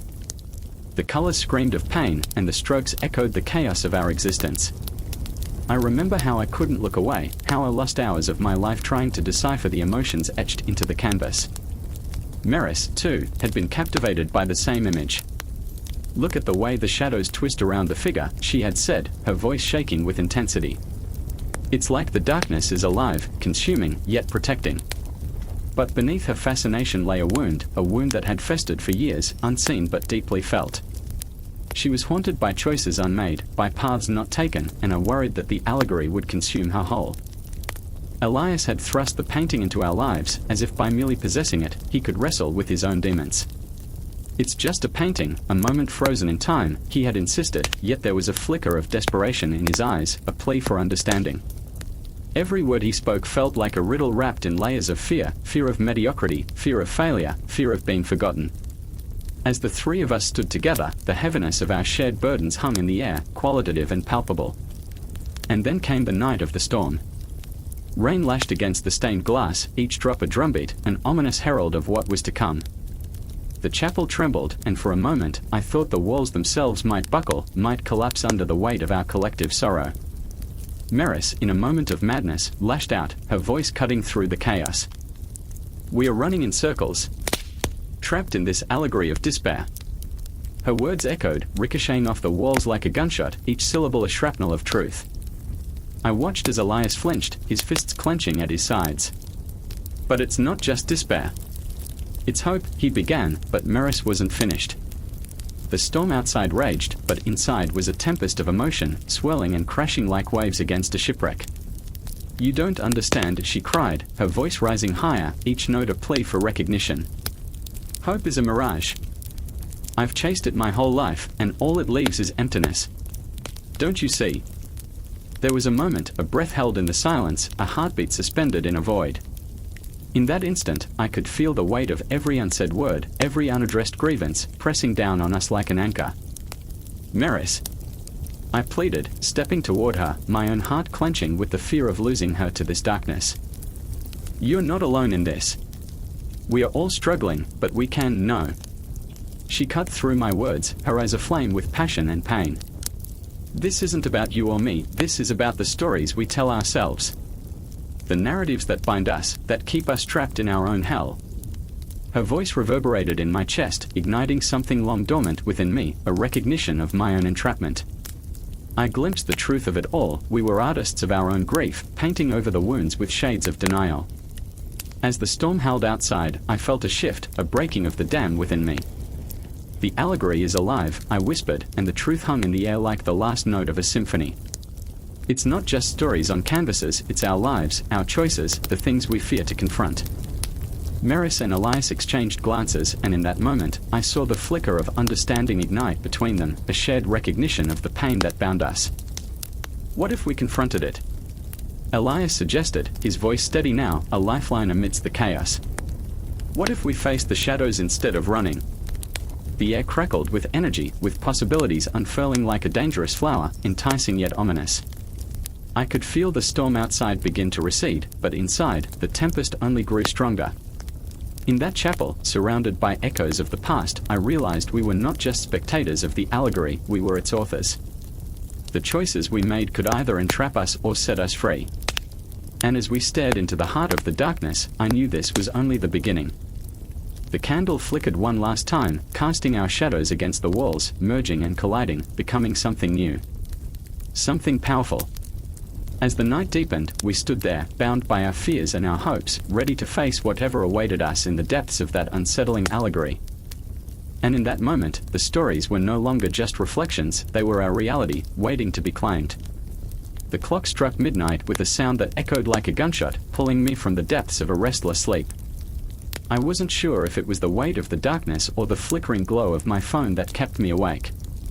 I remember the shadows, long and twisted, creeping across my bedroom wall, whispering secrets that made my skin crawl. I should have felt safe, cocooned in the familiarity of my own space, but there was something about the stillness that gnawed at my insides, something electric and charged, as if the world outside my window were holding its breath. I dialed Sarah's number, her name a lifeline, though I knew she wouldn't pick up. Not after what had happened. The last time we'd spoken, her voice had been a trembling thread, frayed and unraveling in the wake of that awful news. "You can't trust anyone anymore, not even the ones you love," she had said, her words slicing through the night like a knife. I remember her laugh, hollow, like the echo of a ghost. It haunted me like an old friend, a reminder of the warmth we had once shared in a world that now felt as cold as steel. Outside, the city pulsed with life, neon lights flickered like dying stars. I could hear the distant hum of cars, the murmur of voices drifting through the night air, but it all felt unreal, a cruel reminder of everything that had slipped through my fingers. I could almost see the shadows of strangers flitting past my window, their faces illuminated by the blue light of their screens, eyes glued to devices that promised connection but delivered isolation. David, my closest friend, had succumbed to the glow. I remember watching him slip away, that once vibrant soul reduced to a specter, tethered to the digital world like a marionette on invisible strings. His laughter had faded into the background, replaced by the sound of notifications and the relentless tap of fingers on glass. "Just one more level," he'd say, his eyes glazed over, as though the game had become his reality, an escape from the shadows that lurked in the corners of his mind. But the digital realm had teeth. It gnawed at him until he was a shell of his former self, lost in a labyrinth of ones and zeros, a ghost haunting his own life. I remember the day he vanished entirely. The last time I saw him was in a cafe, staring into the void of his phone screen, the light reflecting in his eyes like a distant star. He didn't even notice when I walked out, leaving him behind in a world where he no longer belonged. Now, I sat in the depths of my room, the shadows creeping closer, whispering secrets about David and Sarah, about the fragility of our connections in this digital age. The weight of silence pressed down on me, thick and suffocating. I could feel the pulse of my heart in my throat as I clutched my phone like a lifebuoy, desperate for contact, desperate for understanding. The screen glared back, a portal to a world I both craved and feared. I remember scrolling through Sarah's social media, her posts filled with pictures of laughter and joy, moments stolen from the chaos of our reality. But behind every smile was a shadow, a flicker of despair that whispered of loneliness and betrayal. She had trusted the wrong person, let them in like a thief in the night, and now she was paying the price. I could feel the weight of her fear, the way it clung to her skin, a second shadow suffocating her spirit. The notification pinged like a gunshot in the silence, a message from Sarah. My heart raced, fingers trembling as I opened it, half expecting the worst, a confession of despair or a plea for help. Instead, it was a string of disjointed thoughts, a reflection of her fractured mind. I saw the light. I thought it was a sign. But now I'm lost. I don't know who to trust anymore. The message clawed at my insides, a reminder of how quickly everything could unravel in a world where technology blurred the lines between reality and fiction. How many times had we clicked like on each other's posts, oblivious to the pain hiding beneath the surface? The shadows of our digital lives loomed larger each day, a ticking clock counting down to an inevitable confrontation with the truths we had buried beneath layers of curated perfection. I could feel the tension in the air, thick and electric, as I gathered my courage. I had to see her, had to pull her back from the edge before the darkness consumed her completely. I threw on a jacket, the fabric brushing against my skin like a soft whisper of comfort, and stepped out into the night, the city alive with pulsating energy. The streets glimmered under the glow of streetlights, but the shadows clung to me, a cloak of dread and determination. Each step felt weighted, like wading through time. I could feel the echoes of our laughter from years past, memories flickering in and out like a faulty light bulb. We had once been invincible, young and foolish, believing we could conquer any challenge thrown our way. But technology had become a specter, a trickster that warped our perceptions, leading us astray with its siren song, leaving only echoes of who we once were. As I approached Sarah's apartment, the door loomed before me, a barrier between us, a portal to a world where everything could change. I hesitated, the shadows whispering warnings, but then I knocked, the sound reverberating like a heartbeat, a desperate plea for connection in a world gone cold. And somewhere in the darkness, I could feel the ground beneath me shifting, the role of technology playing its hand, casting long shadows over our lives, shadows that would stretch far beyond this moment, intertwining our stories in ways we could never foresee. The clock ticked ominously in the silent classroom, a sound that hung thick like a ghost that refused to fade. Each tick echoed in the chest of Mia, a young teacher whose hands trembled ever so slightly as she gripped a piece of chalk. She stood before a room of empty desks, the dark wood stained with the fingerprints of countless dreams and disappointments. The lesson plan had crumbled in her mind, a once coherent thought now just fragments swirling like leaves caught in a storm. She was not prepared for today, she never was. I remember the first time I felt it, she whispered to the shadows, her breath hitching. That suffocating weight of expectation. The walls had ears, but they didn't care. They had seen this before, a teacher on the brink, a flickering flame ready to extinguish. Across the hall, Jeremy, the school's philosophy instructor, was grappling with his own demons. He stared at a wall plastered with student essays, each one a mirror reflecting their chaos, their hopes, their fears. But all he could see were the words of his own disillusionment. What is the value of teaching if they don't understand? How do I make them feel? How do I ignite a spark in this void? The thought clawed at him, raw and relentless. He could hear Mia's voice, soft yet trembling, drifting through the air. Her struggles were palpable, like a storm threatening to break. They had been friends once, two souls navigating the dark corridors of education together, but now they were lost in their own labyrinths. Mia's heart raced, each beat a desperate plea for clarity. She knew the importance of her role, the echo of Socrates whispering in her ear, the unexamined life is not worth living. But how could she teach them to examine when she herself felt so blind? The desperation clawed at her throat. Today, we are going to talk about fear, she said, her voice breaking through the silence, the words spilling forth as if the dam had finally burst.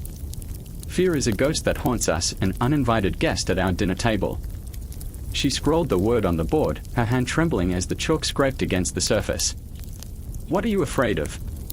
And just like that, the classroom transformed. The shadows shifted, the air thickening with tension, and suddenly, she wasn't alone. She could hear the whispers of her students, the echoes of their insecurities, their dreams crumbling like old bricks. Ms. Monroe, I'm afraid I'll never be good enough, came a voice from the back, an unassuming girl named Lily, her eyes wide, reflecting the unspoken fears of everyone in the room. Afraid of what? Mia's voice was tentative, as if she were tiptoeing through a minefield. Of being forgotten, of being invisible, Lily confessed, her voice trembling as she fought against the tide of her own vulnerability. Fear is just a shadow, Mia replied, her heart racing. It grows in the dark, feeds on our silence. But what if we confront it? What if we shine a light on it together? The room crackled with a shared tension, a thread binding them together in their collective fear. It was a moment suspended in time, a heartbeat that echoed louder than any clock could measure. Meanwhile, Jeremy leaned against his desk, watching the transformation unfold. He felt the weight of their emotions as they seeped into him, filling the void he had tried so hard to dismiss. What if philosophy isn't just about questions but about connection, he thought, as realization dawned like the first rays of sunlight breaking through a stormy sky.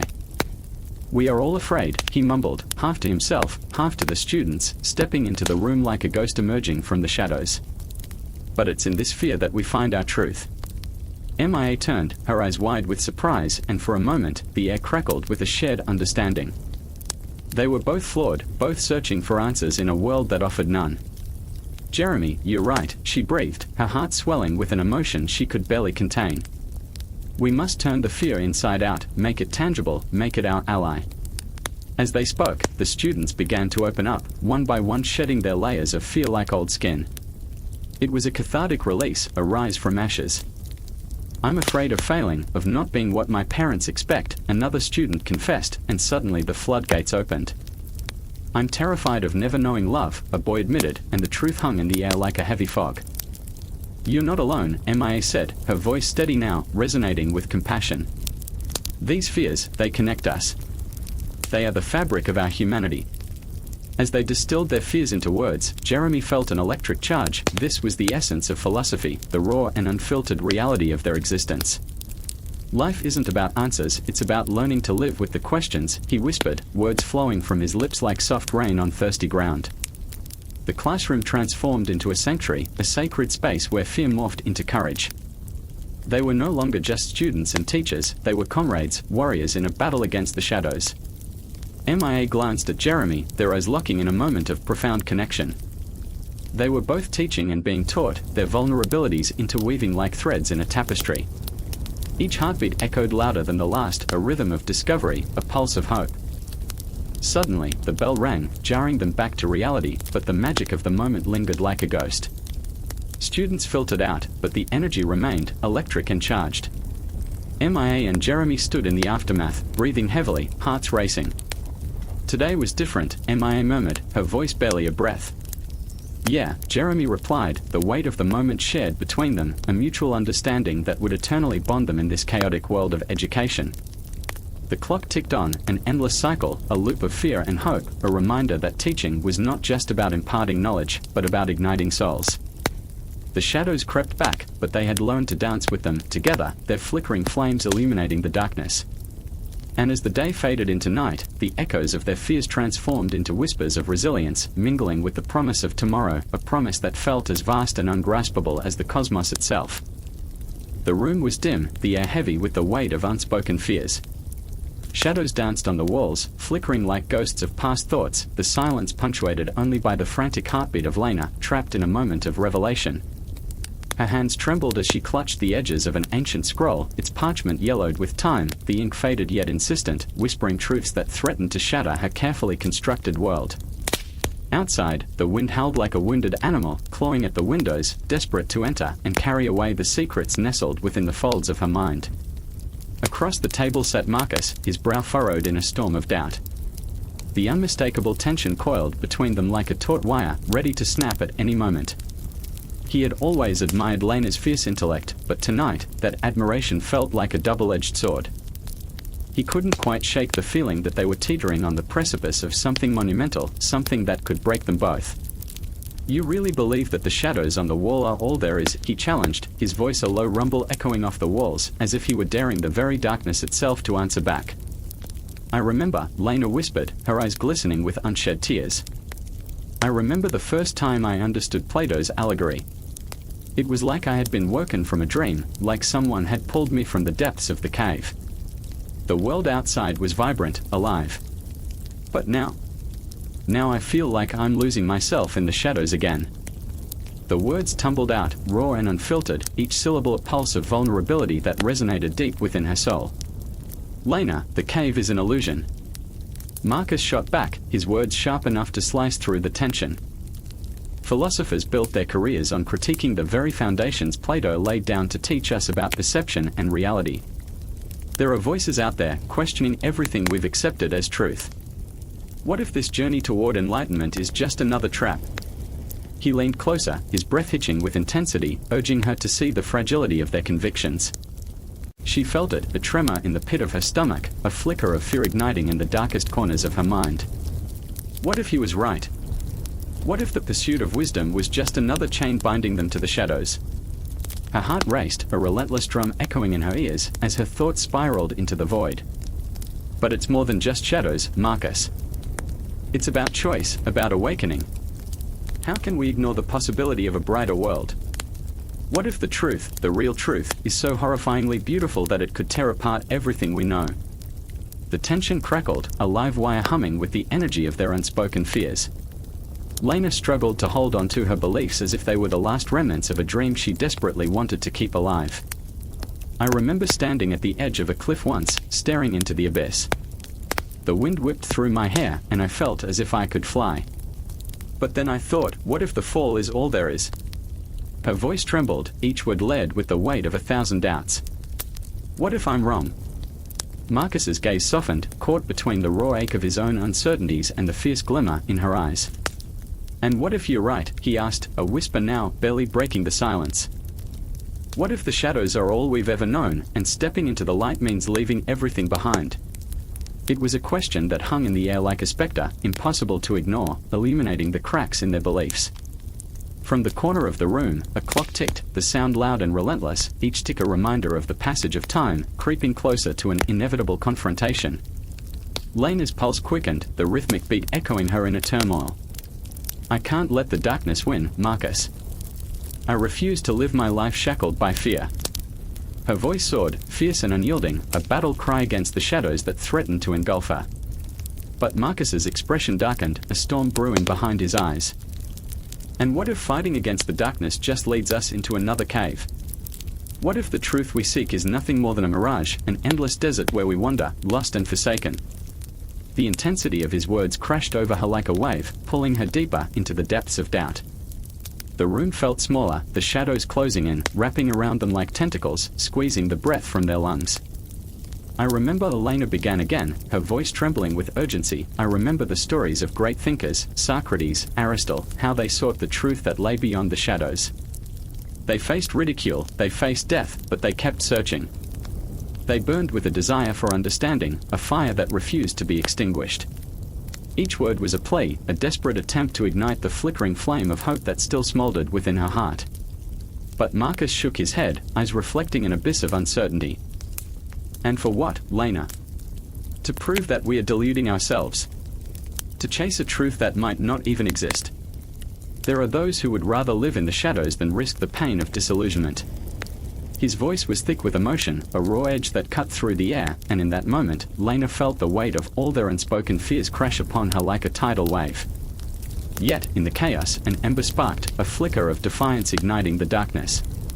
But what if the journey itself is worth every scar, every tear? She breathed, voice rising with a newfound intensity. What if we are meant to question, to fight against the tide? What if we are the architects of our own reality? It was a challenge, a desperate plea for understanding that lingered in the air, a challenge that echoed with the weight of 1,000 lifetimes. The clock ticked, the shadows shifted, and in that haunted moment, they stood on the precipice, two souls intertwined in a cosmic dance, teetering between the depths of despair and the heights of enlightenment.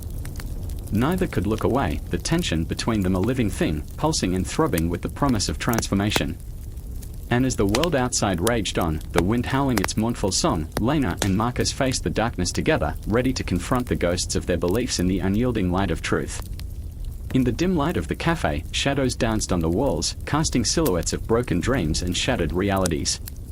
I could feel the weight in the air, a suffocating silence that wrapped around us like a thick fog, each breath heavy with secrets begging to be released.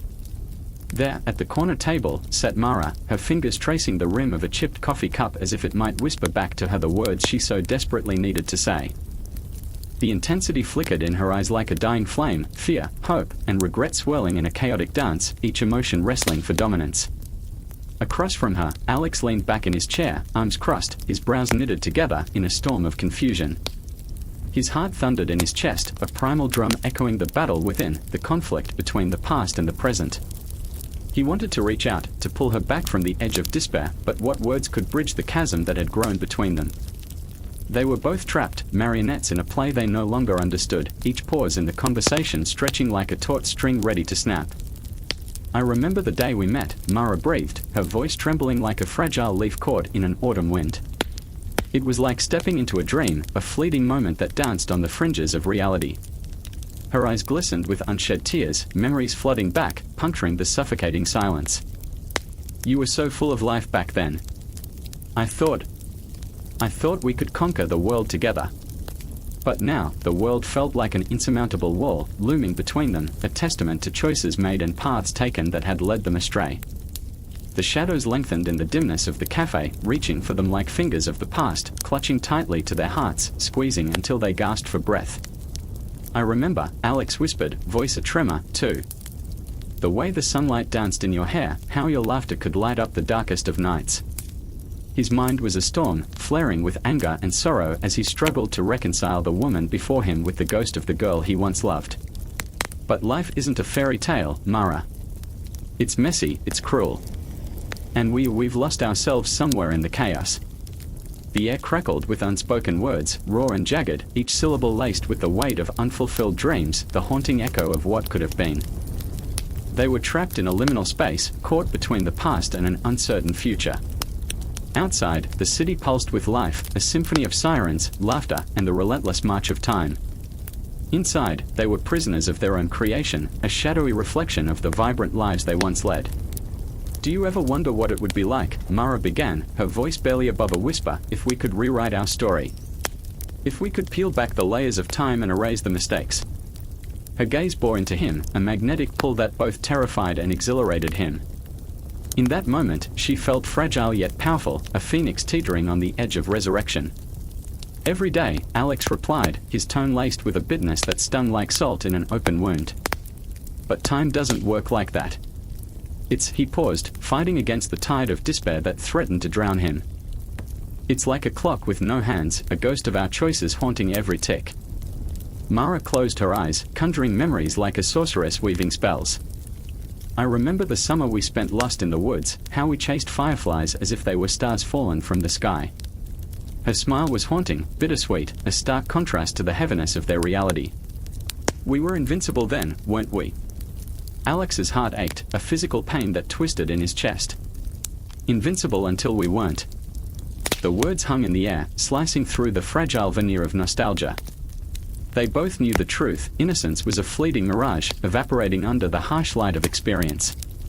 Outside, the world spun on, indifferent to their turmoil.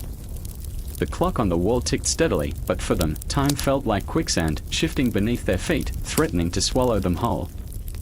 The cafe around them faded, becoming a blurred backdrop to their internal storm, a canvas painted with the colors of their anguish. I've been waiting for a sign, Mara confessed, her voice breaking, shattering the walls around her heart. Something to tell me it's not too late. That we can still turn back. But what sign could possibly bridge the chasms created by time? What miracle could stitch together the fabric of their broken lives? The silence loomed heavy, an oppressive force that threatened to consume them both. I don't know, Alex finally admitted, his voice choked with emotion. But I can't keep pretending that everything's fine. I can't keep losing myself in dreams that don't exist. In that moment, the cafe felt like a tomb, echoing their fears, their regrets, their shattered hopes, as if it held within its walls the weight of their very souls. The shadows crept closer, chilling their bones as they stared into the abyss of uncertainty. I'm scared, Mara confessed, her breath hitching in her throat. What if we were never meant to find our way back? There it was, the raw desperation, the vulnerability that exposed them like tender flesh against the biting cold. In that moment, conflict erupted within Alex, a tempest of yearning and despair. He wanted to wrap his arms around her, to shield her from the storm, yet the fear of what lay ahead paralyzed him. The cafe door swung open, a gust of cold air sweeping in, sending shivers through their veins. The world outside blurred into chaotic colors, a cacophony of life and movement, a stark contrast to the suffocating stillness enveloping them. They were two souls adrift in a sea of uncertainty, clinging to the edges of a world that felt cruel and unyielding. As the shadows deepened, they realized they stood at a crossroads, a moment suspended in time, where every choice could lead to salvation or despair. Every heartbeat echoed with the weight of eternity, the ticking clock a reminder that the end was inevitable, yet the beginning was theirs to seize or to lose. And so, they lingered, caught in that haunting moment, staring into the abyss of their own making, where the past and future collided, creating a whirlwind of emotion that left them breathless. The cafe, the city, the world, they faded into a blur, leaving only the raw truth of their shared journey, a profound reminder that the struggle was far from over.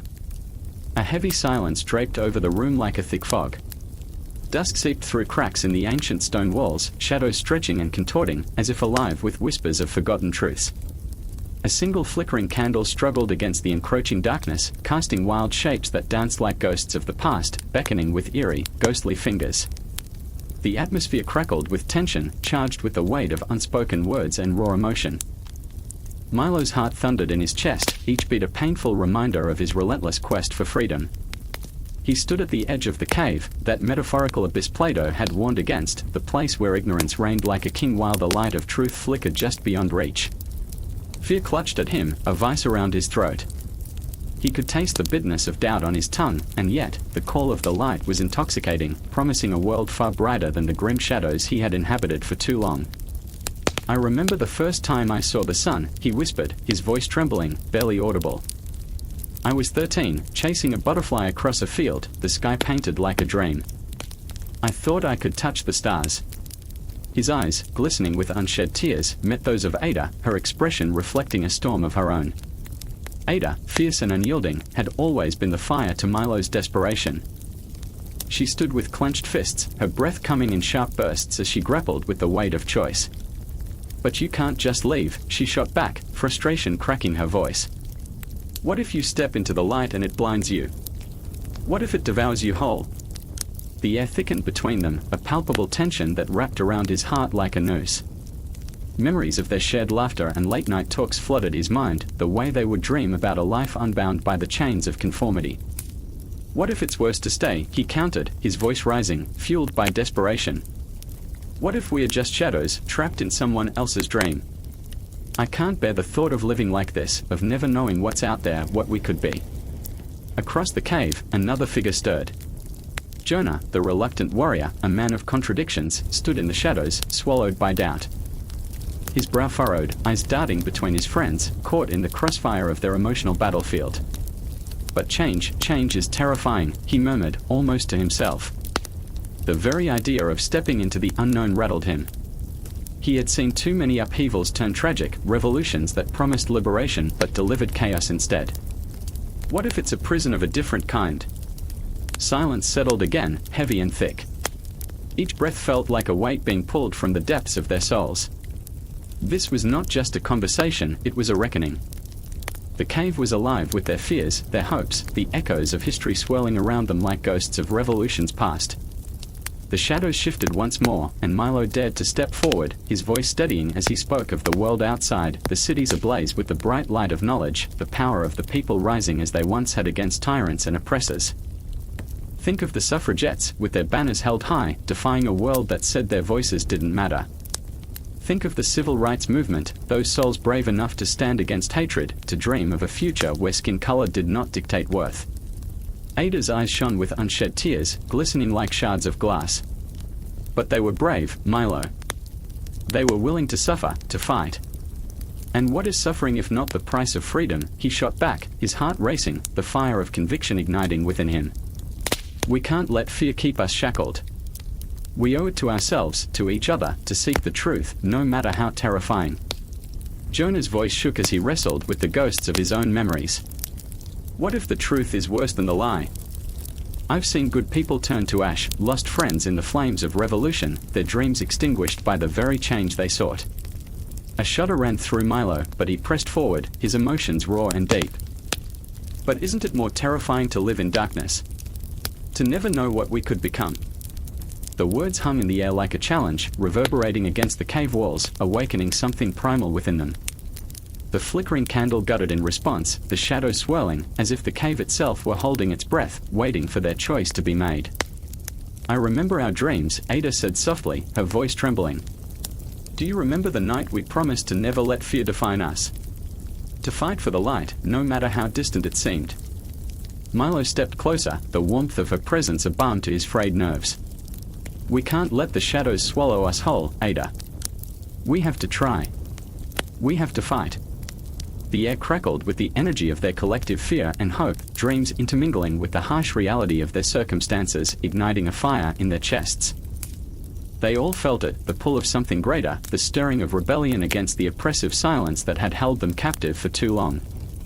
In that moment, the cave transformed. No longer just a dark abyss, it became a crucible of change, a place where fear could ignite hope, where shadows could give birth to light. I remember, Milo began, his voice rising, echoing through the cavern, the first time I imagined a life without chains. I remember how it felt to dream. And as each heartbeat echoed in the cavern, they stood together on the precipice of change, ready to take that first step into the blinding light, unafraid of the ghosts that whispered in the darkness. With every breath, they forged a connection, a bond that transcended fear, a promise that they would not be mere shadows on the walls anymore. The confrontation loomed ahead, a climactic dance between light and dark, and they stood firm, hearts pounding, souls ignited, set to embrace whatever awaited them beyond the cave. The room lay cloaked in darkness, a heavy silence pressing against the walls, the kind of silence that feels like a promise, something monumental is about to shatter it. I remember the cold stone beneath my fingertips, the sweat collecting in the crevices of my palms. Shadows danced like whispers, mocking my thoughts. The flickering torchlight revealed faces, hollow, haunted. They leaned closer, searching for truth, trapped in an echo chamber of fear and longing. I could feel their breath, ragged and uneven, a symphony of desperate souls yearning for liberation. Then, Clara stepped forward, her eyes ablaze with a flickering defiance. She had always been the one to challenge the darkness, the one who could turn the ghostly echoes into daring laughter. But tonight, her laughter was a brittle mask, chipping away to reveal despair. "What if this is all there is?" she asked, her voice trembling, a soft crack in the hardened veneer. "What if we are just shadows, trapped in Plato's cave, staring at the walls?" The weight of her words sank into the room, a palpable fear that wrapped itself around our throats. I remember every heartbeat, every pulse echoing against the stone. And then there was Marcus, standing off to the side, his brow furrowed in thought, lost in a tempest of his own making. He was the philosopher, the dreamer, the one who believed in the power of ideas to shatter chains. But as Clara spoke, I saw the flicker of doubt in his eyes, the cracks in his belief that philosophy could save us. "We are not just shadows," he said, but even to him, it sounded like a plea. "We have the power to change. To step into the light." But how do you step into the light when the darkness feels so comforting? I remember the way the shadows clung to us, how they whispered promises of safety while suffocating the very dreams we harbored. We were all too aware of our flaws, our cages made of doubt and fear. Clara's heart raced, the pulse of her passion battling against the weight of her despair. Marcus's mind spun, caught in a cyclone of existential dread. And me? I was just a bystander in this chaos, hoping for a moment of clarity, a chance to break free. As the night deepened, I felt the walls closing in. The shadows morphed into grotesque figures, reminding me of every fear I had ever harbored. How could we escape this? I remembered the stories of those who had tried, those who had dared to challenge the shadows, only to find themselves consumed. The tales of Socrates, his echoing laughter silenced, drowned in the tides of ignorance, left to rot in the depths of the cave. I shivered, a visceral fear clutching at my insides. "Do you believe in the outside world, Clara?" I asked, my voice breaking the suffocating silence. "Do you think there's a reality beyond these walls?" The question hung in the air, suspended somewhere between hope and despair. "I want to," she whispered, her breath shaky and frail, like a flickering candle in a storm. "But what if it's just another illusion? What if we are all just puppets dancing in the dark?" And in that moment, I could see her, the ghosts of her dreams, the weight of her disillusionment pulling her down like lead. I wanted to reach out, to tell her that she wasn't alone in her pain, that we were all tethered by the same invisible strings. But that's the cruel nature of shadows. They twist and turn, making it impossible to find the light within ourselves, let alone in one another. Marcus clenched his fists, and I could see the tension coursing through him. "But if we don't try to break free, if we don't reach for the light, then what are we?" His voice cracked, intense and raw. "Are we not merely shadows, fated to fade?" His words sliced through the air, a haunting reminder of our own fragility. The silence that followed was suffocating. The shadows shifted, flickering like dying stars. I felt an overwhelming urge to scream, to break the silence that choked us all. The cold stone beneath my fingers felt like a prison, and I was desperate for escape. But escape into what? A world of light that might blind us. Or a darkness that promised comfort, familiarity. I remember Clara's gaze, piercing and luminous, cutting through the murky depths of despair. What if we are meant to find our own light? She challenged, her voice echoing with a courage I desperately wished I could embody. What if we are the ones who can change the shadows into something beautiful? But how? I felt the enormity of that question weighing on my soul. What could we possibly do? We were trapped, mere flickers of existence in a vast cosmos that seemed indifferent to our struggles. I could hear the clock ticking, each second a reminder of our fleeting moments and our dwindling hope. The tension thickened, palpable and electric. Clara's voice trembled with the intensity of her conviction. We must confront the shadows, Marcus. We must challenge them. Maybe our legacy is not just to escape but to blaze a trail for others, to show them that the light is worth reaching for. Marcus's face transformed, a flicker of realization igniting in his eyes. So we rise together. We stand against the darkness. The shadows seemed to wane at the sound of his words, their grip faltering for the first time. It was as if the universe held its breath, waiting for our choice, our defiance. And in that moment, I felt it, a spark of something profound, a whisper of hope in the crushing despair. I remembered the stories, the teachings, and the legacy that stretched back through the ages. Plato's allegory wasn't just a story, it was a call to arms, a reminder that even in the darkest moments, we had the power to change, to transcend our shadows. The words hung heavy in the air, laden with possibility. As the shadows lurked and the echoes of doubt loomed, we stood on the edge of something electrifying. With hearts pounding and breaths quaking, we felt the weight of our choices ripple through the cosmos. And so we prepared, not just to confront the shadows that haunted us, but to ignite the fire of truth in a world too accustomed to darkness. We were ready to step into the light, not as mere shadows but as beings forged from the very essence of hope and defiance.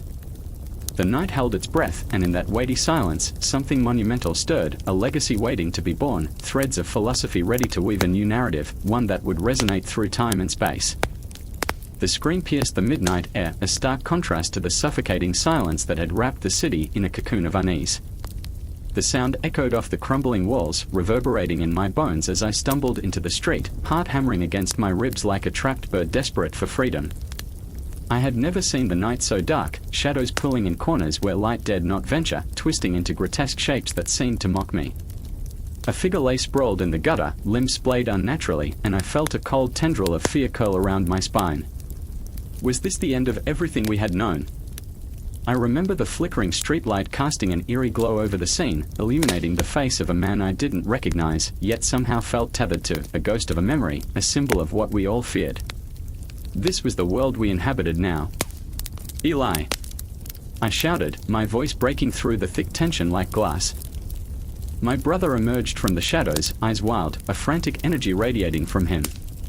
He had always been the protector, the one who held the darkness at bay. But now, the fear in his gaze reflected back at me like a mirror, a painful revelation that we were both lost in a maze of our own making. I can't do this anymore, he whispered, trembling, as if the very act of speaking could shatter him. I see them, the shadows lurking, waiting. They are everywhere. I could hardly breathe. You mean the people? The ones still trapped in the cave? The words tasted bitter on my tongue, a reminder of the allegory we had dissected in philosophy class, a lesson on the nature of reality that now felt hauntingly real. He nodded, despair etching lines into his young face.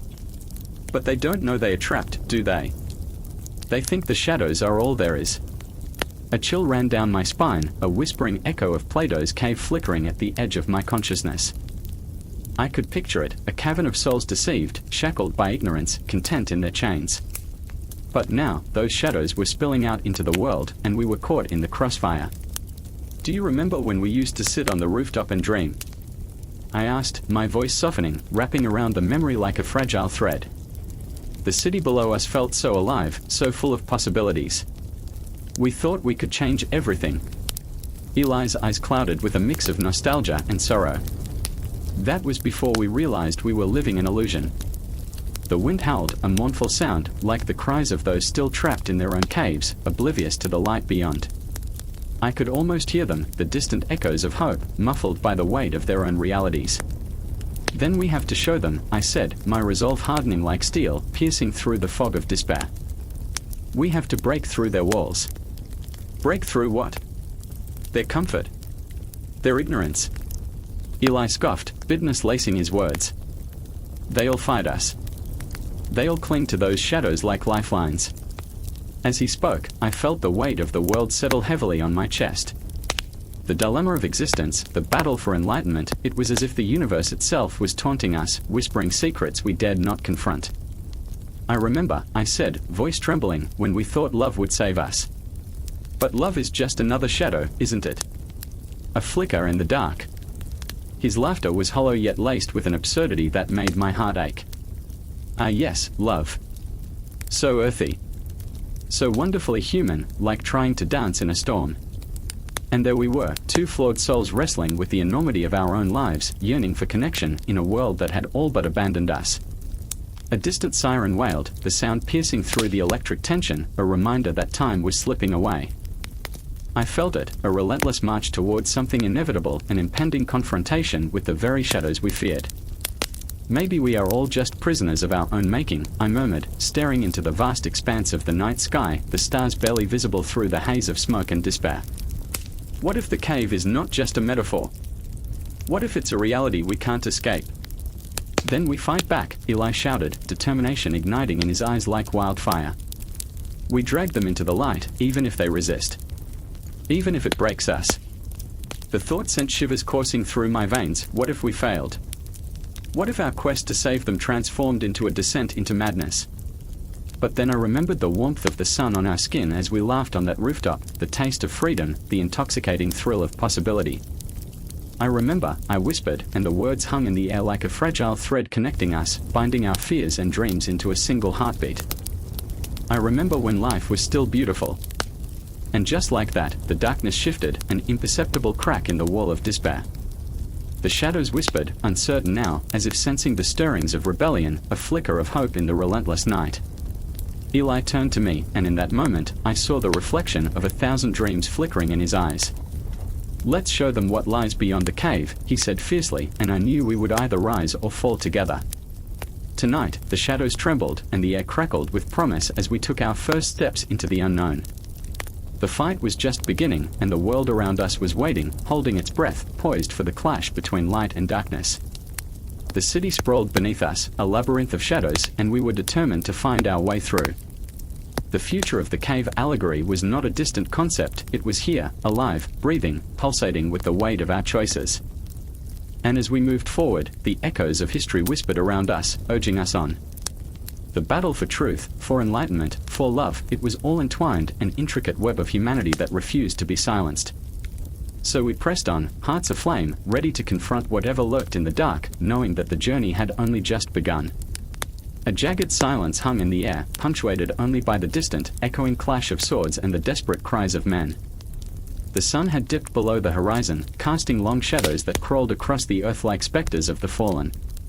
I stood there, heart racing, lungs burning. Did I truly want to witness this?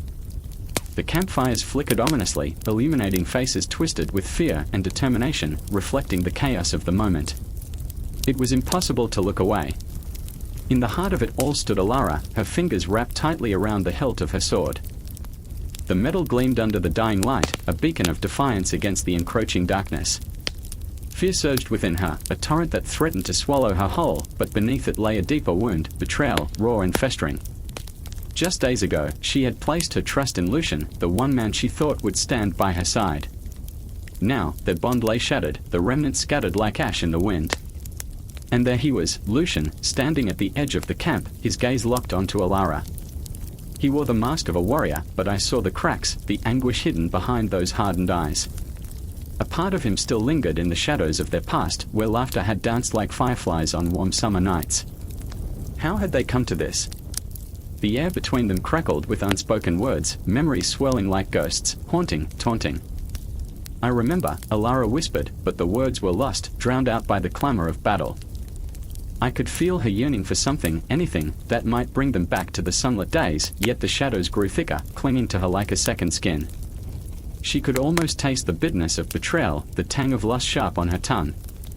And there was something else, something lurking just beyond the veil of her mind. I sensed it, an urgency, a reckoning. The fate of their world rested upon the choices they made now, in this moment of unrelenting tension. Would they cling to the past, or would they forge a new path?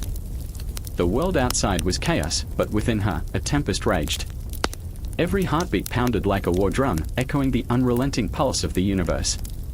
The stars blinked down from high above, distant witnesses to the fray, their light a cruel reminder of what was at stake. Alara's breath quickened, a shallow rhythm that matched the frantic thudding of her heart. "Lucian," she finally shouted, her voice slicing through the din. The name hung in the air, heavy with longing and accusation. "What have we become?" He flinched, and for a fleeting moment, I saw the boy he used to be, the boy who had danced with her in the moonlight, who had promised to protect her. But that boy was gone, buried beneath layers of desperation and fear. "Alara, I had no choice." His voice trembled, a raw edge of vulnerability breaking through the facade. The council said, "Enough." Alara interrupted, fury igniting within her.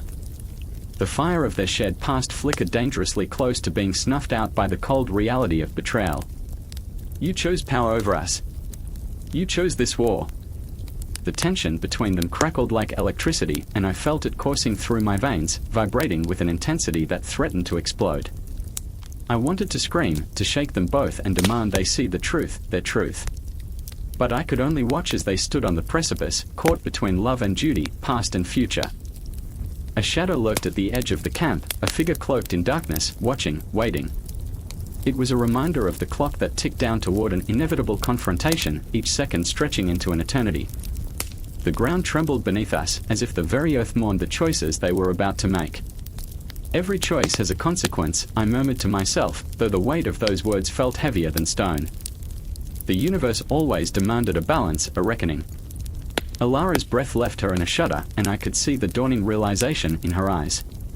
She had to choose between the past that haunted her and the uncertain future that loomed ahead.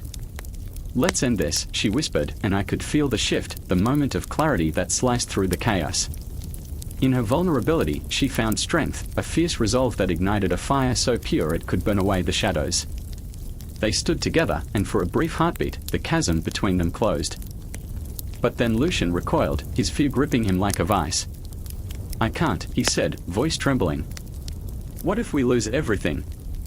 We've already lost everything." Alara's voice rang out, a battle cry that surged through the night. "We can't keep running from what we are. We must face this together." The air held its breath, the world around them suspended in the weight of longing and despair. It was a moment that could tip the scales, a choice that could either shatter their world or mend it. I felt the tension coil tighter, ready to snap, ready to unleash the fury of the universe. And then, as if the cosmos itself had conspired to force their hands, the clash of swords drew closer, the battle encroaching upon their fragile peace. The clock had struck midnight, and the ghosts of their past whispered warnings in the wind. Together, Alara pleaded, her voice breaking, eyes shining with unshed tears. "We can't let this darkness consume us.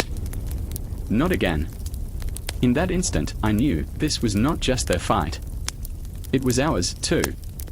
The shadows loomed larger, and the lesson became clear. The allegory was alive, breathing through each character, each choice. With hearts intertwined yet burdened by their flaws, they faced the impending storm. It was a reflection of our own humanity, of the battles we fought within ourselves. The darkness was everywhere, whispering doubts, painting betrayal, but so too was the light, a flicker, a promise, a choice. And as the world around them spiraled into chaos, I realized something deeply profound. The conclusions we draw from our own stories, from our own allegories, would ultimately define our humanity. In the face of overwhelming odds, what would we choose?